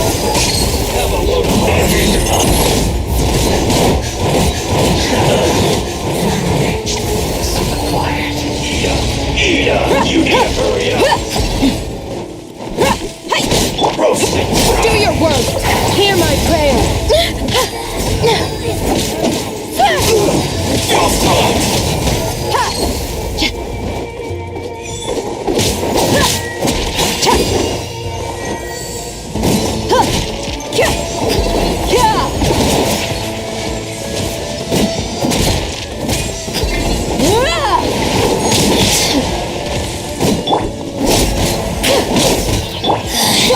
Mirror images dispersed.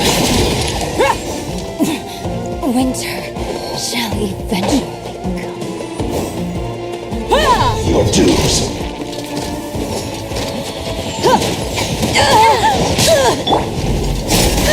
Too easy! Grant us your blessing! Stick alive!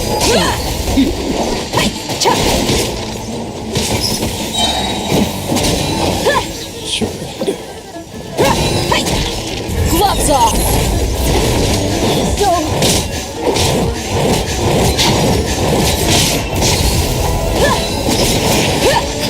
Buckle up! Can't run from death. Use of force off. Meet your maker!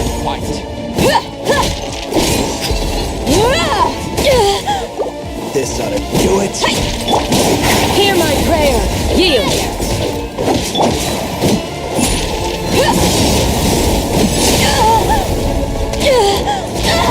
Let's get it on! Save yourself. Nowhere to run! Do your worst!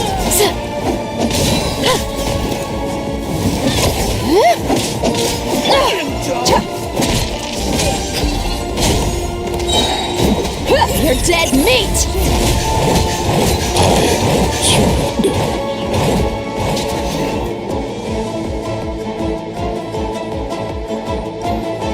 Waterway secured. Brothers! Sisters! Perfect. Just in time. Welcome. Once we've linked up, we'll continue the advance. The team has arrived at the north entrance, as planned. Good. Press on.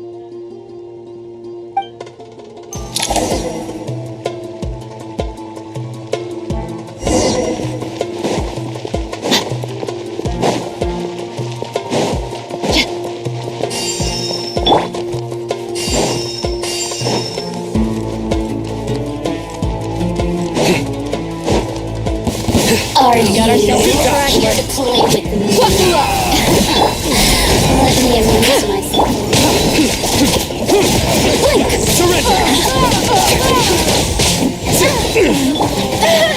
Grant us your blessing!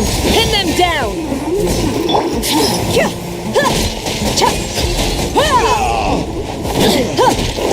Let's get it on!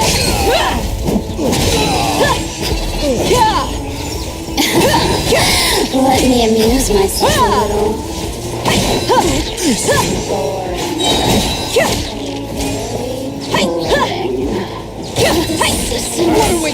You asked for it!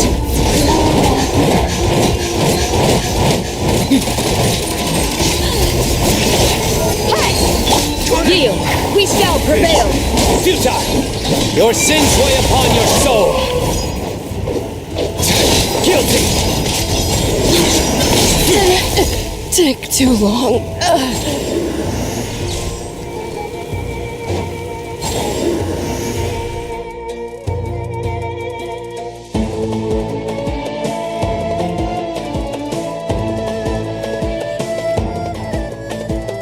Look out!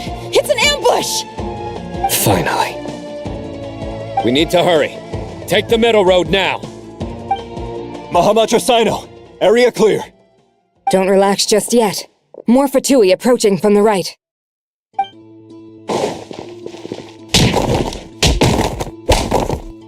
Irminsul cannot track our movements. If necessary, we could split up. Don't worry. We'll wipe them all out.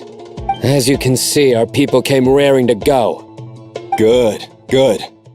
How are things with the Traveler? Can Tainari keep her safe? Don't underestimate Tainari just because he's a forest watcher. He can handle it. All right. You know that's not what I meant.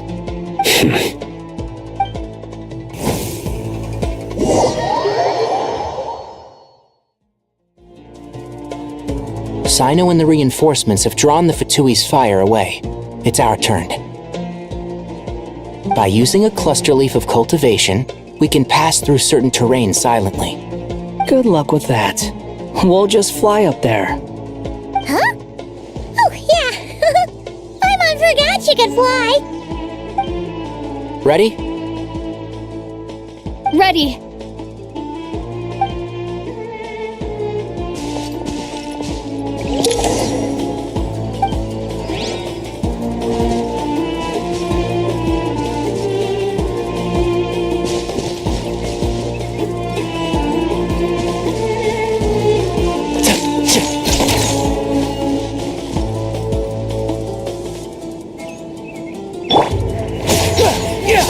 The wind rises.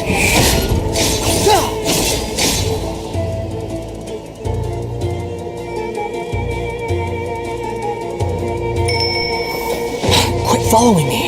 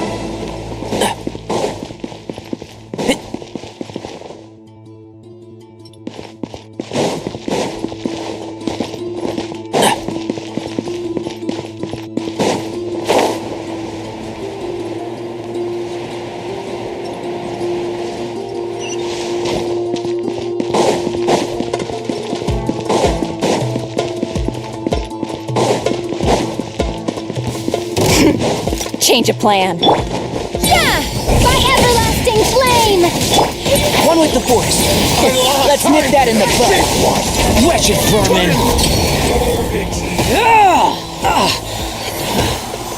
How amusing. And shroud.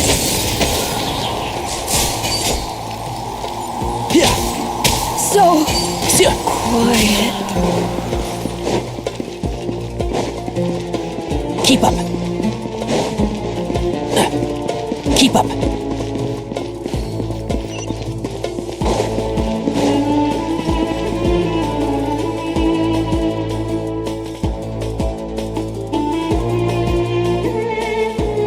Fatui soldiers up ahead.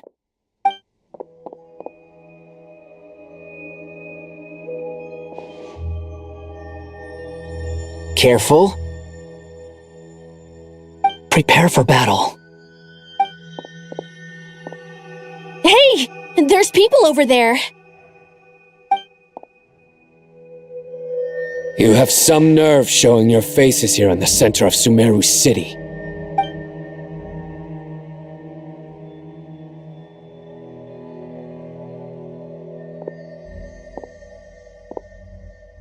You're right on schedule. Well, this guy sure as heck isn't your average Fatui sergeant.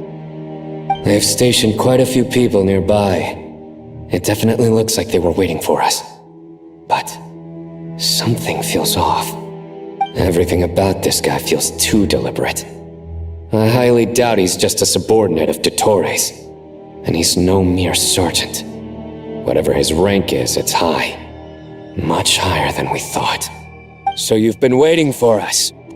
But it looks like you're geared up for a conversation, rather than a battle. Very clever, General Mahamatra Sino. I know you're the one in charge of this siege, and I look forward to making a deal with you. A siege? Sumeru City belongs to us! Historically, yes.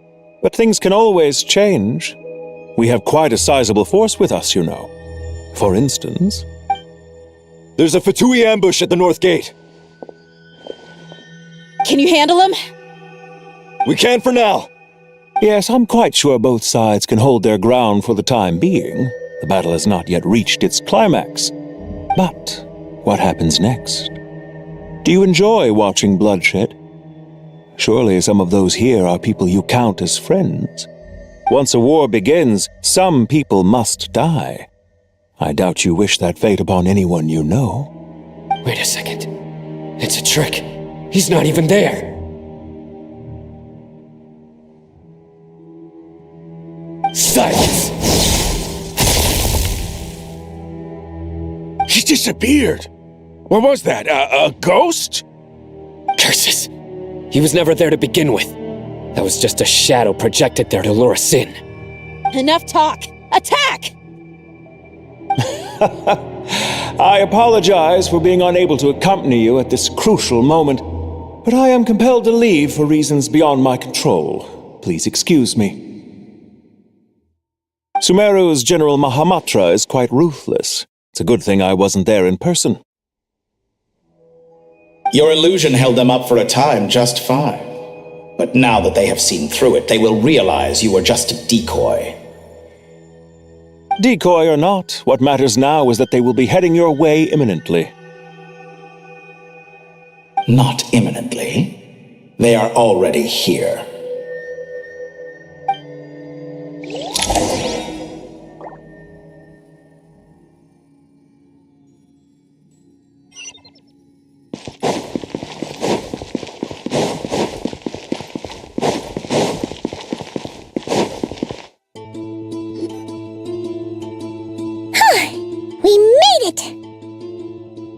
This is far enough.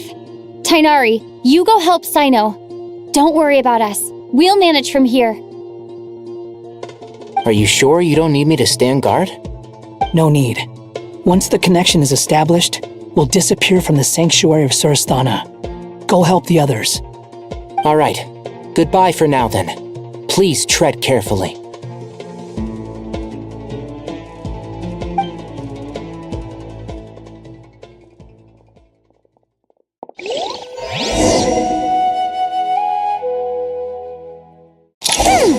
Now where's the interface Nahida mentioned? Come on, where's it hiding? Found it. It's over here.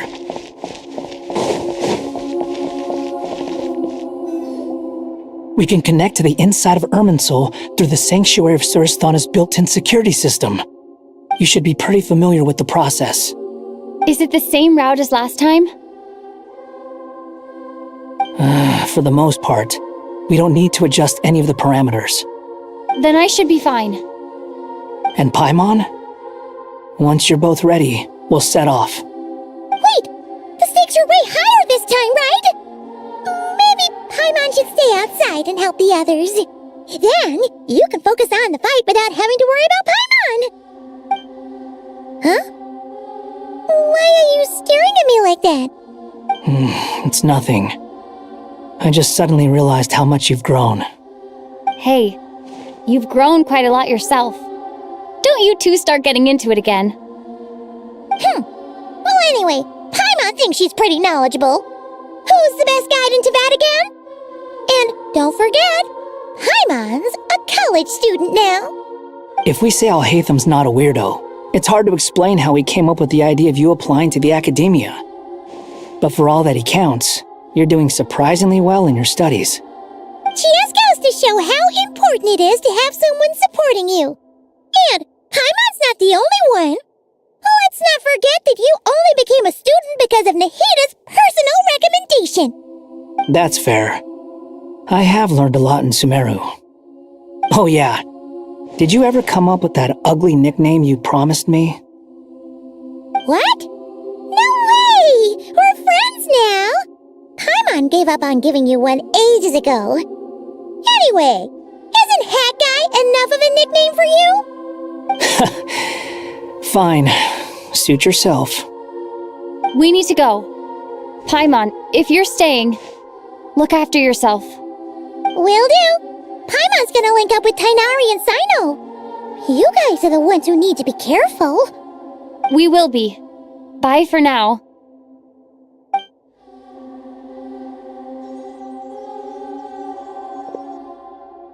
Initiating connection.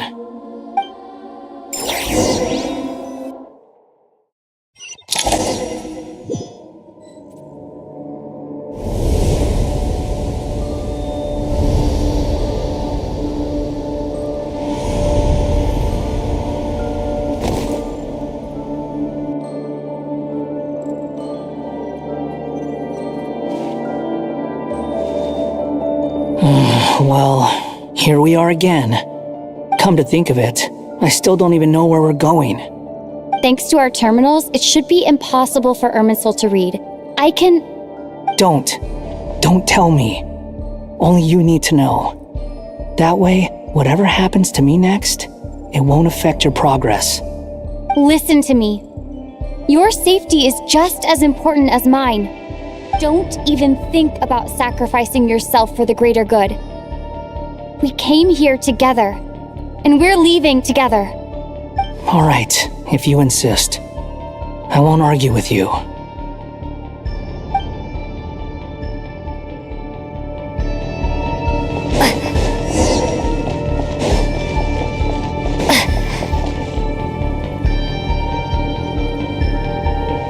This place looks so different from how I remember. It's unrecognizable. It's a complete mess, like someone's turned the place upside down. Must be Dottoro's doing. Either he's searching for some information he needs, or... It's still changing. He has to know we've entered Irminsul. But luckily for us, he can't pinpoint our location. Be on your guard. Don't let him find us. The red parts have probably been corrupted by Dottoro's power. Don't touch them, or you might alert him.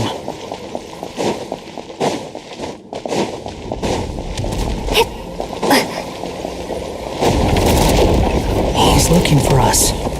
Tread carefully. That wall could be a problem. Fortunately, it looks breakable.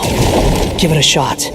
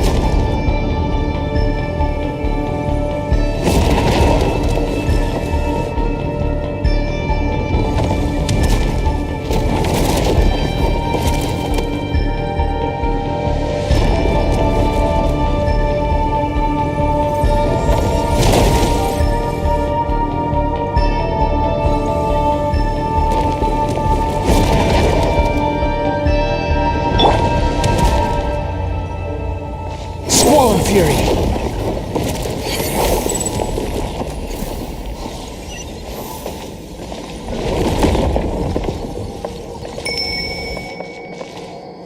Behold!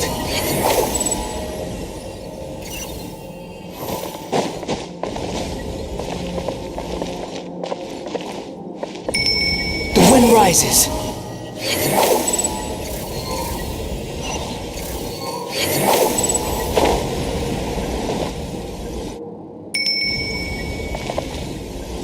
Behold!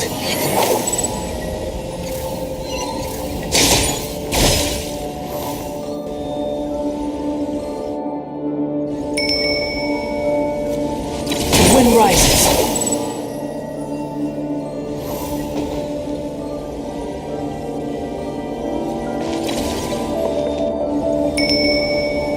Swollen Fury!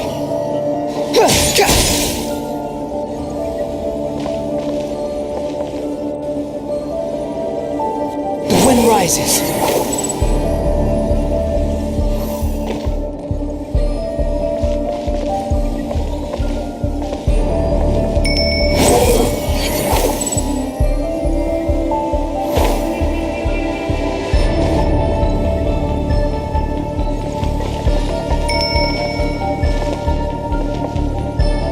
Behold!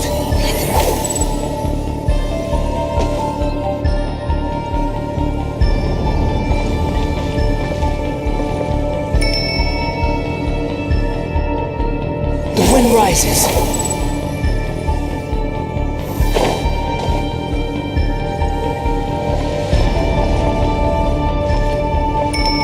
Behold!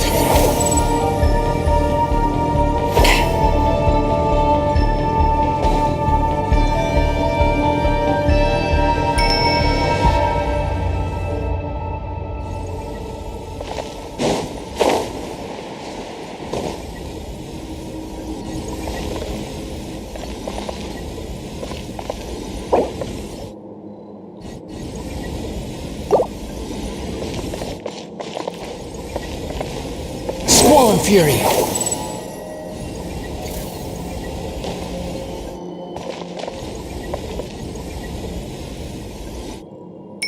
Behold!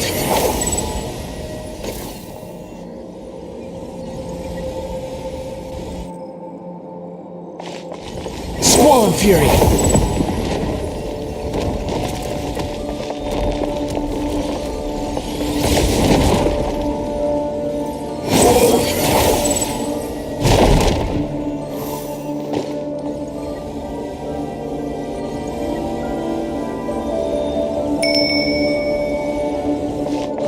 The wind rises.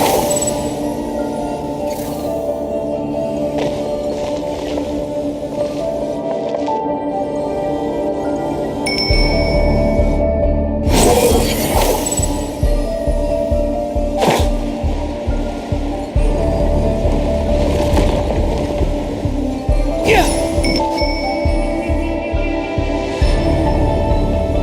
Behold!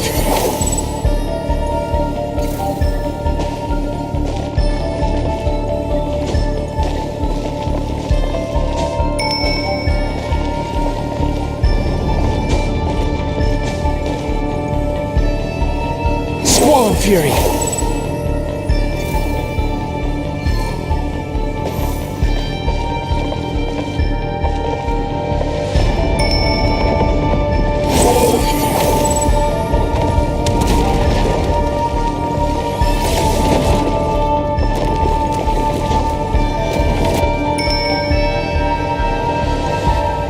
The wind rises.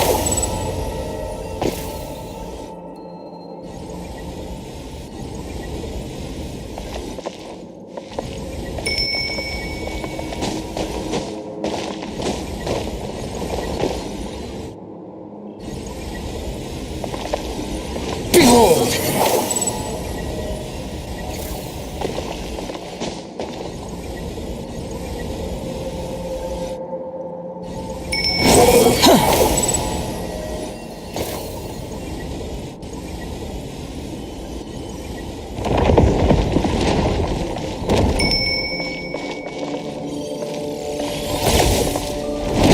rises.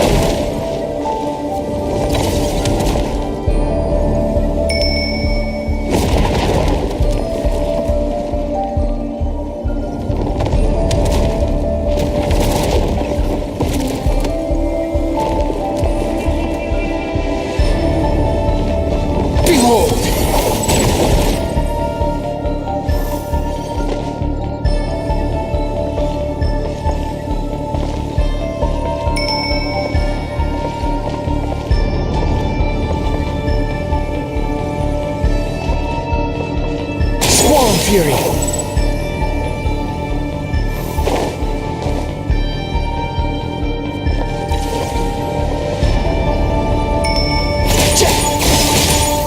The wind rises.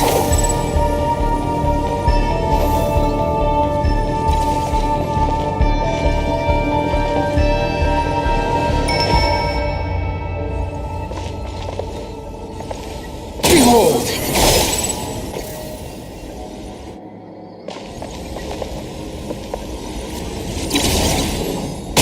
Fury.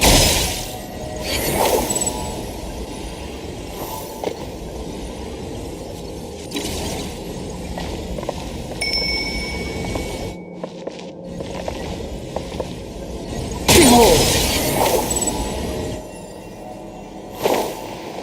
The same old trick again? Are you kidding me? Let's handle it just like we did before. This cheap trick isn't gonna stop us.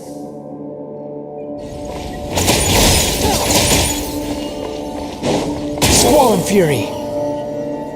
Oh no! It's a trap! Is that why he was using the same trick over and over again? To get us to lower our guard?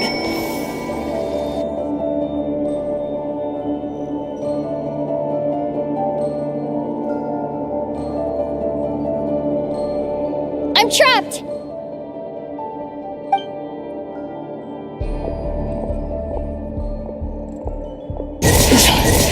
Why won't this thing budge? Hello? Hello? Can you hear me? Nicole? Is that you? Yes, it's me. I'm monitoring your progress from inside the Eternal Oasis, and I have to say, this terminal is simply marvelous. It makes tracking you so much easier. I couldn't see anything at first, but now that you two are inside, I can use your location with support from the terminals to get a partial view of the situation inside Irminsul. It's not the clearest image, but it's better than not being able to help at all. So, here I am. I can't intervene directly, but I can help to guide you out of the jam you're currently in. So please, just follow my lead. Dottore in his current form is a blight upon both Irminsul and the ley lines. Pay attention to your surroundings. There must be sources of his contamination nearby. The corrupted information is his Is that one of them? Precisely. Take it out.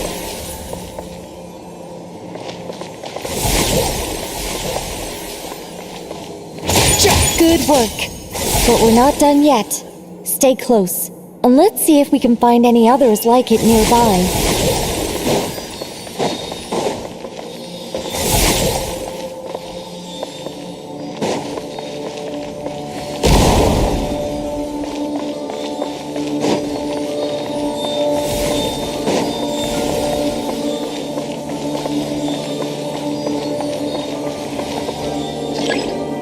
The wind rises. This must be another one. Agreed. Now... Wait! Watch out! It's Dottore. I think he's found us. The seal is broken. Quick! Get out of there!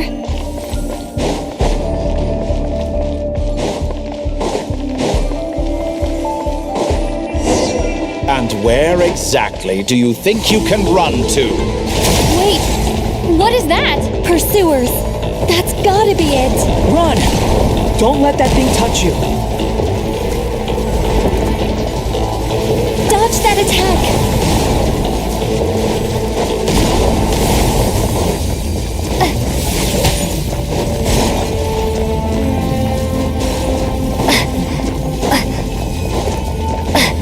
There's more than one path. Which way do we go? To the left. Trust me.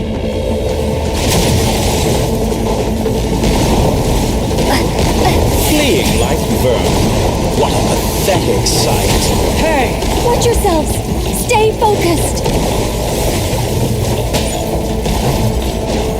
There's a cliff ahead. Jump! More of those corruption sources.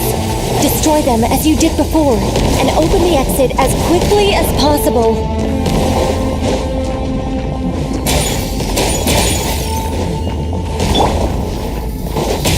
They're relentless. Is he trying to wear us down? You'll just have to destroy these too.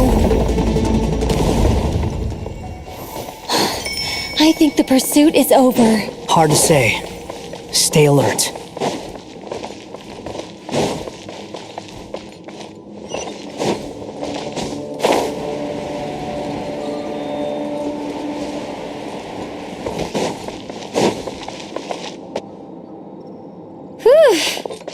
I think we've made it to relative safety. Phew, goodness. That was tough. You doing okay? I'll be fine. Don't worry. Take a short rest, and then... Nicole? Nicole! The connection's been cut. But that means... Look at you supporting one another. How very touching.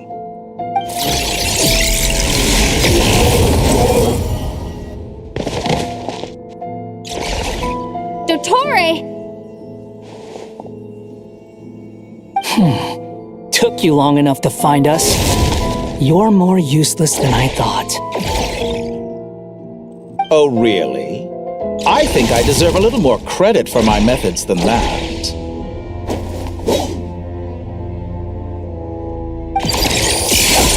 Rather than hunting you down, I chose to let you roam free. I indulged your presumption that I was unable to track your movements, played along with your clever little plan. Fleeing is for animals, but I rather enjoy watching you flee. Some things lose the will to run altogether as soon as you put them in a cage. If that's true, then why did you come looking for us? Because I wanted to observe you up close, of course. Don't misunderstand me, I'm not here for a fight. Is it so unusual that I wish to greet my old acquaintances in person? After all, it's been a while. Scaramouche.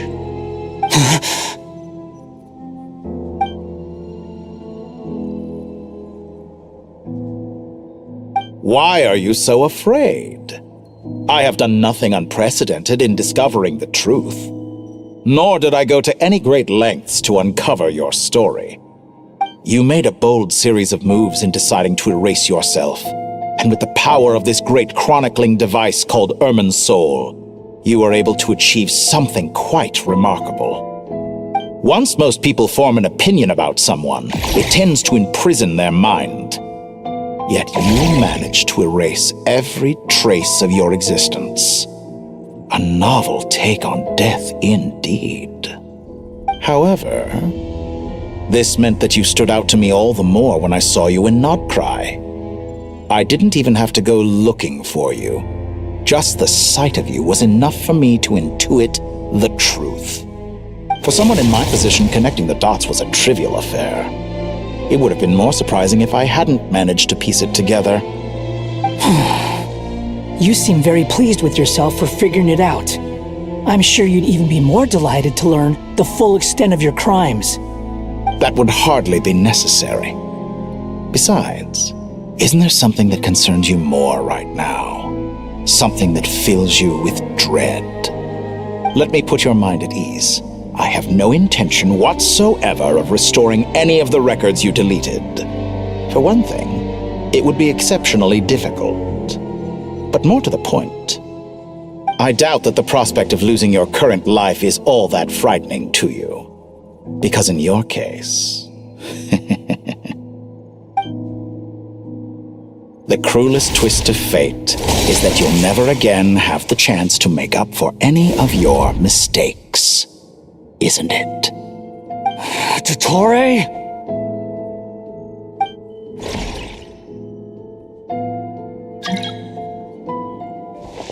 All here shall bend to my will. Squall and fury.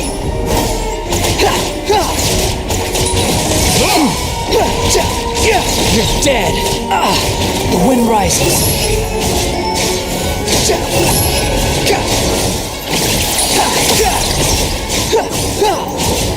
I'm afraid you'll need to do better than that to take me down. I expected you to have grown stronger. Ah, how foolish of me. I forgot that you lack any means to increase your power. You will pay for everything you've done. Oh, will I now?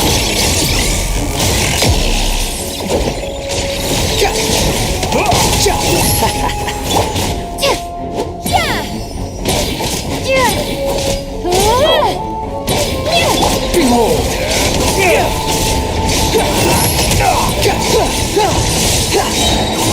You dare to gaze upon me?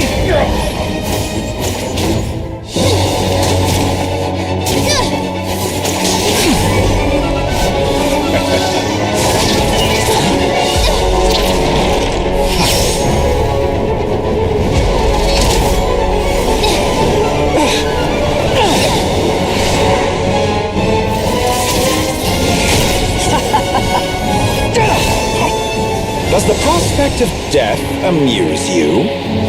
I could ask you the same question! I'll distract Dottore. You focus on the mission. Got it.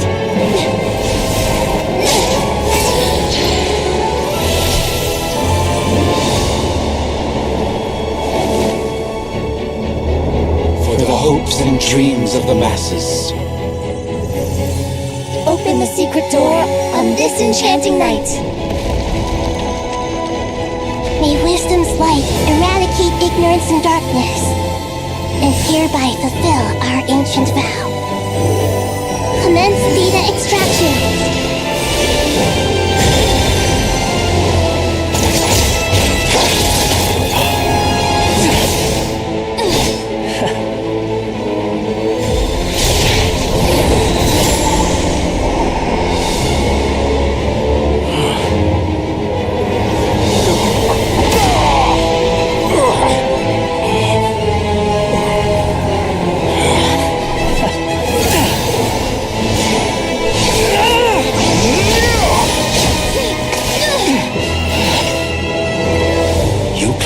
Outdated ideals and stand in the way of progress. You will pay for interfering with the grandest experiment of all time.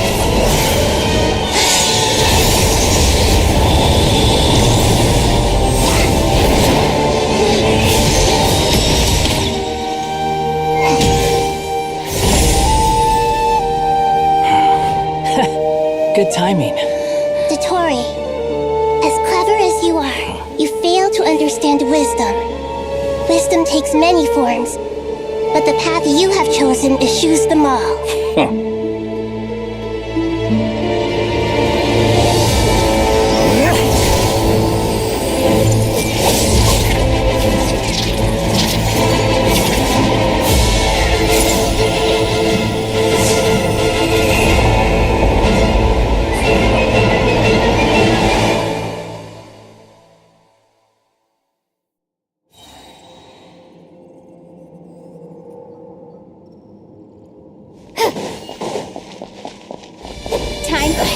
My strength is fading!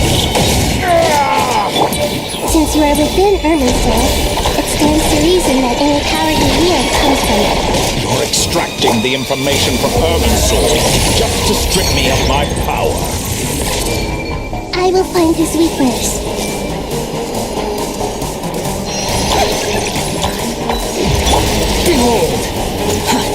too slow. Poison burn!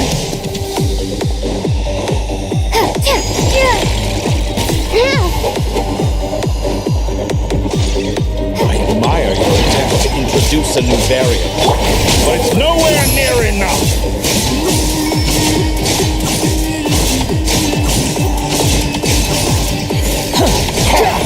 A petty trick. Hey!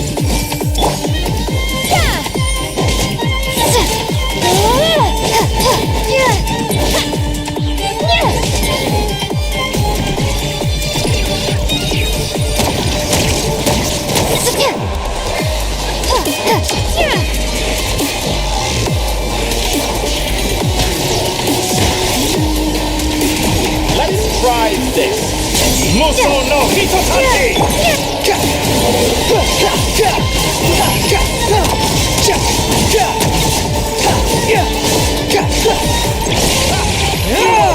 She's so close! Just hold on a little longer! I'll hold him up. Traveler, Hat Guy, the rest is up to you. We certainly have a knack for surprising each other, don't we? I'm just getting started. It's time! Say your prayers! Stay on the offensive and watch your back.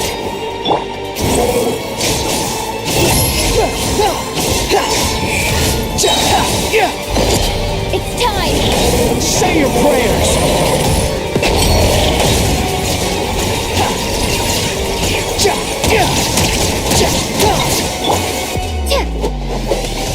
Let's try this. Muso no Hitotaki!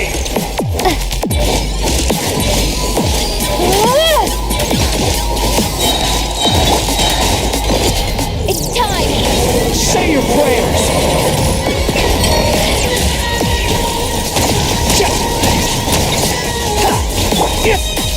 Burn all before you!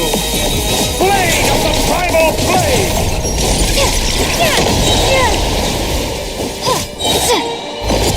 It's time! Say your prayers!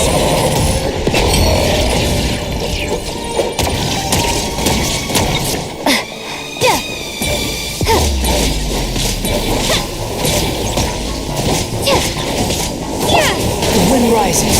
Let's try this! Muso no Hitotaki! It's time! Say your prayers!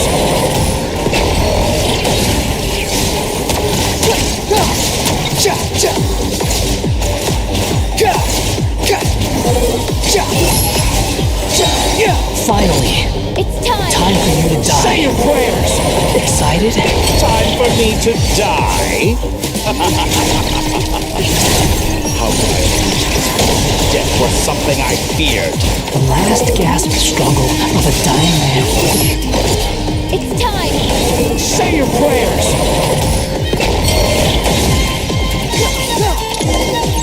Oh, that's enough!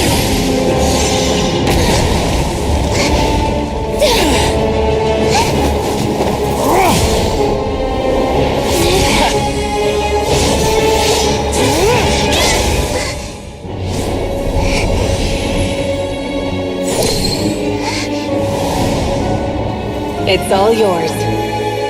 Do with it as you see fit.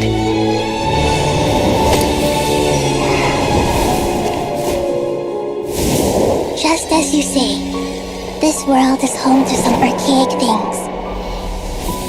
And as you suppose, you are a formidable opponent. You have long coveted the secrets of wisdom. So now, I will demonstrate true wisdom in action. I invoke my supreme authority as the keeper of Irminsul. Command me or condemn me. But give your verdict now!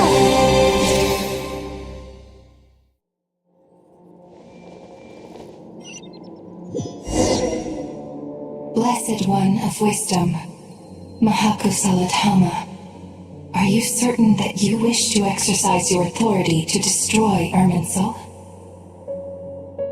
It represents both your roots and your finest accomplishments. You truly intend to abandon the very thing you have always fought for? This is my decision. Irminsul has been corrupted beyond redemption. Irminsul is the original tree of Teyvat. It is the means by which the heavenly principles maintains fate itself. The 7 Archons should honor and revere it, for their authority was bestowed upon them by the heavenly principles. It is precisely because I honor and revere it that I fight for the humanity it exists to protect. Wisdom is knowing how to weigh the options and make the right decision. If you truly care about the fortunes of this world, then it is me you should seek to preserve. Planting a seed begins the chain of cause and effect. Since you have become a great tree yourself, why should the loss of another tree be anything to fear? Till we meet again, Lord of Dendro.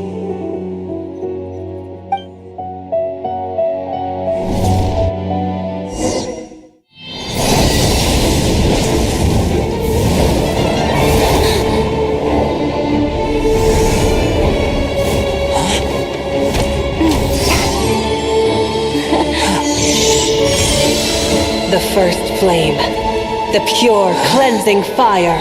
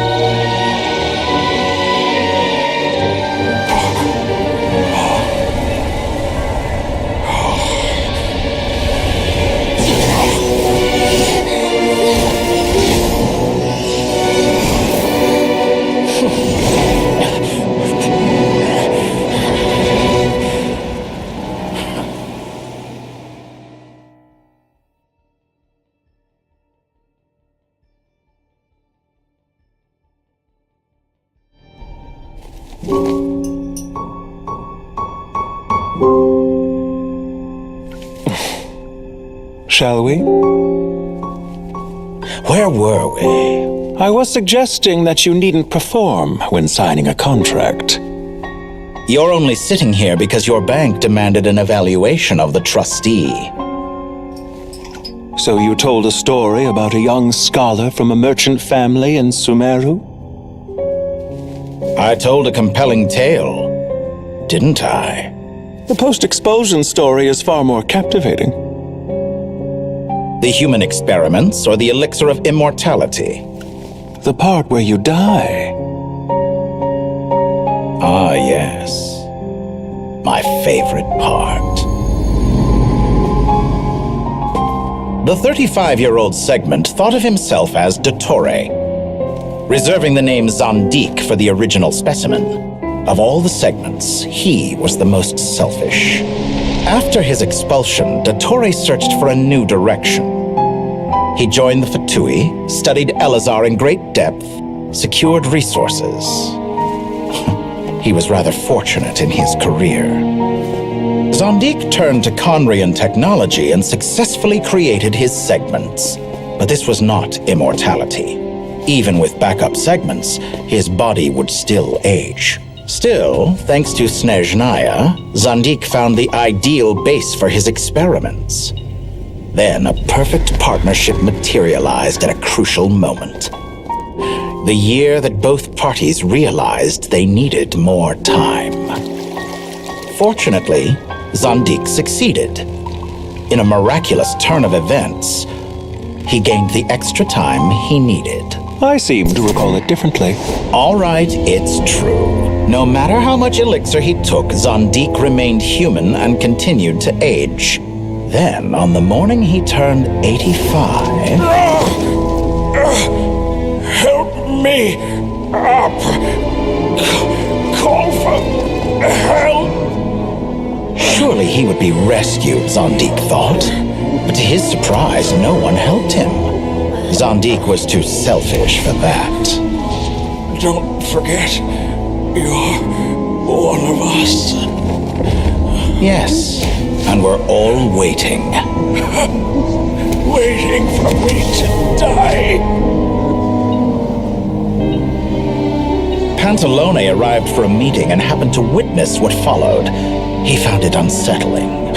I never said that. But the Zondiks were unfazed. It was a rare opportunity for self-dissection.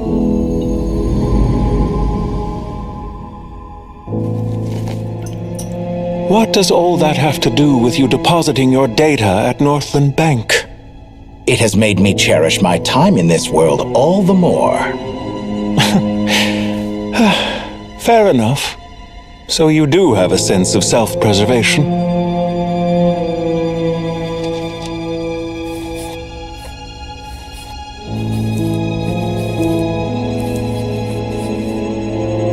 What do you mean? You're hardly normal, and you don't cherish life. You just don't want to admit defeat in the limited time you have. Even so, don't I deserve an interesting ending? I'm counting on it.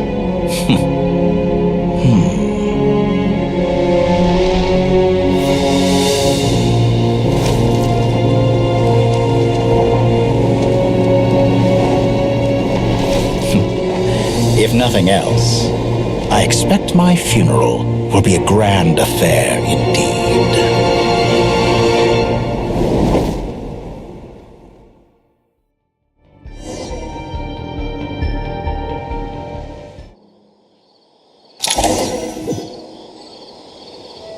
What a magnificent fire. In Snezhnaya, we light fires to ward off the cold. Fire, it seems, is antithetical to ideas such as cold, frozen, and unchanging. Perhaps it has always been that way. From the beginning, fire has been used to drive away wild beasts and warm the body and mind. You could say it's a form of treatment. One that cures the human heart of mortal fear. Mortal fear? Something you haven't been acquainted with in a long time, by the sounds of it. Whereas you, I'm sure, must know the feeling quite well indeed. I remember when we first discussed the elixir of immortality, you claimed that extending your lifespan was about buying more time. But was that really the truth? You fear the prospect of dying a wretched end in this world, don't you? Of course I do. I'm only human, after all. And while you may have forgotten it, you cannot deny that you too were once human, Dottore. I do not believe that there is no such fear in your heart. Perhaps you are right. But I abandoned it long ago and devoted myself to my experiments. I have felt no fear since. From the very beginning, I never thought you could win this game. But still you came, contract in hand, to honor our agreement. Because I am a reputable partner. And as we have discussed, experiments are about more than results alone. The process is equally important. I have come here and completed my creation, and I do not regret my decision. I'm afraid your journey ends here. After I die, there will be no one to make the elixir of immortality, and your remaining stock will only last a few more years. How then will you prove that you didn't perish in this incident alongside everyone else? When I feel optimistic about market environments, I never forcibly adjust them. They have their own direction. And I myself am one such environment. I have been quite particular about many things in my life.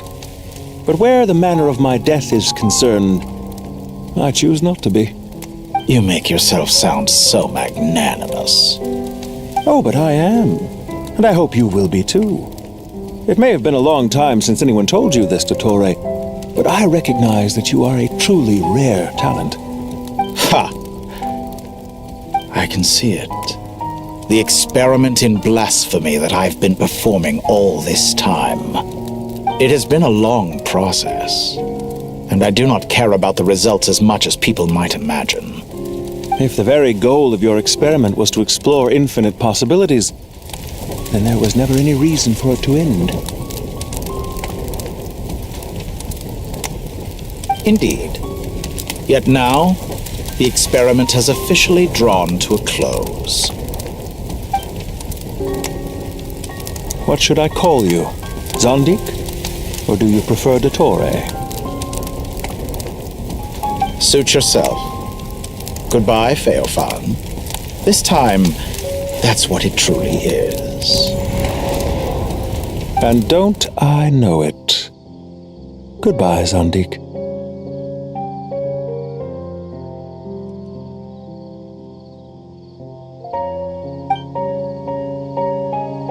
I could have carried out many more experiments, but to me, Lord of Dendro, this outcome is certainly not the worst. I believe you. But unfortunately, this is where it all ends for you. This experiment does not belong to you, nor do any of the results. Experiment. It sounds like you're trying to outdo me in my own field. Wisdom is conveying information in terms that people can clearly understand. You know exactly what I mean. Indeed. I can see no further outcomes. Ha! You have a formidable mind, and you are braver than I thought. Setting fire to the very thing your survival depends on. Your previous threat was empty, but this time, it is real.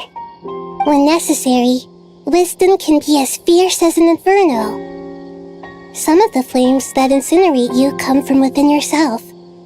Perhaps you are right. You see what lies at the bottom of the human heart, and that is your wisdom. Here is where your journey comes to an end.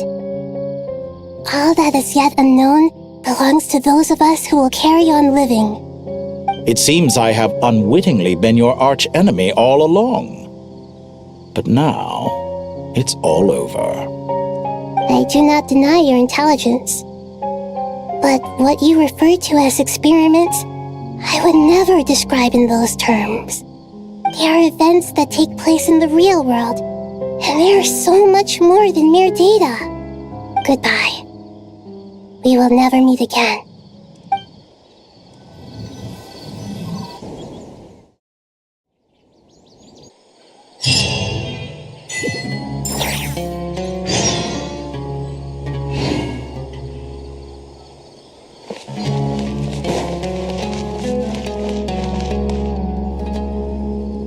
Well, that's the last of them. Everyone on the list is already back where they should be.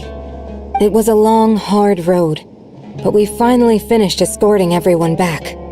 I just pray that we'll never need to leave again. I hope we can stay here forever in this peaceful paradise of our own choosing. Paradise. In the annals of the Temple of Silence, that word carries great significance. It represents the hopes and desires of the gods. Their longing for a place to rest.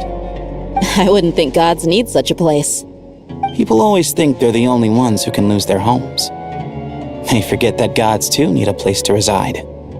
As the Goat King once said, "A god without his people shall cease to exist." Gods need their believers every bit as much as their believers need them.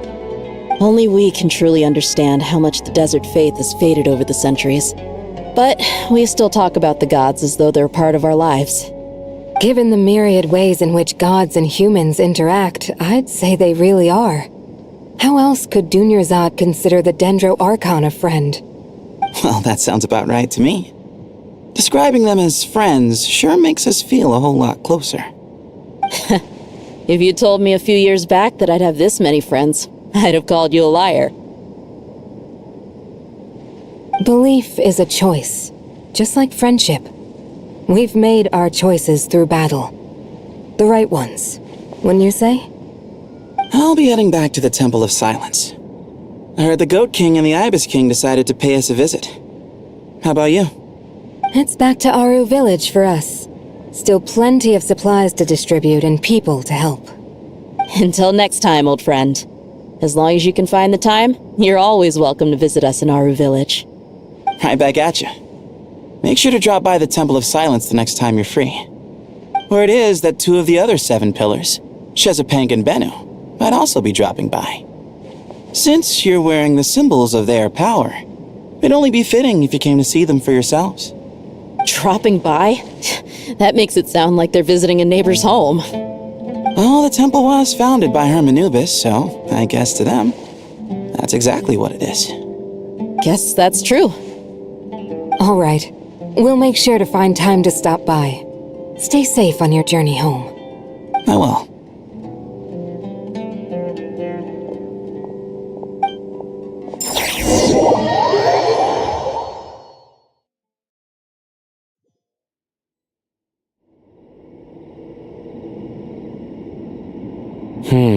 You do have a point. See? Retirement has always been a problem, especially for old-timers like us who've been locked away all these years. You finally step out into the light, and bam! You're face to face with a whole different world. Naturally. What do you think, Layla? Huh? Why would you think to ask me? How could I possibly be qualified to decide where the servants of King Deshret should live? Sorry if my question was unclear. Do you think their statues will stand out too much if we place them here? Hey, I never agreed to this. How could we possibly allow our statues to be left in Hermanubis' home? That would be like breaking into someone's house, then pretending it belonged to you in the first place. Different beliefs can coexist. We still need to respect one another. By which you mean, you two plan to stay at the Temple of Silence, for a while at least, but you have no intention of relocating your statues here. So, you see this as sort of a family visit? Is that correct? Family. You could say that. In a sense, Hermanubis would view this as his home. Just look at this place. Magnificent, is it not? The sad truth is, in the past, all 3 of us invested so much into misguided ventures. We failed to build what we should have, and wasted so much time instead. And what do you mean by that? I mean that for the most part, time spent associating with the likes of Sobek, and, let's say, Thoth, might reasonably be considered wasted. Why does that not surprise me? Go on. Anyway, given how much time we'll all be spending together, I'd say that the bonds we built will end up proving to have been a sound investment. Once Sethos, the current leader of the Temple of Silence, returns, you can discuss the matter of staying here with him. But judging by the expressions of everyone here, I imagine you'll receive a very warm welcome. This sacred ground houses untold knowledge, after all. What better place for the servants of King Deshret to appear in the mortal world? How about we share a meal together first? I imagine it's been many years since you last tasted fresh food. Oh, that sounds wonderful! After so many hundreds of years, I can only surmise that desert cuisine has become a lot more varied. Are we having a get-together? If you'd like, I can help prepare some food. After all, Lord Thoth, you helped me so much in the desert, and I still haven't properly thanked you.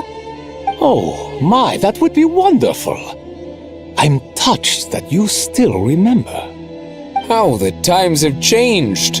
To the people of today, it seems the Ibis King has become a kind and passionate god. And you, Mr. Herreshoff? What kind of god do you wish to be?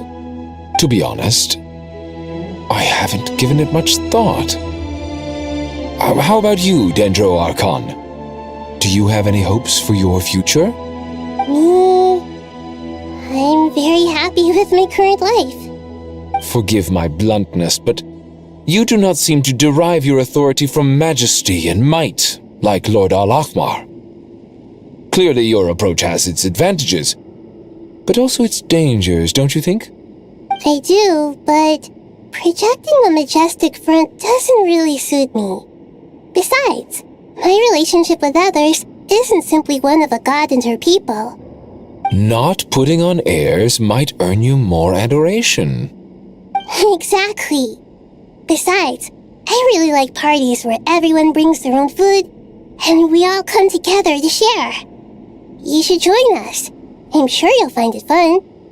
Last time when we got together for a picnic near the Avidia Forest, it was quite the occasion. Seeing as you're already here, how about we hold the next one in the desert? Can we do that? Wouldn't Tainari have to transport a ton of drinking water? Don't worry, I can help out.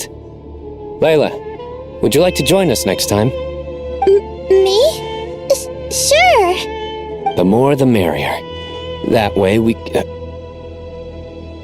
Don't take this the wrong way. I just think you should know. When it comes to passing the time, chess is more our thing. In that case, Dendro Archon, what do you say? If I were to compete against you, I can't say with certainty I'd win, but I certainly wouldn't mind giving it a shot.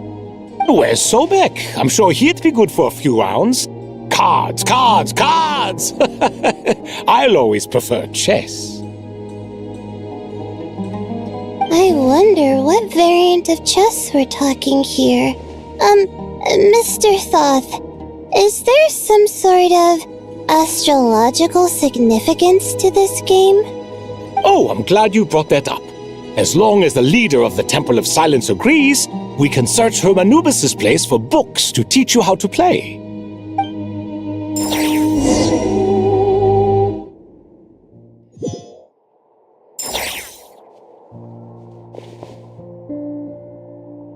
Such devastation visited on Sumeru City. So many houses destroyed or damaged in the fighting. Who could have foreseen this? Look at all of this. It's going to take me forever to tidy up. I suppose living below the academia doesn't always work out to your advantage. I would have thought a little appreciation of my sincerity and effort in helping to clean up this mess might be in order. Helping? Effort? This is your house! Of course you should be putting in the effort! If anything, I'm the one who's helping! So you see yourself as just a helper in this situation. I must admit, I'm rather shocked. If you're trying to say that since I live here too, I have an obligation to tidy up, fine, I suppose I do. Wait a second, stop changing the subject! Nevertheless... In the wake of a great storm, a missing roof is a predictable inconvenience. Can you stop making it seem like I care more about this house than you do? Doesn't it upset you at all to see your home in this state? I won't pretend it's ideal, but that's no reason to be upset. This is the roof over your head, your shelter from the cold. The furniture is scattered, the paintings have fallen off the walls, the windows are shattered. Don't you feel even a little disheartened? The way I see it, these problems are easily solved. Ugh, this is precisely why I hate talking to you about sentimental things. It's like banging my head against a wall. You simply don't understand just how much work goes into making a proper home. It sounds like this is causing you a lot of anguish. You mean the house or the paintings? I mean your sentimentality. Oh, well, yes. But I'd rather not dwell on such things right now. Generally speaking, when anguish becomes the norm, people usually make an attempt to improve their situation. But there are so many people and things in life that are difficult to change. It's not like you can force them. Besides, anguish can be a source of inspiration. And I'm not sure I could break my reliance on it. I'm glad you're able to make yourself think like that. What kind of a response is that? I was stating a profound truth about the very nature of art. Suffering is the cradle of all creation. Even you can't deny that. And I wasn't trying to. I'm just happy for you. Pure and simple. Can't you tell? Happy about what? Happy that you can always find an answer that backs up your views. You... More often than not, life is a process of running into problems and then searching for answers. Yours more than most. Not everyone's so good at justifying things to themselves. It's something that you've been steadily mastering. Huh. What about you, then? What skills have you been mastering lately? Pass me that box. Huh? Okay. You may consider this my progress on the path to mastery. What? Wait a second. Isn't that box mine? Hey, it is! It must have fallen off that shelf. I'll hate them. Those are my paints and inks. Would you like me to put it in your bedroom for you? Huh? I mean, sure, if you don't mind. What kind of progress is this? Does he think he can bribe me? Not that giving me back my own things is much of a bribe. These books on the floor, they're a complete mess. And this one, didn't he say it was an out-of-print collectible? It's completely covered in dust, and some of its pages have even fallen out. Ugh, guess I should help him repair it. This one too. And this one.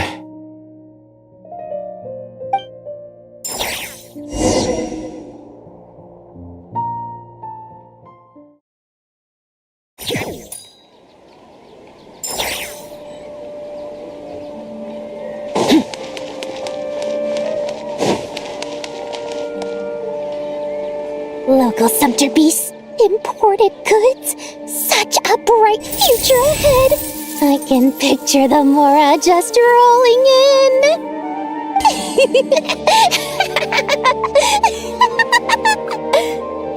You do realize you sound like a choking cow? It's called being imposing. Can't you feel it? Are you not intimidated? Oh, I'm positively shaking in my sandals. What commands do you have for me, oh mighty Lord Sangamabe? You've got a lot of nerve, Nefer.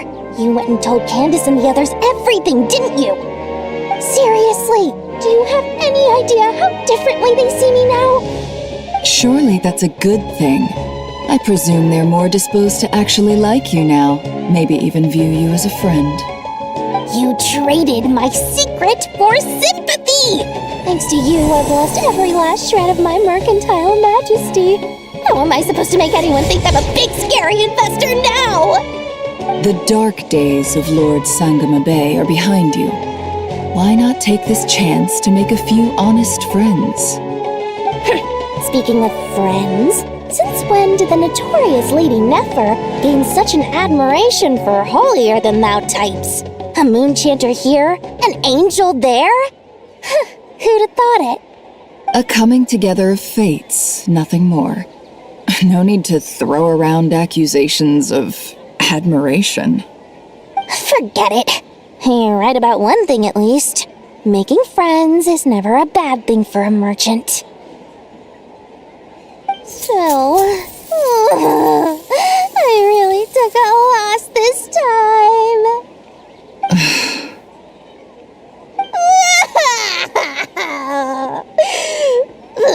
What are you looking at? I'm trying to see if you're really crying or if those are just crocodile tears. A little birdie told me that when Lord Sangamabe makes money, the tears flow from the center of her eyes, but when she loses it, they flow from the corners. Which is it this time? You are so annoying. I'm not talking to you anymore. Nefer, thank goodness you're here. I've been looking everywhere for you. Huh? Oh, well. If it isn't the House of Dana's very own librarian. What can I offer you today, Miss Katayun? Oh no, I'm not here to buy. I'm here to bring Lady Nefer a book, and a fascinating one at that. We agreed to meet at the entrance to the mausoleum of King Deshret. One more thing, I bought this copy with my own money. It's not borrowed. Reasoning knows not time of day, but suspense always follows a blizzard. That's quite the mouthful. Huh? Isn't that the one that... It was all the rage for a while.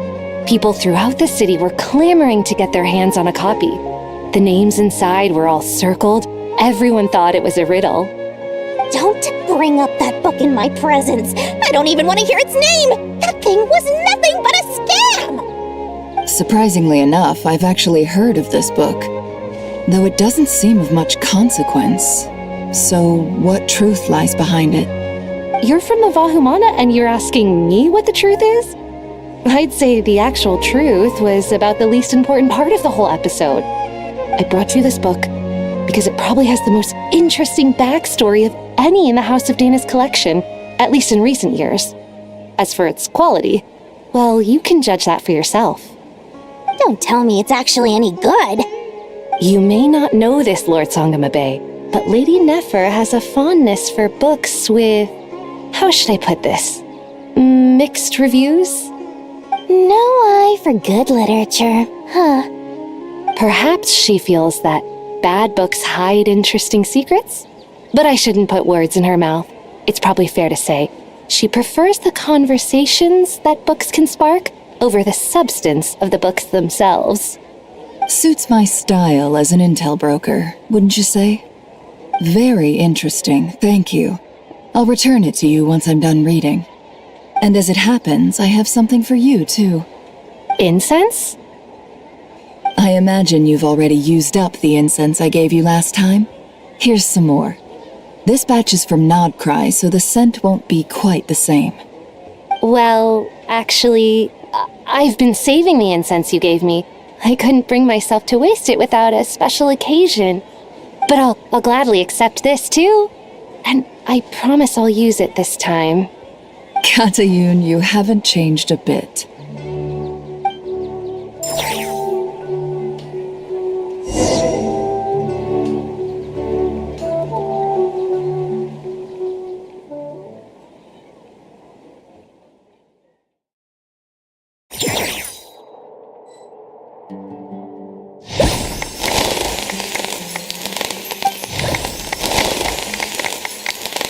Congratulations, Kale.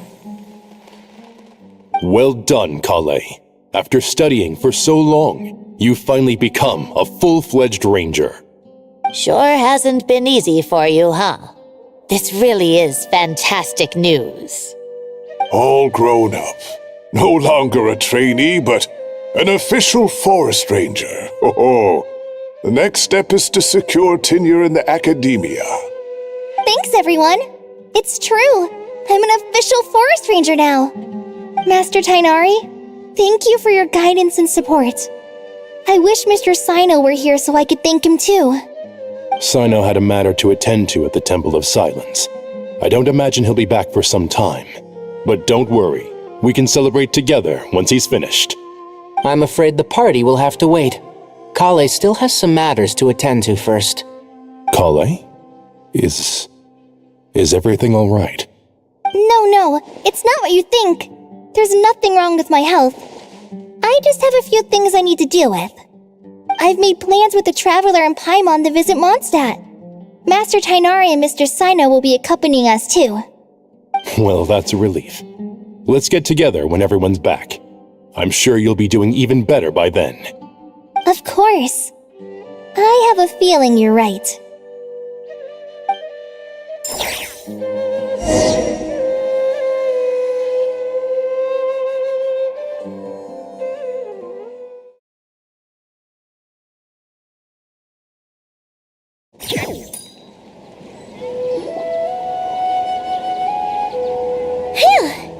After all that catching up on sleep and food, Paimon's feeling full of vim and vigor again. For someone who spends so much time resting, your recovery routine is surprisingly simple. Hey! Paimon's been working her butt off too, you know. She flew all over the city helping everyone out. Don't worry. I saw how hard you worked. All right. We all know you're the most hardworking person in Teyvat. As long as you're rested and full, that's what really matters.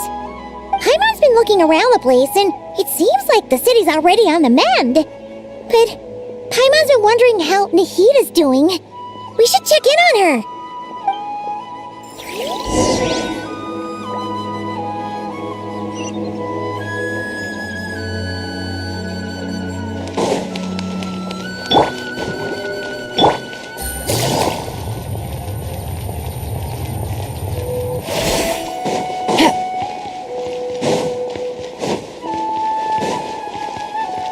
Take it easy.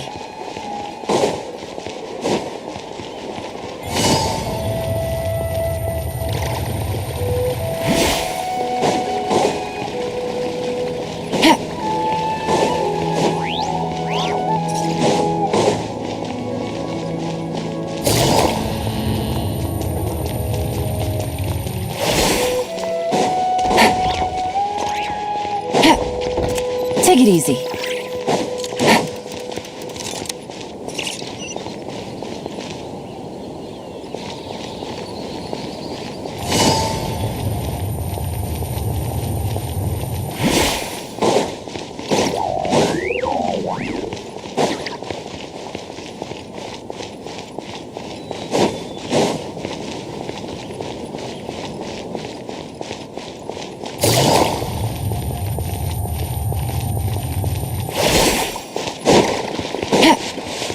Take it easy.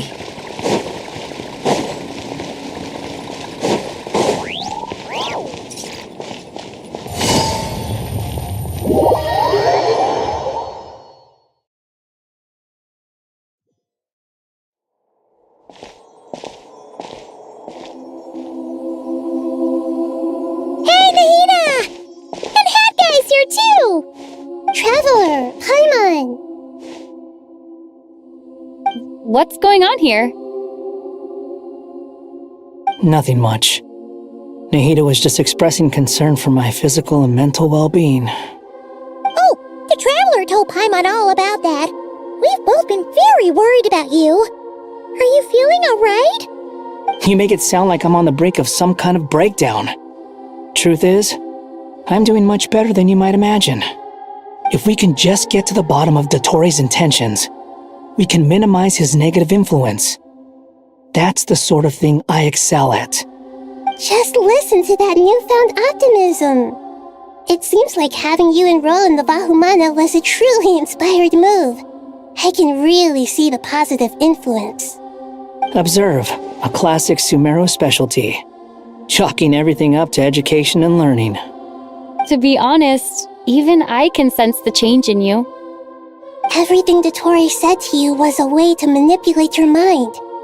Fortunately, you're no longer under his sway. Can someone as old as me really continue to grow? If it helps, just think of yourself as a late bloomer. It's all a matter of phrasing, and it comes down to what standards you measure yourself by. For a puppet, developing at such an age is perfectly normal. But if you choose to call yourself a late bloomer, it sounds more like you consider yourself human. However you see yourself, well done. All right, I see what you mean. Anyway, what's your next step? What else can I do but complete my current courses? Everything else can wait. Anyway, that's enough chit-chat. There are still things in the city I need to help out with. I'll be heading there now.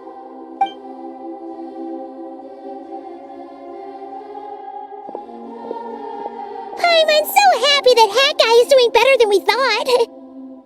But what about you, Nahita? How are you holding up? The pyronosis burned down the corrupted Irminsul. The flames blazed for 7 days and 7 nights before they finally subsided. All that was left were the parts underground. Now, Aru shoulders the responsibilities that once belonged to Irminsul. The situation was contained before it got out of hand, so Teyvat's most vital information has largely been preserved. Irminsul has a strong influence over you, doesn't it? How will you cope now that it's gone? There is no need to worry. Thanks to Nicole's extraordinary talents, my connection to Irminsul has been severed and transposed onto Aru. Angels can do things like that? They can. Such abilities are precisely what makes them so powerful. The goddess of flowers, Nabu Malikata, once claimed that she too could perform feats beyond the reach of mere mortals. In my eyes, much of what she went on to achieve reached such transcendent levels. Her and Nicole really are both fascinating and magnificent. So, does that mean your situation is stable now? Correct. Just imagine that Aru has become the new Irminsul, and the essence of my existence has been bound to it. The wisdom of Sumeru has ultimately converged into a single, unified entity.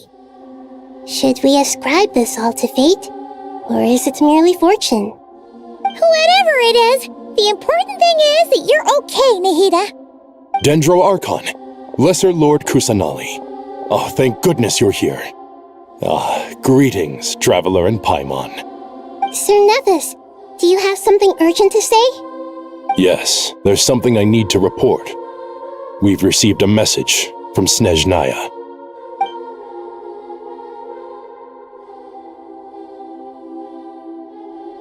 The Fatui Harbinger, the rooster, sends us his sympathies, along with all the usual pleasantries. His stance is that, following the unrest and Nod cry, Dottore was subjected to internal censure. This madness was the act of a rogue element, one who cannot be seen to represent the Zapoliarni Palace. No less than can be expected. Snezhnaya paid a heavy price working to stop him. They even lost one of their own harbingers. The letter goes on to say that even so, Snezhnaya cannot claim to be blameless. Apparently, they will deal with Dottore's subordinates in accordance with Snezhnayan law, holding all those involved in his crimes accountable. Additionally, they are supplying relief funds and supplies, which are already en route. They hope this will aid in Sumeru's reconstruction. Sounds like he's got an answer for everything. True, but as diplomatic rhetoric goes, it's highly effective. Completely watertight, both in logic and sentiment. This disaster has had a profound impact on Sumeru. There is much that I will keep in my heart. The matter of Dottore can be seen as settled for now. We are sure to cross paths again in the future, and in that light, Snezhnaya would do well to uphold their responsibilities and keep a tight rein over their actions.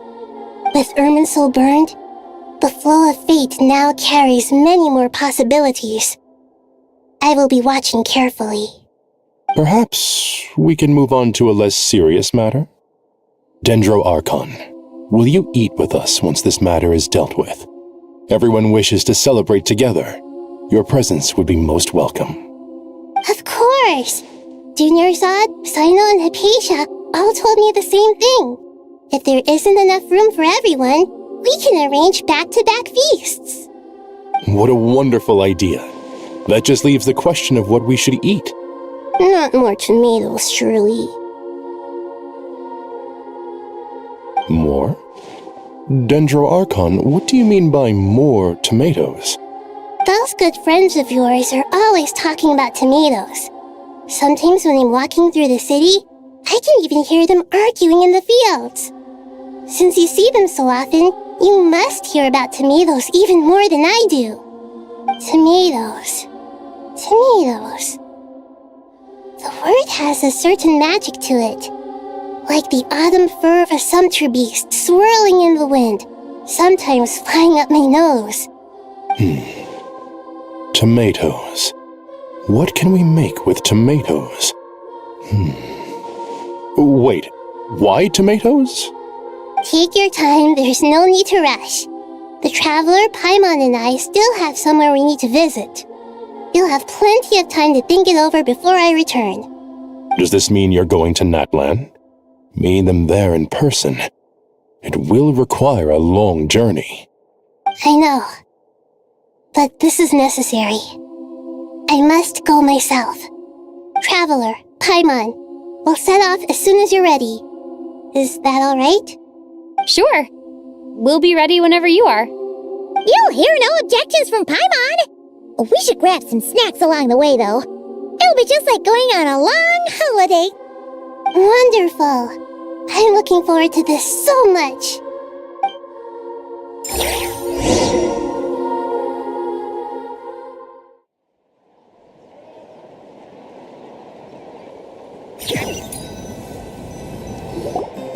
Natlan is such a lively place.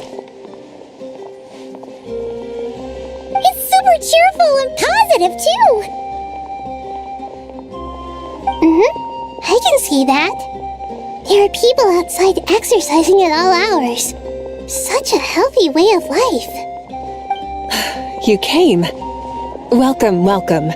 You must be hungry from your journey. Would you like something to eat? Oh, thanks, but no thanks. We've been eating the whole way here.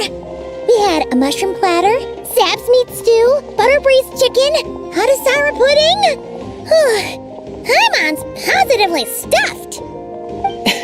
All right, all right. No need for all that detail. I'm starting to get hungry myself. Maybe later then. We can wait till everyone's got an appetite. Then I'll head out for a meal together. Sounds like a plan. Let's find somewhere to sit down.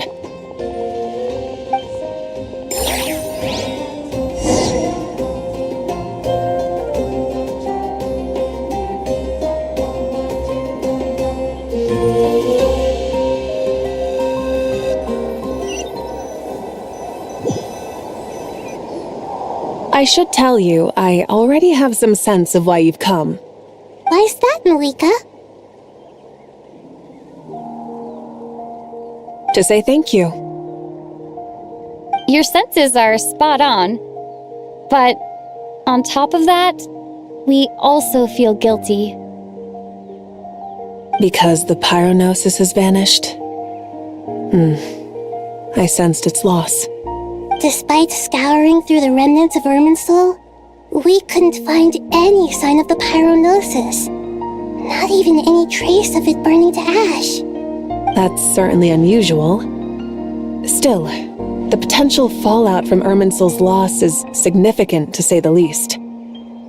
Perhaps the pyronosis's disappearance is simply a knock-on effect of the impact it's had on a certain strand of fate. There's no need to feel guilty.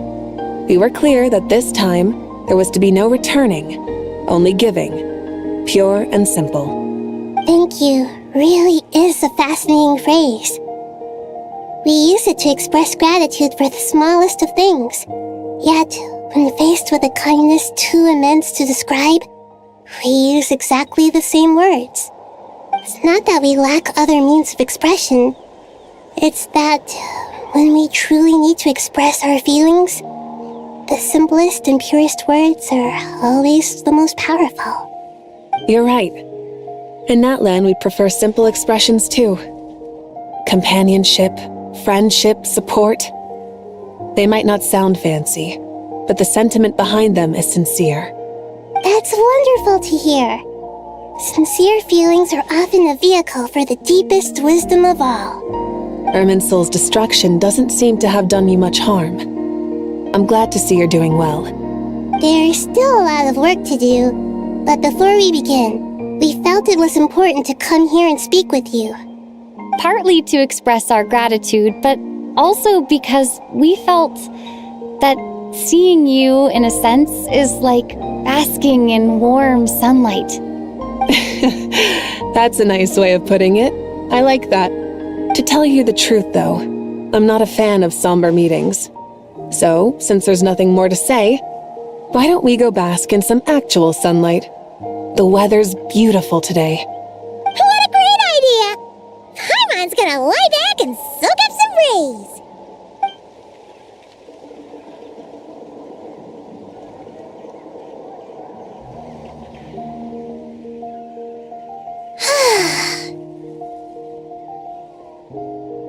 In that case, I think I'll lie down for a bit too before we head to our next stop. And where might that be? Mondstadt. Paimon and I are gonna head back there with Kale and the gang. Long ago, I sensed that the god remains inside Kali had come from the goddess of flowers, but I kept it a secret. Those remains weren't hurting Kali, not as she is now. They simply exist. Besides, I could sense a deep yearning within her. A yearning for an ordinary life. A yearning to hold on to the hard-won happiness she now enjoys. With someone like her, I have a responsibility to keep her secret. She should be ready to face the truth by now. Whenever people meet, there is always the potential to create warmth and kindness.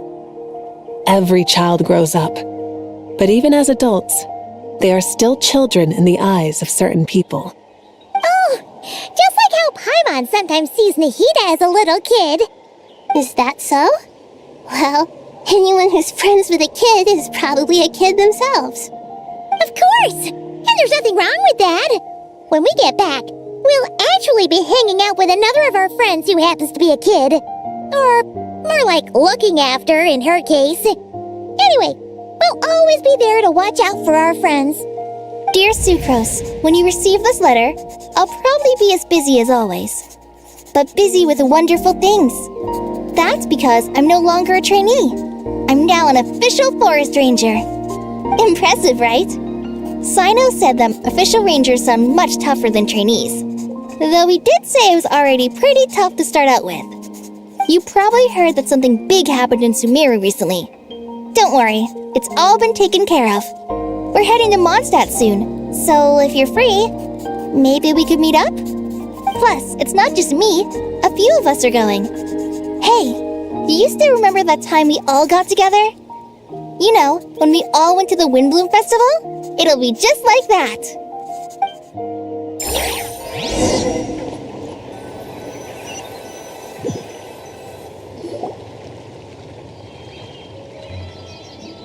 Dainari, is that... Don't you say it! Is that the great Vayuvyastra? Behold, the great Vayuvyastra, General Mahamatra. How times have changed. I wasn't expecting you to beat me to the punchline. You've changed. You've really upped the aggression in your battle against Sino's jokes. Kale, how did you know what I was going to say? For the love of... Hey! Traveler! Paimon! You're right on time! I hope we haven't kept you waiting. Kale! Sucrose! It's been so long! How have you been? I've been well. Everything's going great. What about you? Are you still busy? Not at the moment. Oh, right! That juicer you gave us works amazing! Farzan loves it. Seriously? That's wonderful. I don't suppose you drew up a detailed test report. Oh, what fruits did you use? How's the texture of the final product? Sucrose, you might want to try asking your questions one at a time. Albedo! Paimon didn't see you there! It's been a while since all of us were together like this. How about we follow the same plan as last time? Good idea, my friend. You never disappoint. So, what are your identities this time? Don't remind him. First things first. Allow me to introduce our very own official Forest Ranger Kale. The rest of us are simply her humble travel companions. This sounds like one of those mushy stories that gets people hooked on some corny, heartwarming premise. Oh, is our story not heartwarming? If I recall correctly, there was even a scene like this in King of Invocations. Besides being heartwarming, our story's also about tough, impressive-sounding job titles. At least that's what I think.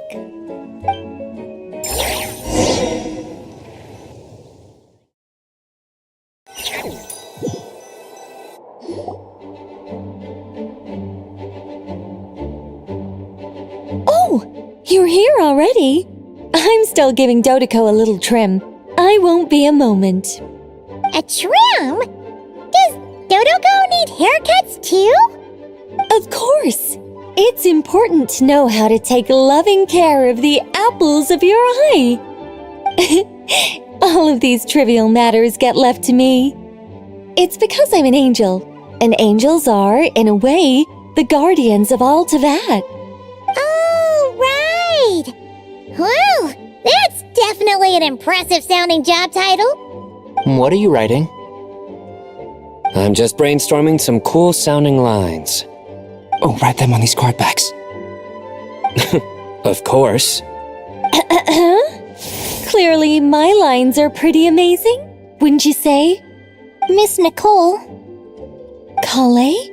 You seem a little nervous. I was just wondering, who was the person you mentioned who needed their wish fulfilled? Wish? What do you mean? Miss Nicole asked if we could meet up in Mondstadt once everything was over. She said a friend of hers had a wish that needed my help to come true. Well, you never mentioned that before. All we knew was that you'd arranged to meet in Mondstadt. But we thought it had something to do with the god remains. To be fair, everything I told you was true. Anyway, my friend is waiting. Come on, let's pay her a visit.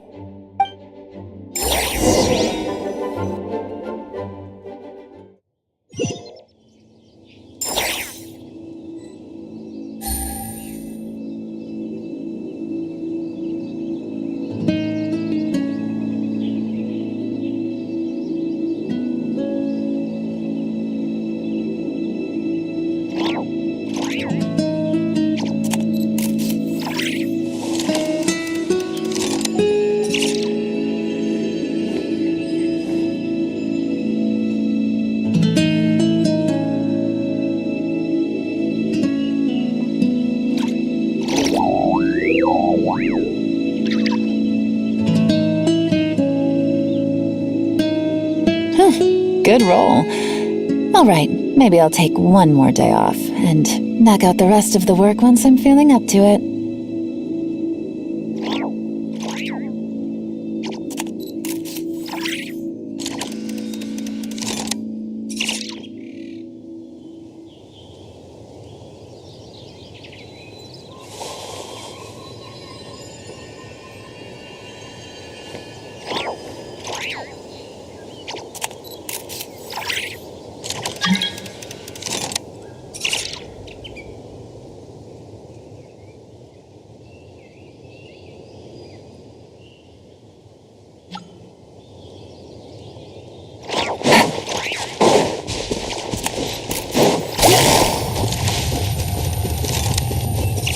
Gotcha.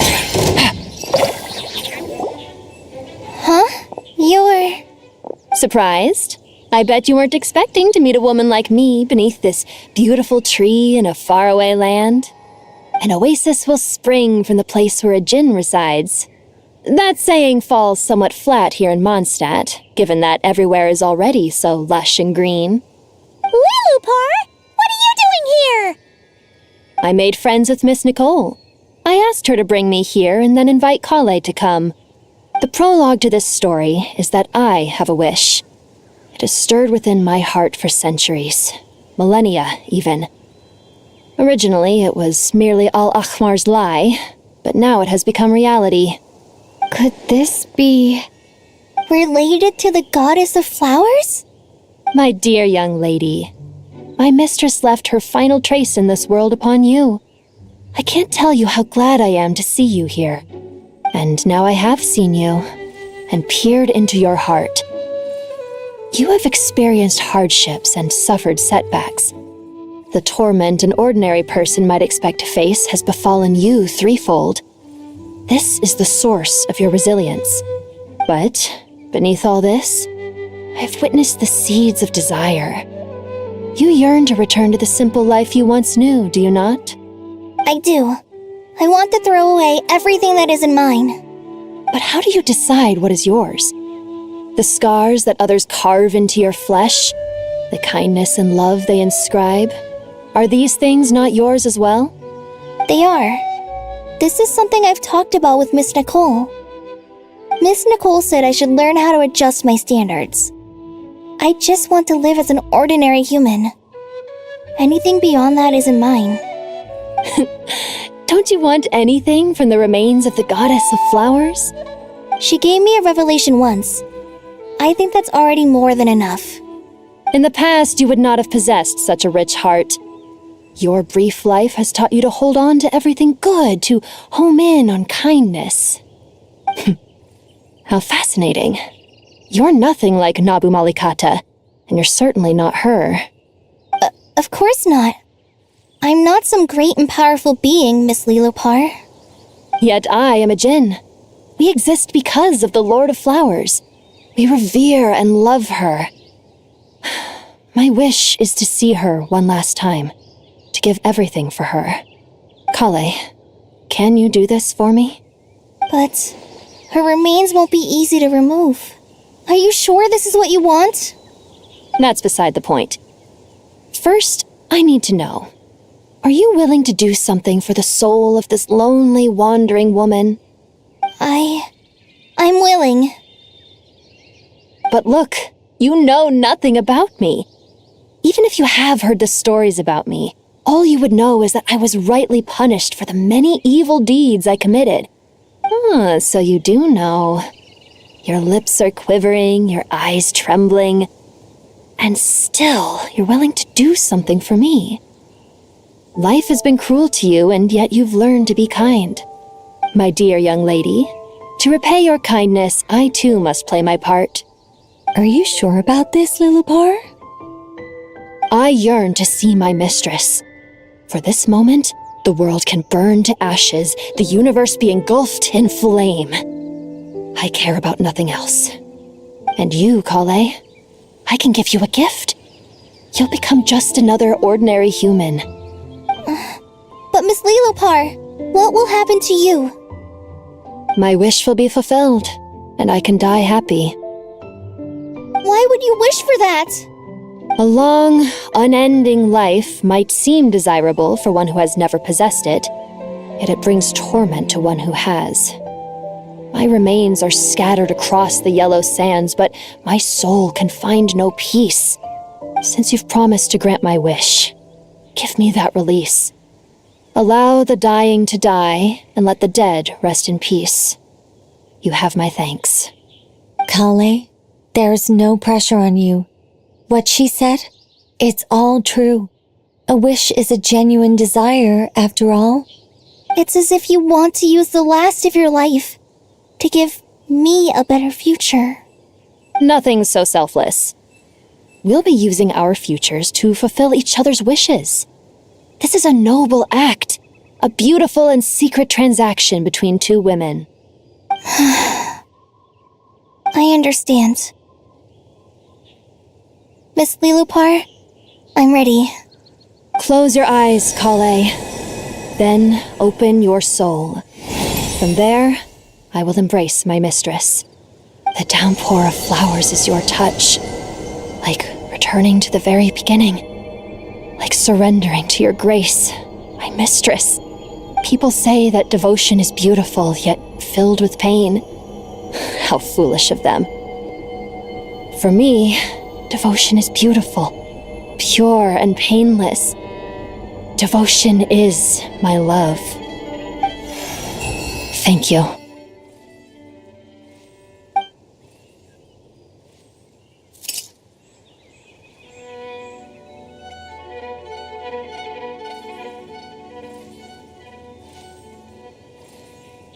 Lilopar! She disappeared? She left, carrying the blessing of flowers. Kale, are you alright? I'm fine. Now that the remains are gone, I don't actually feel any different at all. Those remains weren't hurting Kale. Not as she is now. They simply exist. Besides, I could sense a deep yearning within her. Kale must have already received what she was yearning for. I'm doing fine. I feel relaxed. There's really no need to worry. Then my wish has come true, too. To become ordinary? That's just one of my wishes. Actually, I have a few more. For instance, I want to protect the people I meet and help them find happiness. That sort of thing. So between Miss Lilopar and me, you've fulfilled 2 wishes already, and protected 2 people. Wonderful, isn't it? I feel so fantastically happy. I guess that settles things here. So what's next? What do you want to do when we get back to town? Clay, look who I've brought to see you. Hey, Kale! I heard you guys were holding some kind of secret event. How come you started without me? Huh? Oh no, it's nothing like that. We were just saying goodbye to an old friend. Really? Who? Me. The old me. So that's what this is all about. Did you come all the way to Mondstadt for that? Because we knew the old you so we could witness the change? Exactly. The old me is gone. I puffed her into the air, and she became a fluffy pink cloud, floating into the sky, before disappearing forever. Do you think, maybe up in the sky, she has friends waiting for her with test tubes, flasks, and bows? Oh, when you put it like that, it doesn't sound so bad after all. What do you think, Miss Nicole? I think maybe that's right. At least, if it were up to me, I'd consider that a happy ending. Dear Sucrose, even though my childhood ended long ago, these past few days have really felt like growing up again. I've become stronger, and I feel like I can finally accomplish things by myself. Surely someone as mysterious as you will find a friend like this fascinating. Always growing, always thriving like a plant. I came to say goodbye to my old self. I know that after this, she'll be gone. Thinking about it makes me feel a little lonely. I know the weakness that kept me company will one day leave me too. But somewhere in my heart, I feel a great sense of joy. It feels like I've always wanted to take this step, to walk towards the new me.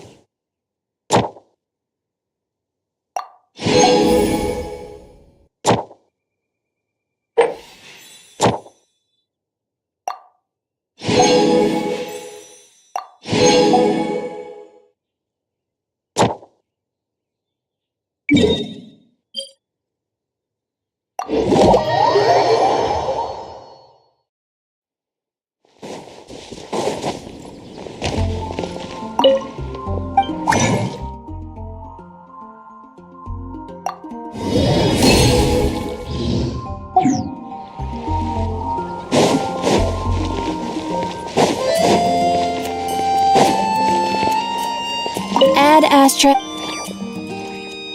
Thank you for complete. Ad Astra.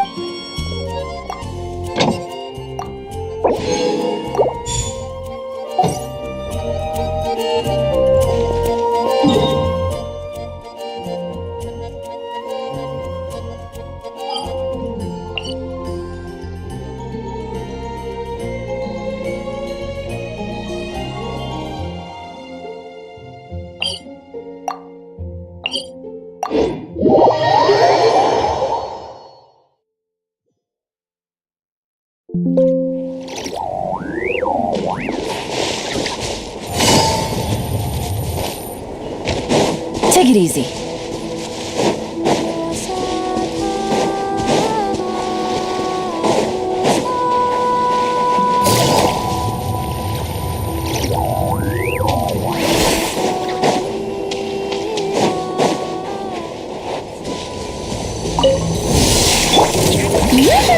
Time to shine!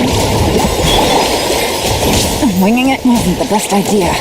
Things are about to get dicey. A little moose boosh! Goose on the loose! Nice!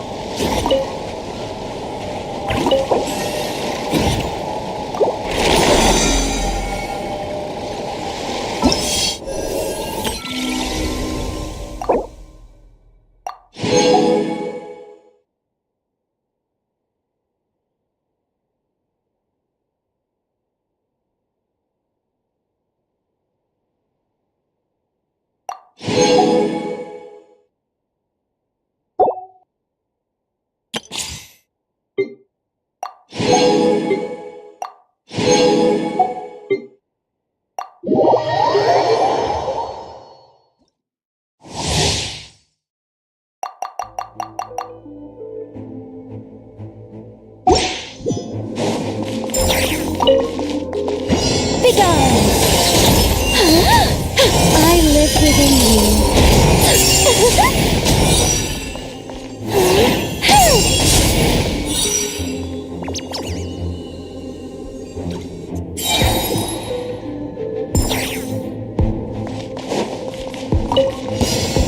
Yeah. Get back!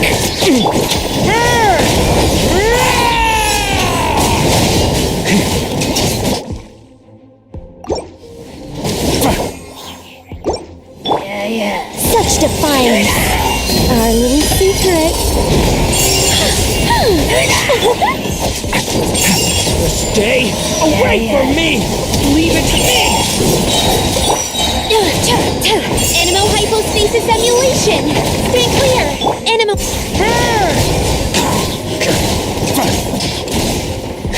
Thunder! Charge! Up the ante!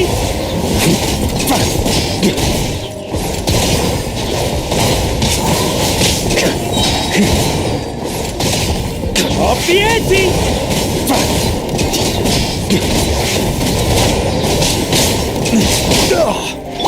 Observe! Watch out! Decay! New life!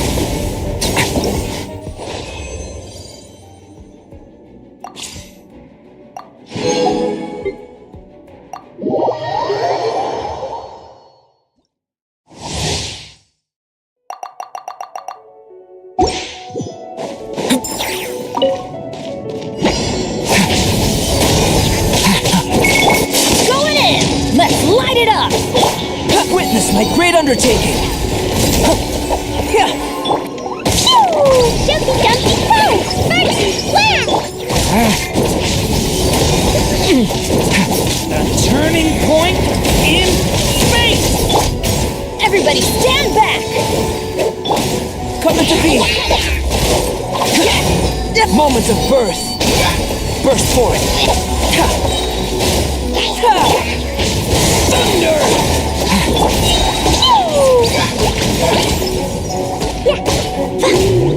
Blazing to light! Teamwork is dreamwork! Feel this ancient power! Live!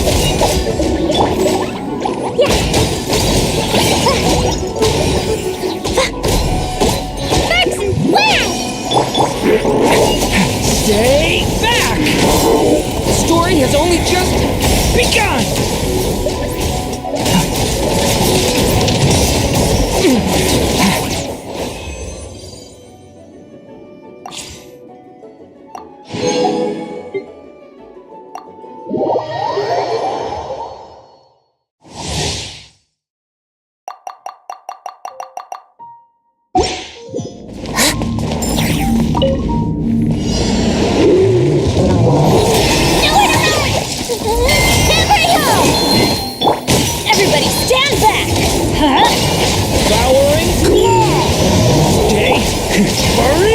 finish!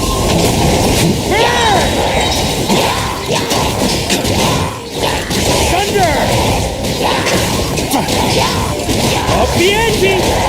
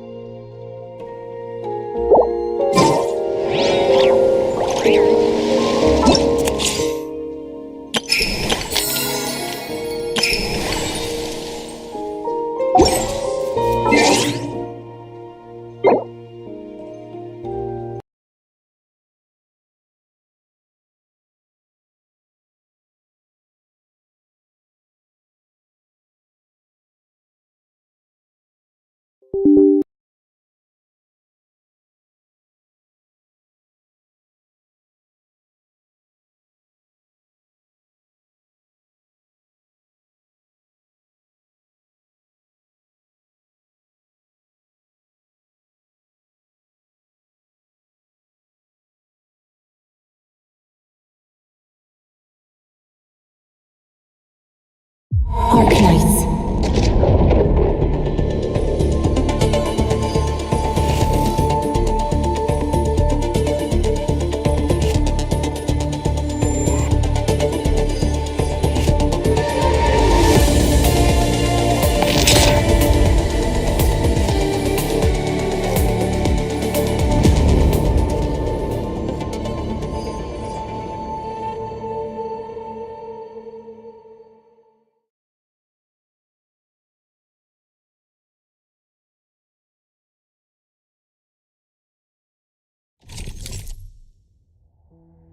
Entering core AIC area.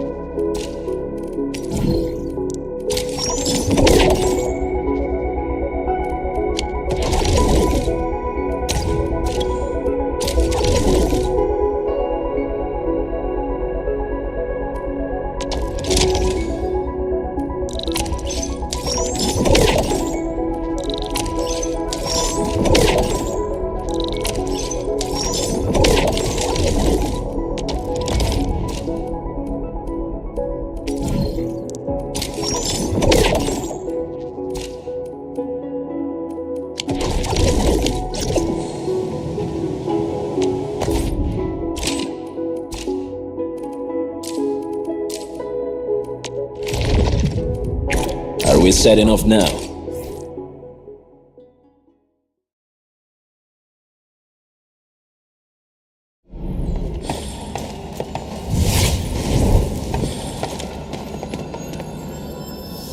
Got my eyes peeled for an opening. Let's go. Allagora. Victory strategy? Please help, Mr. Dolly! Take your end! It's not!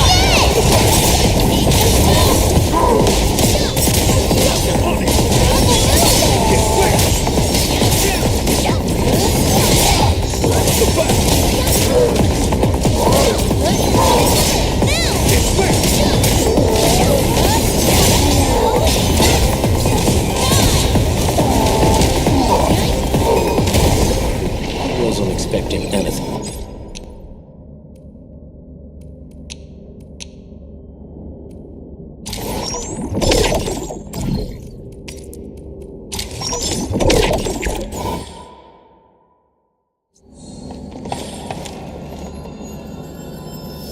We're going head to head.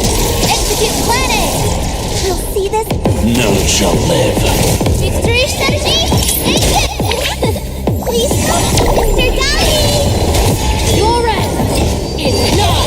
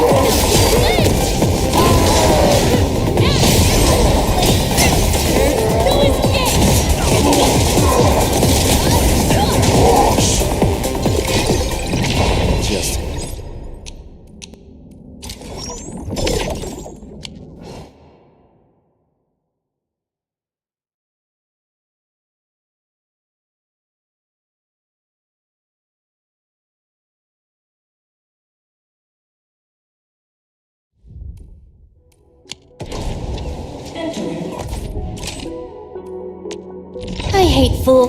I offer today's. And with my prayers, I shall also lift up those who have gone astray.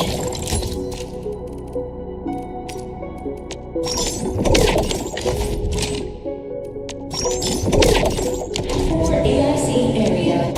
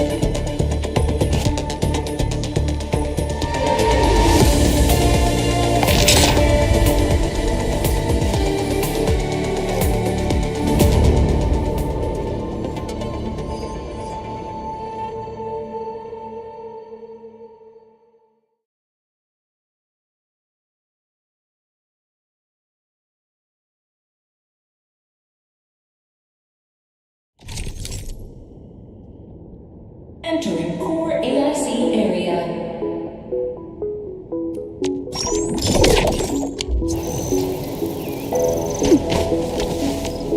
Behave! Endman.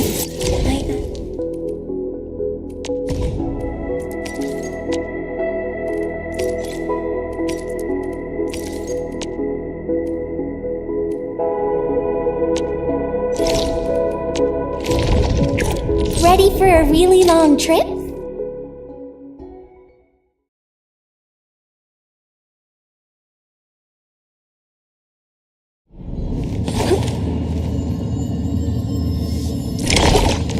Sanitize the corruption! Let's flip the world! Finish with the fight! Passion supercharged! Gathering data.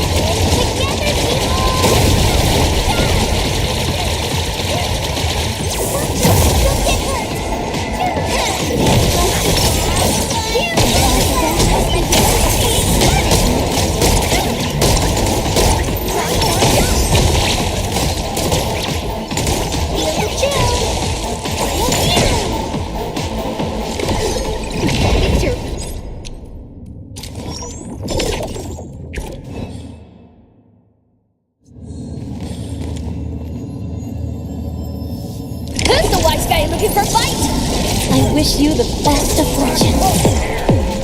List subject, but might of the wind. And like finish with the fight. Let us hear.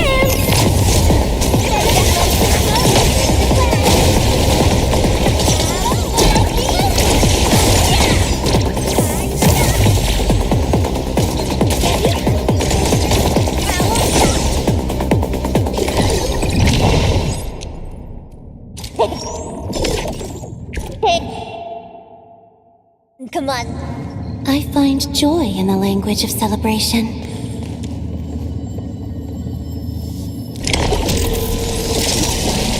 No one! Sanitize the corrupt coziest with gravity and guts to be sight. Fireworks for you. A fidget help. Feel the chill.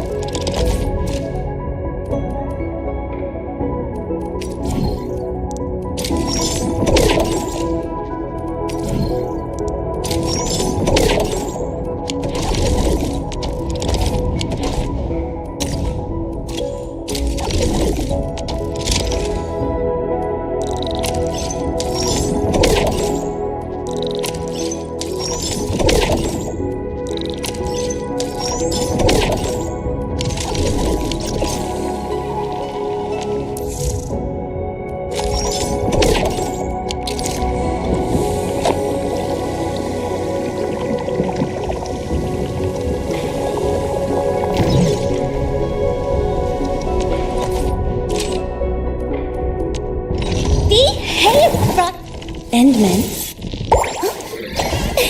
Empty. Get a news. The pack hunts with purpose. Only the quickest path to victory will do.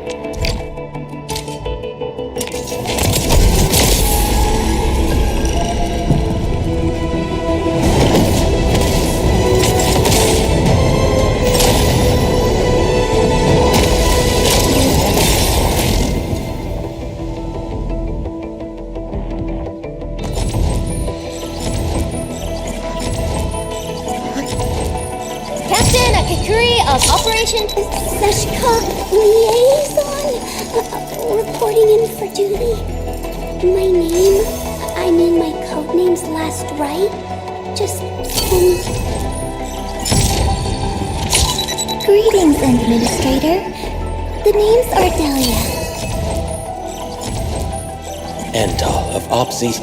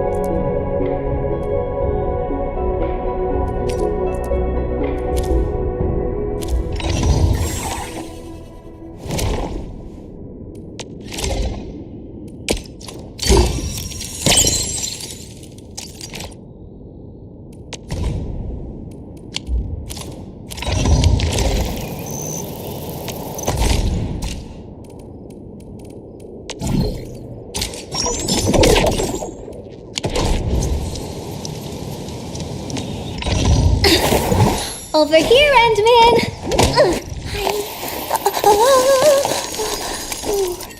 The training must continue. I must master the